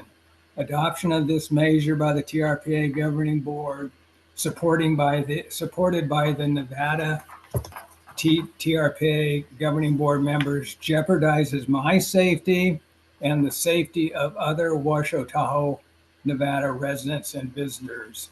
This puts you in violation of the Nevada State Constitution, which says all men are by nature and equal and have certain inalienable rights, among them which are those of enjoying and defending life and liberty, acquiring, possessing, and protecting property, and pursuing and obtaining safety and happiness. Additionally, adoption of the proposed Placer County amendments will run counter to TRPA Regional Goal LU 3.2, which states no person or persons shall develop property so as to endanger the public health, safety, and welfare. Thank you. Next hand raised is Rob Olson. Rob, please unmute to make your comment. Hello, Rob Olson again. I live in Alpine Meadows, Placer County, just outside the TRPA boundaries, but I own property and businesses in the basin. I've been a local for 18 years. I'm an architect and a contractor, and I'm trying to develop a number of workforce housing units in the North Shore. I care about the lake. I swim in the lake. I drink water from the lake. I want the lake to be clean. I will always want it to be clean. Continuing to review and adjust policies is the best way to do that. It's smart to see things are not working out the best and adjust as needed. These Phase 2 amendments must be adopted as soon as possible, and hopefully Placer approval will follow shortly this year. These updates will help the community in a number of ways, such as adding vibrancy, improving small business economics, and a couple environmental items as well. Some folks are driving in from outside of the area regardless of the housing crisis, while others don't even have the chance to add to our community.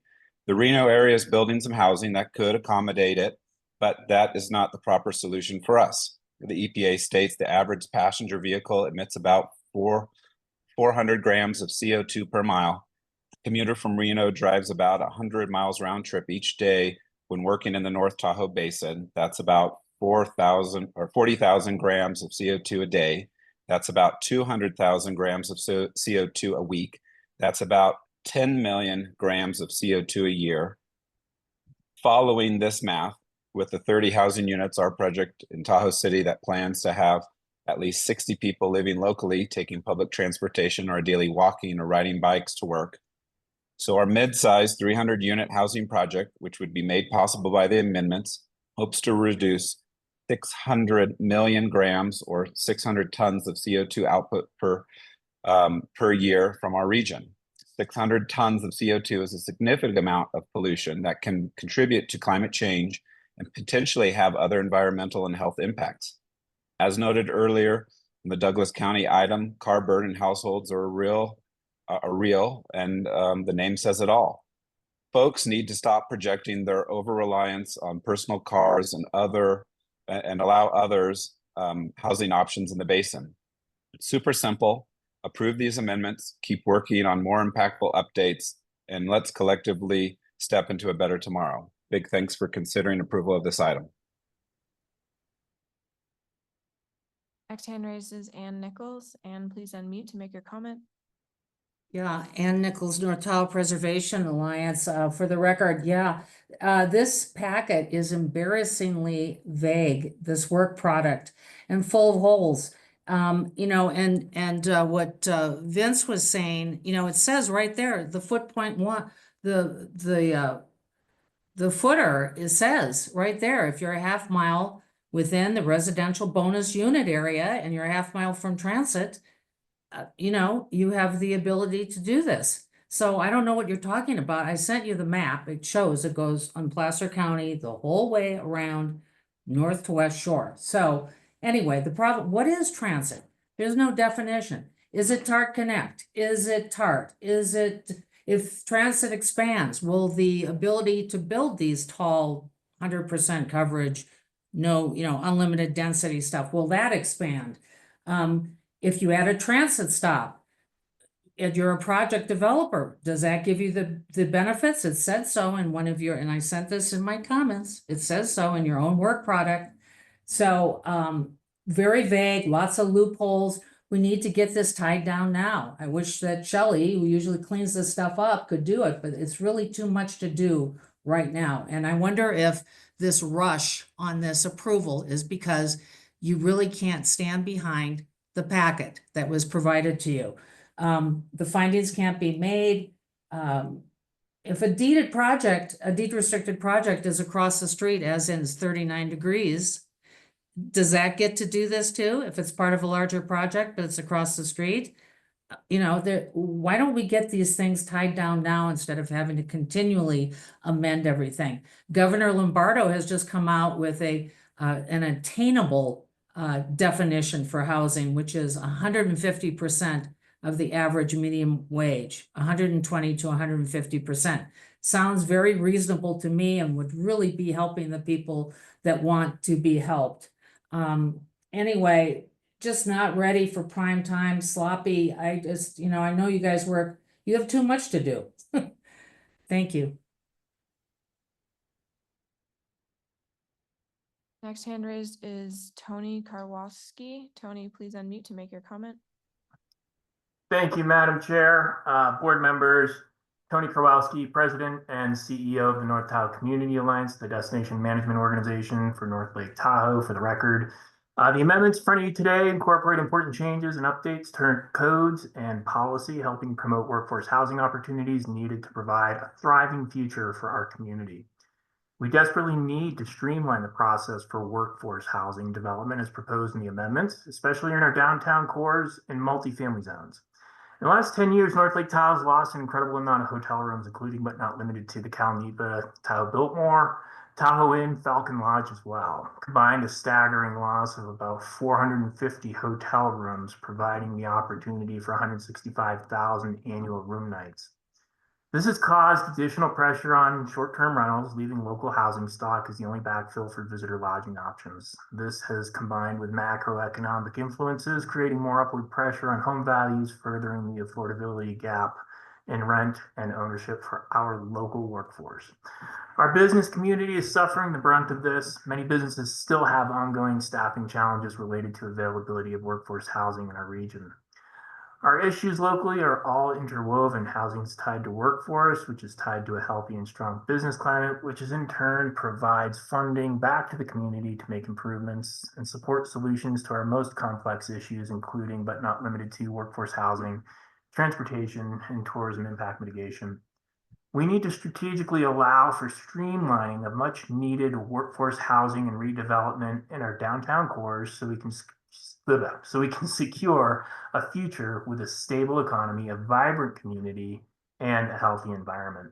The TBAP amendments are one of the many levers we can and need to pull to maintain a healthy balance in these areas. I'd like to commend staff on an excellent job in seeking community input through open public process and taking feedback into account in the development of the recommendations in front of you today. Thank you very much. Next hand is Pamela Sigdinos. Pamela, please unmute to make your comment. Yes, I'm Pamela Sigdinis, a full-time resident of Washoe, Tahoe. I submitted 2 public comments, which I hope you have time to review. I'll just briefly tell you that these amendments, as they're being proposed, are not ready for approval. The rush here today is a little unnerving because you seem to have a time limit on your agenda.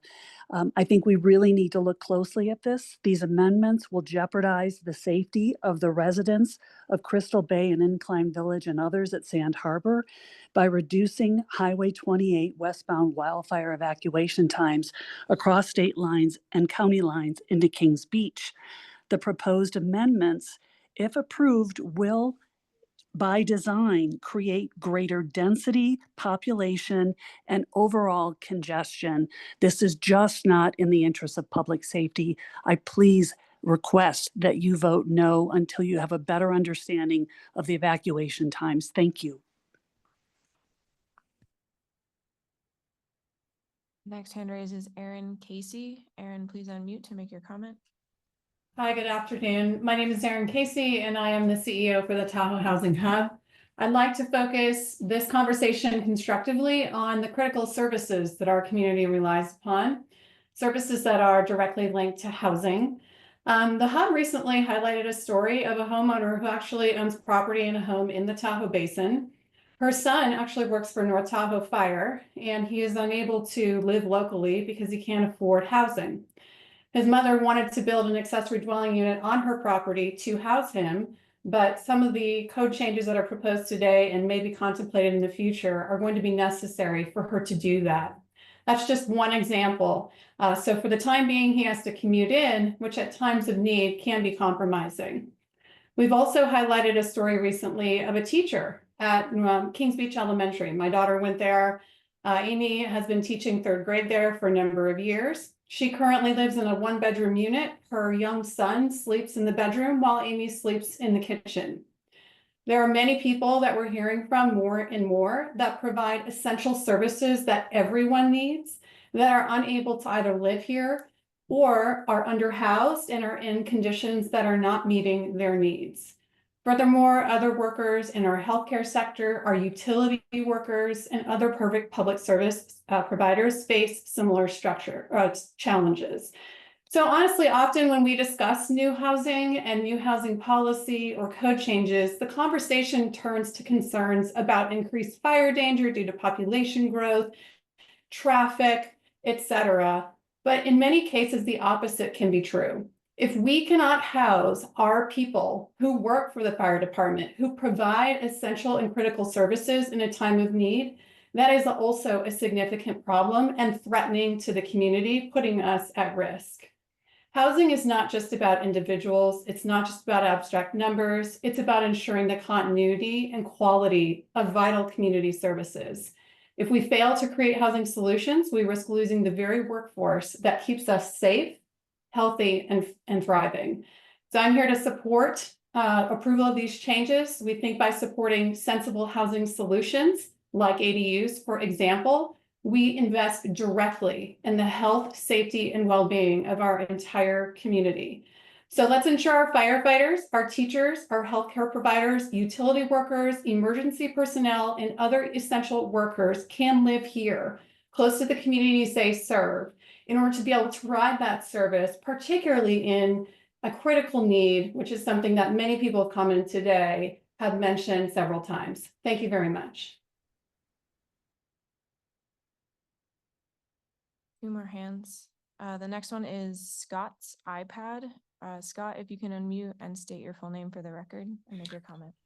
Yeah, Scott Teach, Tahoe resident since 1980.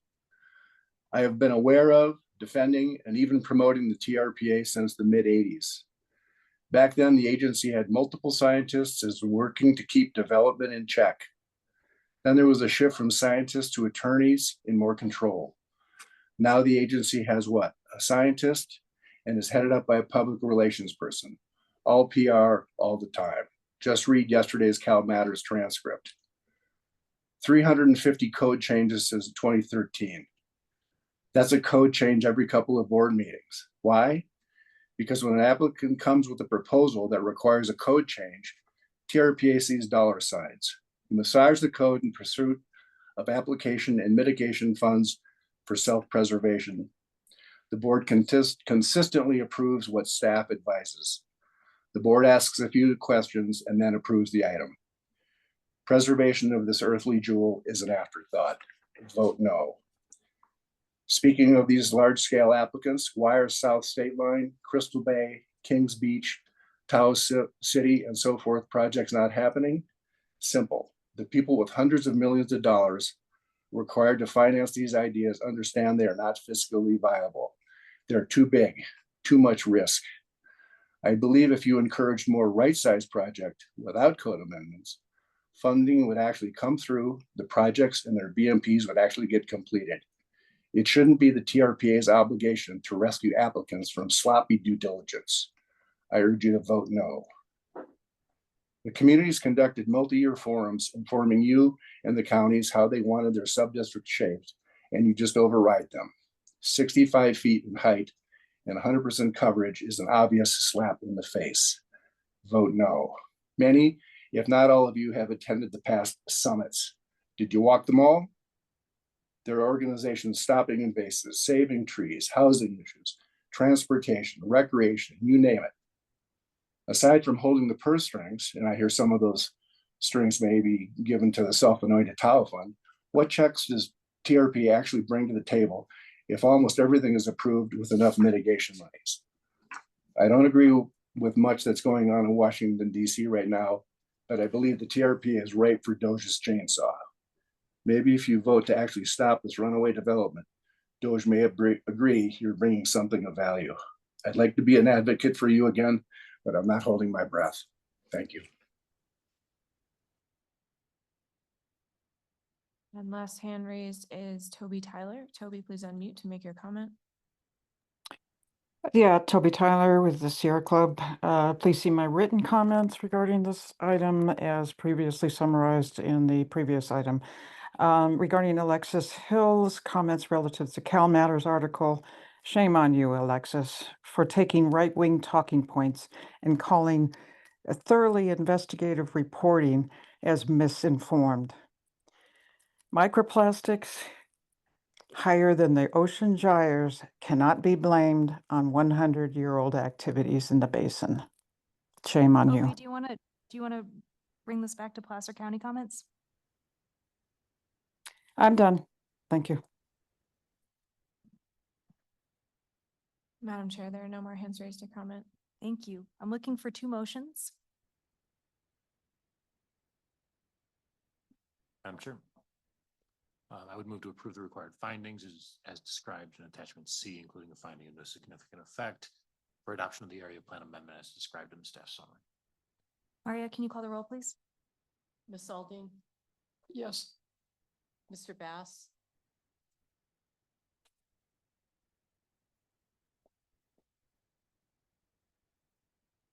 Mr. Bass, can you hear us? Yeah, sorry, the mute button. My apologies. Yes. Ms. Bowman, Yes. Ms. Conrad Seda, Yes. Ms. Hill, Yes. Ms. Faustinos, Mr. Drake, Yes. Mr. Keycapper, Yes. Mr. Henigman, Yes. Mr. Tolbert, Mr. Settlemeyer, Ms. Williamson, Yes. and Madam Chair, the motion passes. Thank Or you. Ms. Loomer, I'm sorry. Yes. Ms. Lane and Ms. Loomer, I'm sorry. I'm in a problem. hurry on this. Two more to go, Ms. Lane and Ms. Loomer. Yes. Ms. Loomer, Yes. thank you. Passes. Thank you. And the second? Madam Chair, I move to adopt the ordinance amending ordinance 2024-01 to amend the Placer County Tahoe Basin Area Plan as shown in attachment A. And the roll, please, Maria? Mr. Bass, Yes. Ms. Alding, Yes.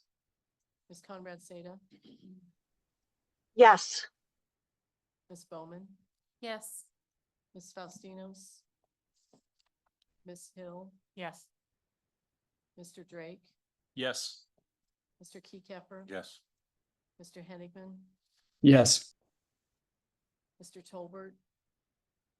Ms. Lane? Mr. Settlemeyer? Ms. Loomer? Yes.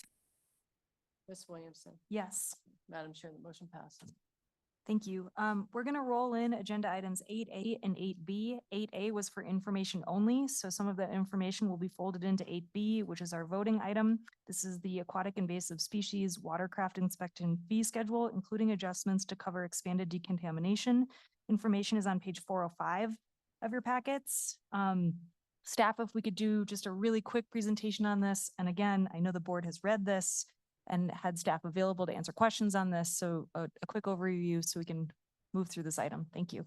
Certainly. Yes, thank you, Madam Chair. Dennis Abago, Aquatic Invasive Species Program Manager for the Tahoe Regional Planning Agency. I just wanted to tee up Tom. We'll probably just go ahead and skip mine since it's informational only, and just allow the decision or vote on the fee schedule. I just wanted to thank Tom and the rest of the prevention team. A lot of thoughtful, hard work went into this. This is a very serious threat with the golden mussel. And Tracy, I don't know if you can pull up that map slide, but this just shows you the Bay Delta area watershed. This is just based on water infrastructure and the Sacramento and San Joaquin rivers. It's a 75,000-mile watershed that's close to Tahoe that has the potential to be entirely infested with these golden mussels. So what is being proposed is measured, proactive, and meant to protect Lake Tahoe, but also afford all the recreation opportunities that Tahoe has for our public. So I'll just turn it over to Tom now to be able to talk about that. Thanks, Tom.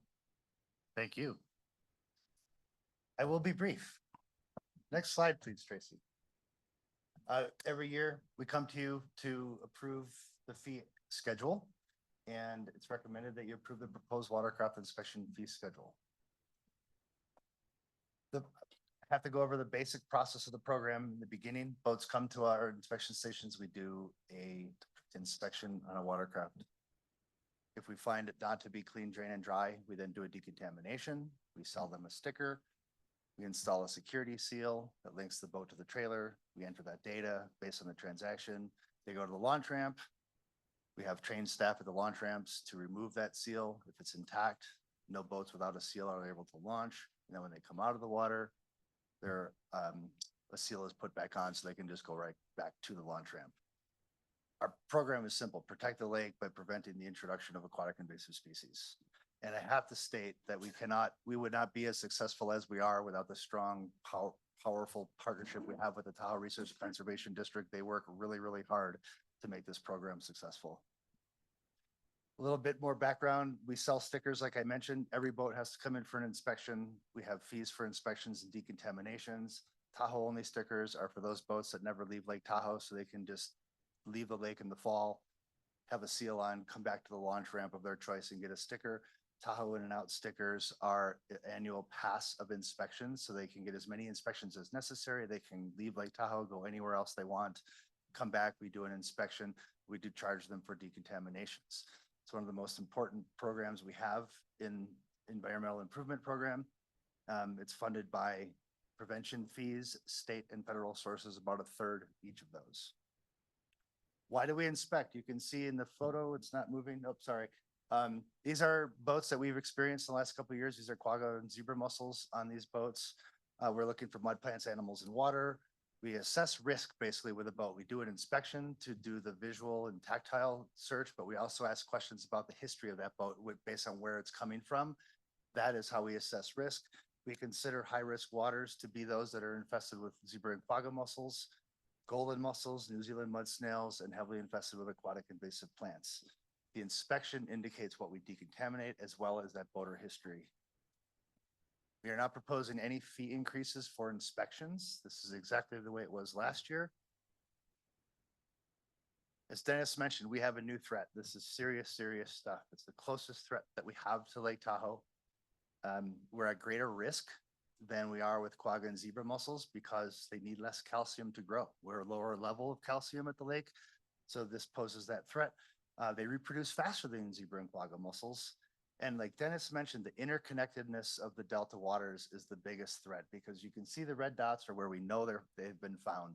There's hundreds of dots on here that are empty where they've been looking and they haven't had detections, but that's going to grow as monitoring continues on as the season warms up and they start growing again. The majority of watercraft that we see at our stations have visited a California water body in the last 6 months, about 90%. So the threat is real, it's there. So our response, we have to address this risk to prevent introduction. We will decontaminate all motorized watercraft to eliminate that risk. The proposed fees reflect the cost associated with performing those decontaminations. And this only impacts those boats that are in and out boats, the ones that leave Tahoe, go somewhere else and come back, or they're their first time coming here. Other states consider California to be high risk because of the golden mussel. Within California, some water bodies are just closing. New Melones, Pardee, Scotts Flat, for example. Other waters require a decontamination or a 30-day quarantine dry time. Berryessa and other programs are standing up prevention programs like Amador and Rollins. We are ready to protect the lake. We've thought hard about this. Our plan continues to provide access to Lake Tahoe with very little change for the boater. And much like the response in the West when quagga mussels were discovered, we're doing this holistically, working with the partners that we have across the West to be thorough as we can be. So getting to the decontamination fees, it's a different way of assessing risk. We're using 2 separate factors instead of the one we used in 24, which was just affected systems, which are those systems on a boat, trailer hull, engine bilge, that were not clean, drain, and dry. So we're looking at the number of water intake systems as one, which are those things that suck water up from the lake. And it could be latently, water could be inside those pumps and generators and ballast tanks. So that's a bigger threat than the affected areas. So the second area is the affected areas, and that's just like it is currently. Mud plants, animals, and water, if they show up not clean and dry, that fee will be tied to that. We're still incentivizing people to arrive to clean, drain, dry. We've been preaching that for 15 years. It's really important to keep that message strong and in this proposal because we need people to change their behavior, especially in California with golden mussels. Things are going to be different. And we want people to change their behavior on how they boat and always clean, drain, dry. So it's a stepped approach. Step 1 is the water intake systems. There's a range of $30 to $60, depending on the number. Step 2 is the affected areas. There's a range of 0 to 60. So a maximum of $120 and a range of $30 to $120.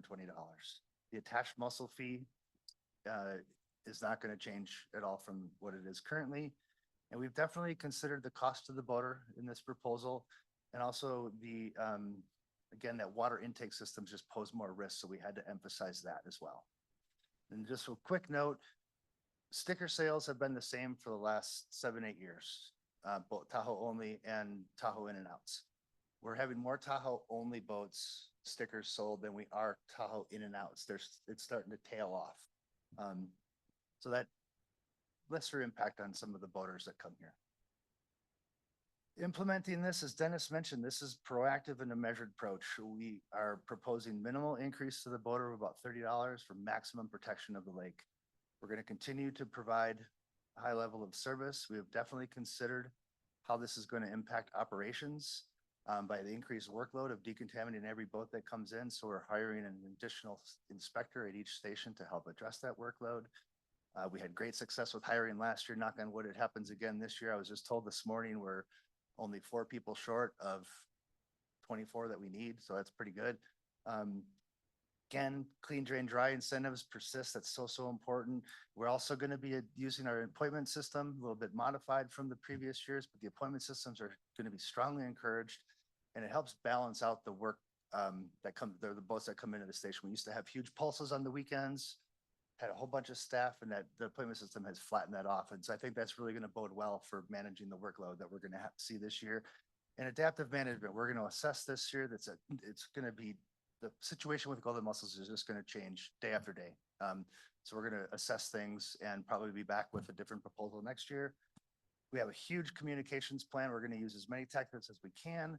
We're working with the partners in the region to implement and educate. Dennis and I and Mackenzie are also working with the California Department of Fish and Wildlife because they need help with the education and outreach aspect, and everybody that we can educate that things are going to be different this year, be clean, drain, dry, helps us out. Main points, appointments, we're still going to be accepting walk-ins like we always do. It's going to be a little bit more time at the stations this year because of that mandatory decontamination.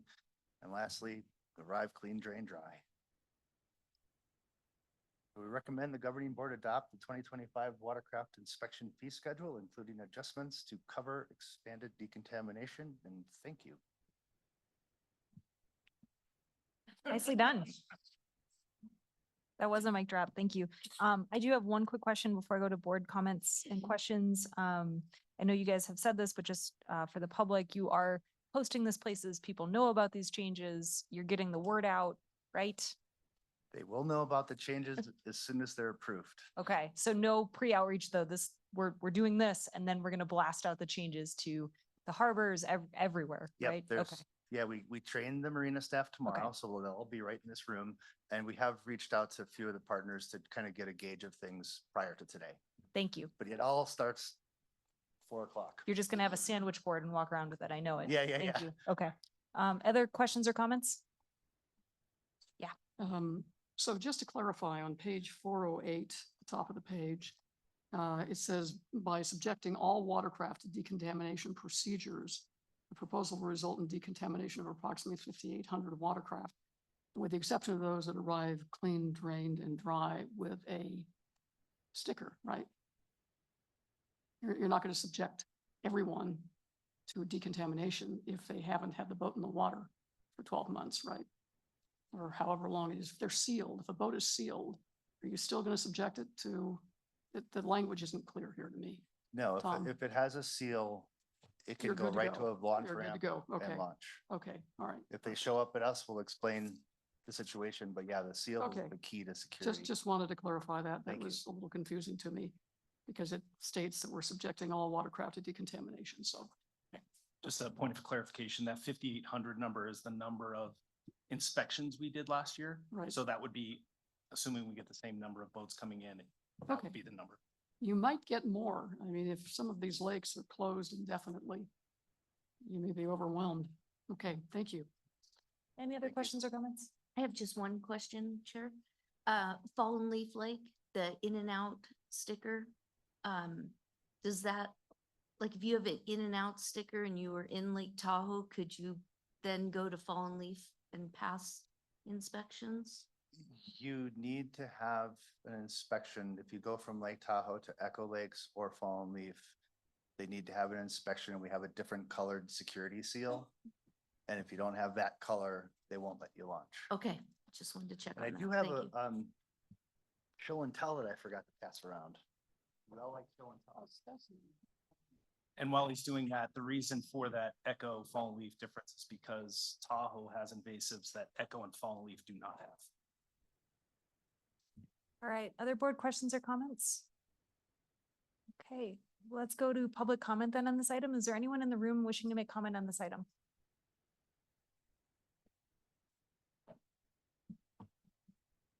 Thank you. My name is Laura Padden. I'm the Natural Resource Director at the League to Save Lake Tahoe. I'm really just here to provide our support for the fee schedule update and expanded decontamination and ask the board to approve this resolution. We all really need to work together to make sure that golden mussels don't enter the Tahoe Basin. This is a huge emergency in the state of California, and we consider this a big call to action for Lake Tahoe specifically.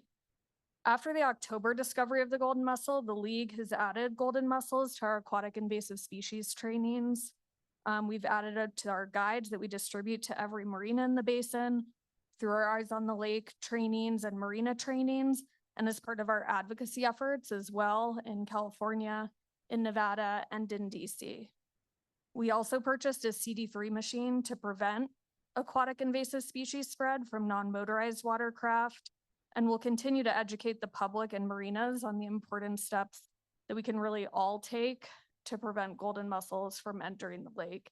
And that's the public, that's everyone who recreates in Tahoe as well. The golden mussel has been identified not only in California, but worldwide as one of the highest risk invasive species globally that can disrupt the ecological balance of an entire water body while also posing a really significant risk to our water infrastructure and the recreation economy as well. We also know that golden mussels pose a more serious threat, as Tom stated, to Lake Tahoe than zebra or quagga mussels because of their ability to survive in the lake, their proximity of discovery in California, and their ability to reproduce with really high frequency. A small fee now could really deter a huge cost down the road for controlling these invasives should they actually enter the lake. The potential for additional wait times that can really be remediated with the appointment system far outweighs the risk of losing Tahoe to golden mussels. We applaud TRPA staff and resource conservation staff as well for highlighting this threat for the public and bringing it to the board today. We'll continue to support them in their efforts to prevent the spread of aquatic invasive species, these and others. So we just ask that you please take action to protect the lake by adopting this resolution. Thank you. Thank you. And then let's go online. Madam Chair, we have one hand raised online. Tim Delaney, please unmute to make your comment. All right. So I don't support what's going on right now. You need to redo it. Every single boat should be checked every single time. All right. And I just wanted to let you know that my family members fought wars all the way to World War I. I really don't appreciate people cutting me off when I'm trying to speak and make a point. It's the United States of America, not Russia. Okay? So that was pretty poor of what you did the last time and cut me off when I was trying to relate to you the confusion that Santa Cruz County and Monterey County had with regards to the battery plant. Tim, A lot of the Tim, we general, gotta stay on, we don't we know gotta what stay on you're the, doing.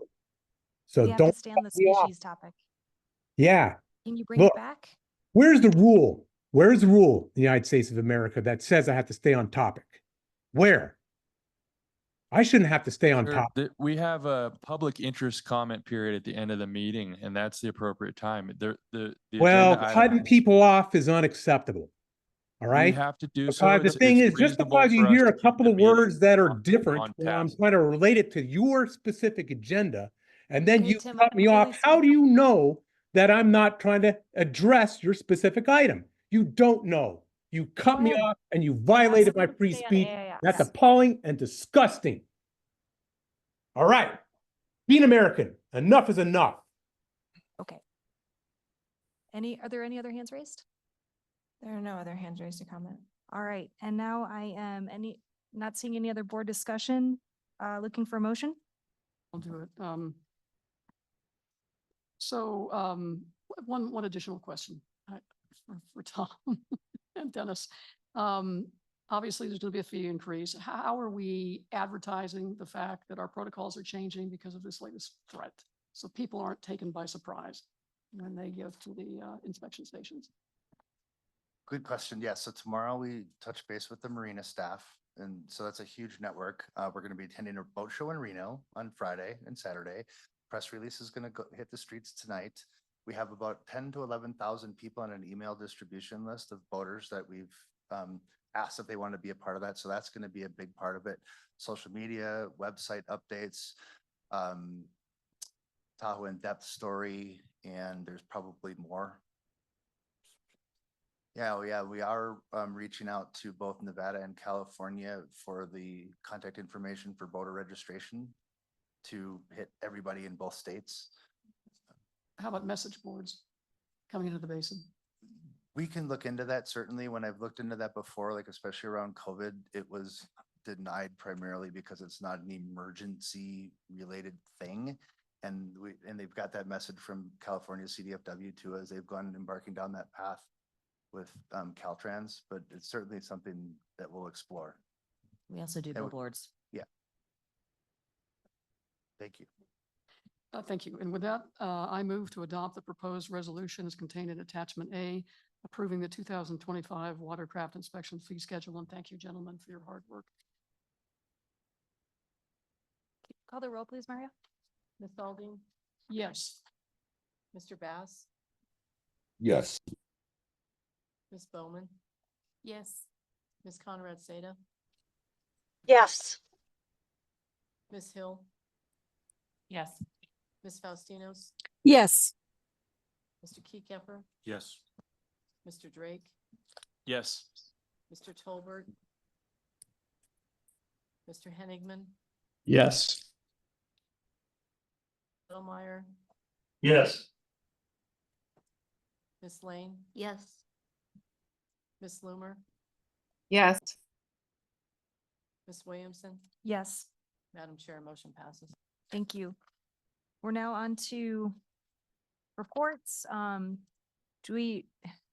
Executive Director Reagan, can we? Yes, we can go to the very last slide and just call this good. Yeah, Thank you. I will abort the report. Thank you. Coming up, we have a workshop for you on compliance. Our regional transportation plan is launching in April, and you'll be hearing that. And then we have our strategic planning session. It's a 2-day board meeting, so Wednesday, Thursday in April. Please make sure you're booked for 2 days. Thank you. Thank you. Any committee reports? Moving on to the next agenda item. Seeing none. We are now at our final period of public comment. This is the general public interest comment period. Any member of the public wishing to address the board on any item listed or not listed on the agenda, including items on consent, may do so at this time. Individuals or groups who have already commented on items listed on the agenda are not permitted to comment on that same topic. The governing board is prohibited by law from taking immediate action on or discussing issues raised by the public during this final public comment period. We will hear comments for up to, but not to exceed 3 minutes per comment. Any members of the public wishing to make comment at this time?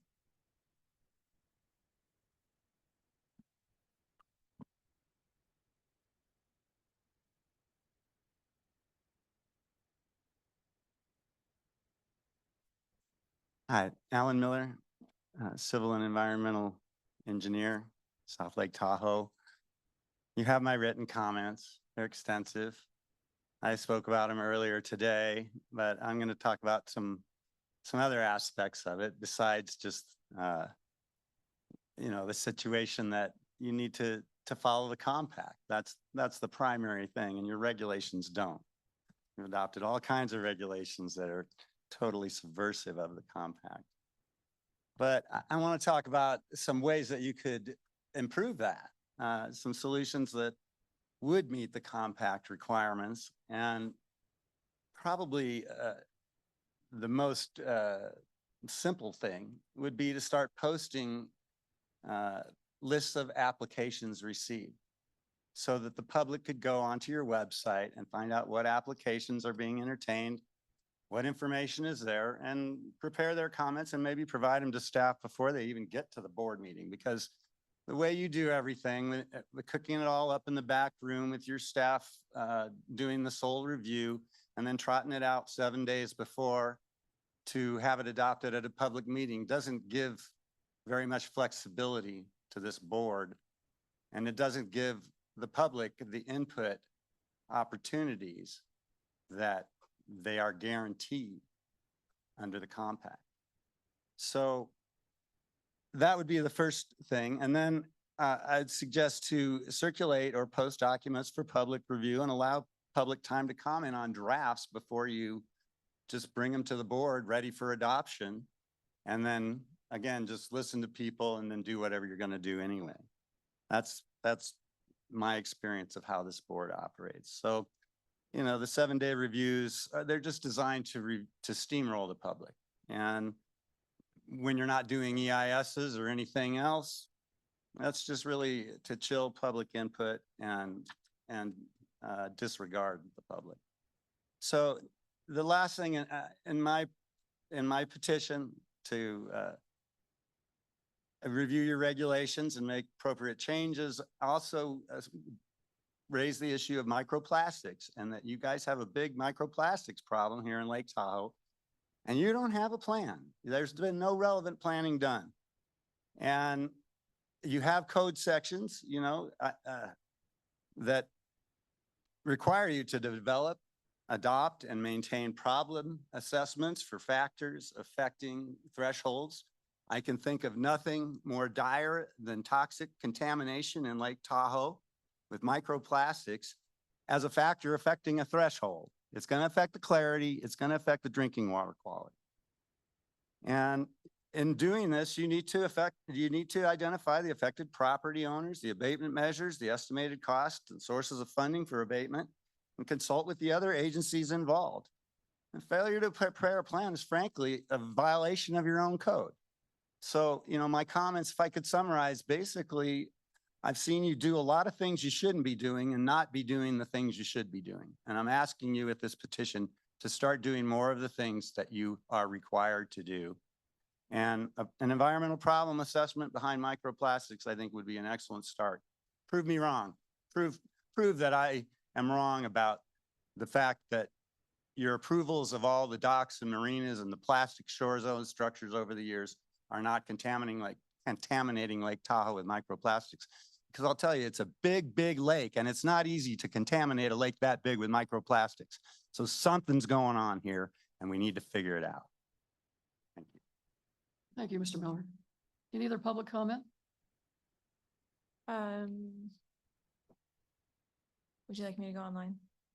Yeah, well, unless, well, I know, I see that we have no public to speak of. All right, online would be fine. Thank you, Catherine.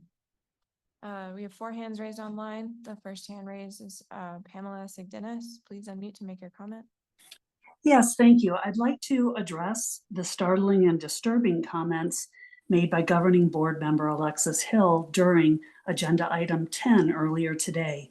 Ms. Hill's disparaging characterization of CalMatters' widely distributed investigative journalism series as a, quote, so-called journalism is quite chilling.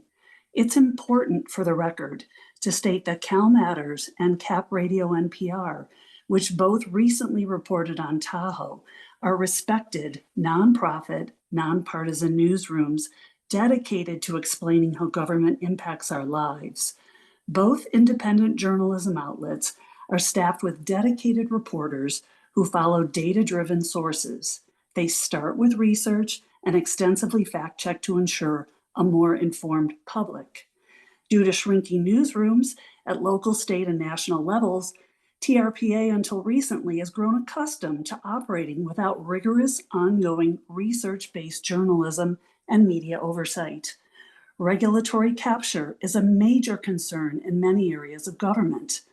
Unlike most government agencies operating with such a large budget, scope, and authority, TRPA does not answer to any full-time comprehensive Office of Inspector General or comparable independent dedicated oversight division that would ensure TRPA is in routine compliance with its mission and ensure that the agency does not engage in unethical or unlawful operations. Carefully produced TRPA dog and pony shows don't count as oversight. Lake Tahoe needs an independent, science-based agency. That's why the CalMatters investigative series is not only important, but I hope it will be continued.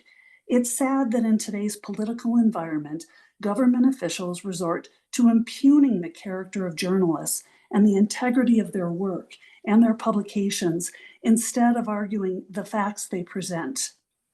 We all understand policymaking is complicated. Let's remember public servants ultimately answer to the people in a democracy. Reporting is critical. Government officials undermine public confidence when they complain about reporting they don't like or does not fit their particular agenda. The media's role is not to be a PR or promotional machine. Journalism is the watchdog of democracy. Please respect it. Thank you. Thank you. Catherine, any further comments online?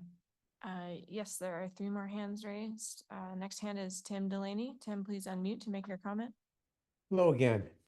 So in regards to journalism, yeah. So what's up with that? I'm concerned as well, Alexis Hill. I mean, journalists are being murdered all over the entire world. And we all know what Vladimir Putin's doing. It's a little obnoxious. So what? So people criticize you and they write articles, okay? And so what? I come on and criticize you. Is the skin here so thin like Donald Trump that folks cannot handle a little bit of criticism. Serious. What makes great leaders in this nation, whether it be at TRPA or the President of the United States, is a whole lot of criticism. When you're a leader, you want people to come before you and to criticize you, because then you can stop and think, well, maybe I'm not making the best decision for myself and my family and the entire community. What if I mess up? Okay. It's unfortunate when I was talking about the battery plant in Monterey, those folks were confused and they didn't give the general public a chance. And they put that battery plant down there and it exploded and heaved a bunch of toxic metals, a bunch of cobalt and nickel into our farms, into food that you eat. And when I come online here and I'm trying to explain that to you, that, maybe cervical cancer or breast cancer or, could be any other weird cancer in your body, and it comes from something that you ate, well, that's not such a good thing. And I'm informing the general public that now you have to worry about your vegetables and what you eat in the grocery store. So a confused general public, just like myself here, coming online, and I'm just wondering, hey, what is going on? I don't understand these items. Why are all these people being pumped into my community? What's going to happen to my community when a fire happens and we're all stuck on the road and we all burn alive and get cooked because an alpine forest in Tahoe goes off like a hydrogen bomb? It doesn't move slowly like a fire in the Santa Cruz Mountains in a redwood forest. So I explain all these things to you and you don't want to hear that. And then my free speech is violated and people cut me off and make me feel like a fool in front of the general public. Folks, you gotta get tough and have some thick skin instead of being like Donald Trump and his pack of kooks in the White House. Okay? Anytime someone from the general public comes and speaks, you suck it up and you listen to it. You never cut them off. We fought horrible wars. Our families were injured. We suffered. Freedom is not free. You always respect people speaking to you. Always. Thank you so much. You have a fine day. Thank you. You too. Next hand raise is Melissa Soderston. Melissa, please unmute to make your comment. Yes, thank you. Melissa Soderston, South Lake Tahoe, representing Tahoe Forest Matter and the Eco Integrity Alliance. Apologize to those of you who heard these comments in committee earlier. I attended the Fire Adapted Nevada Summit hosted by Nevada Living with Fire and UNR last week, attended by many local fire agencies, reps from the Forest Service, the Bureau of Land Management, and the Nevada Division of Forestry, as well as insurance agency data analysts and Davis Fire evacuees. This conference made it very clear. So-called thinning, fuels reduction, fuel breaks, and forest health are not going to protect life and property from wind and climate-driven fire. They are certainly not helping forest health. These are no longer wildfires. They are now urban conflagrations. The keynote speaker said it best. It is time for a paradigm shift away from logging. We must achieve community-wide home and infrastructure hardening if we are to survive our rapidly changing climate. Yet every single grant available prioritizes acreage over parcels. We cannot survive if we continue to place the burden of defensible space on the low-income, elderly, or disabled people, or absentee owners. This summit made it very clear. We must focus all local, state, and federal funding on implementing truly fire-wise communities. These fires are spreading structure to structure, and 90% of the most destructive are human-caused, within less than a mile of our homes. New logging roads only mean more access for human-caused starts and more sediment into our watershed. We need the billions being spent out in the forest to instead be spent on evacuation routes and centers, Class A roofing, ember-safe vents, home-out defensible space, well-funded fire departments. We need the workforce currently destroying our environment to instead be clearing debris from vacant lots and buildings or burying utility lines. This agency has notoriously focused on landscape scale projects. Yet at the Tahoe Science Conference, your own keynote speaker, head of research and development at U.S. Forest Service, said clearly that these projects are likely causing long-term irreparable ecosystem harm. We urge you to immediately implement this necessary paradigm shift and to focus on the built environment improvements we cannot live without. rather than the business as usual logging lies. Take a walk outside for once. Our largest, most climate and fire resistant trees are what are being removed. It is hot, dry, dusty, filled with invasive grasses, more flammable than our trees. Stop the greed, stop the destruction, focus on climate hardened infrastructure. The insurance reps at the summit said it for the deniers out there. You will not be able to insure your home for long here unless we all have Firewise properties. Let's make the right policy choices for not only the environment and our lives, but for our wallets as well. And thank you. Thank you, Melissa. The last hand raised is Doug Flaherty. Doug, please unmute to make your comment. Thanks, Doug Flaherty, speaking as a resident of Incline Village.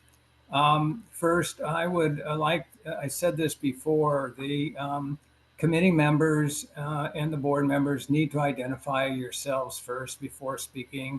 It takes 1 second to say, Shelley Aldine, I'd like to, pass this on. It takes 1 second. It comes across as arrogant. You're not anything special. We're asked to identify ourselves. On the video, we can't see your face. We don't know who's talking. Second of all, I've asked that mediation be part of the regional plan. You can do that easily without violating the compact. Making groups and individuals sue TRPA is really a bullying and control tactic to make sure that the facts are never brought forward. A lot of people can't afford lawsuits, so you're discriminating.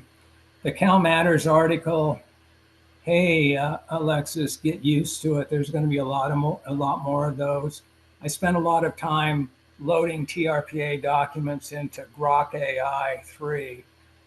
It's just a matter of time before we go back and find out about all these, subjective claims that you guys have made regarding VMTs and so on and so forth. I should say no VMTs.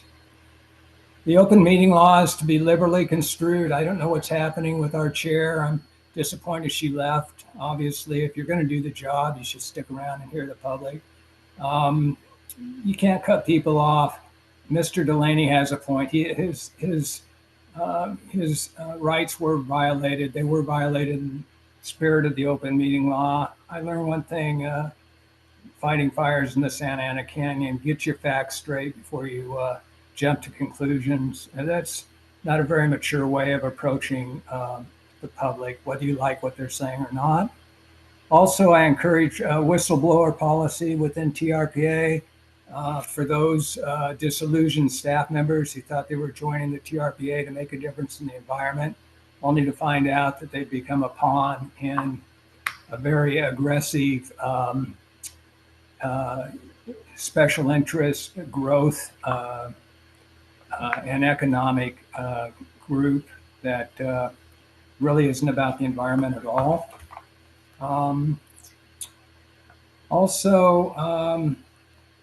I would just say, quit violating our clean air in Lake Tahoe, quit allowing the burn agencies to smoke Tahoe out. Their reasons for doing so are arbitrary. And finally, you need to replace TRPA leadership with someone who has a fresh and modern vision for the crisis facing Tahoe. Thank you. Thank you, Doug. Any further public comment online, Catherine? No, there are no other hands raised to comment. Thank you. Head and close public comment and move on to our next agenda item, which is adjournment. Enthusiastically, right? All right. Thank you, Alexis. Meeting's adjourned.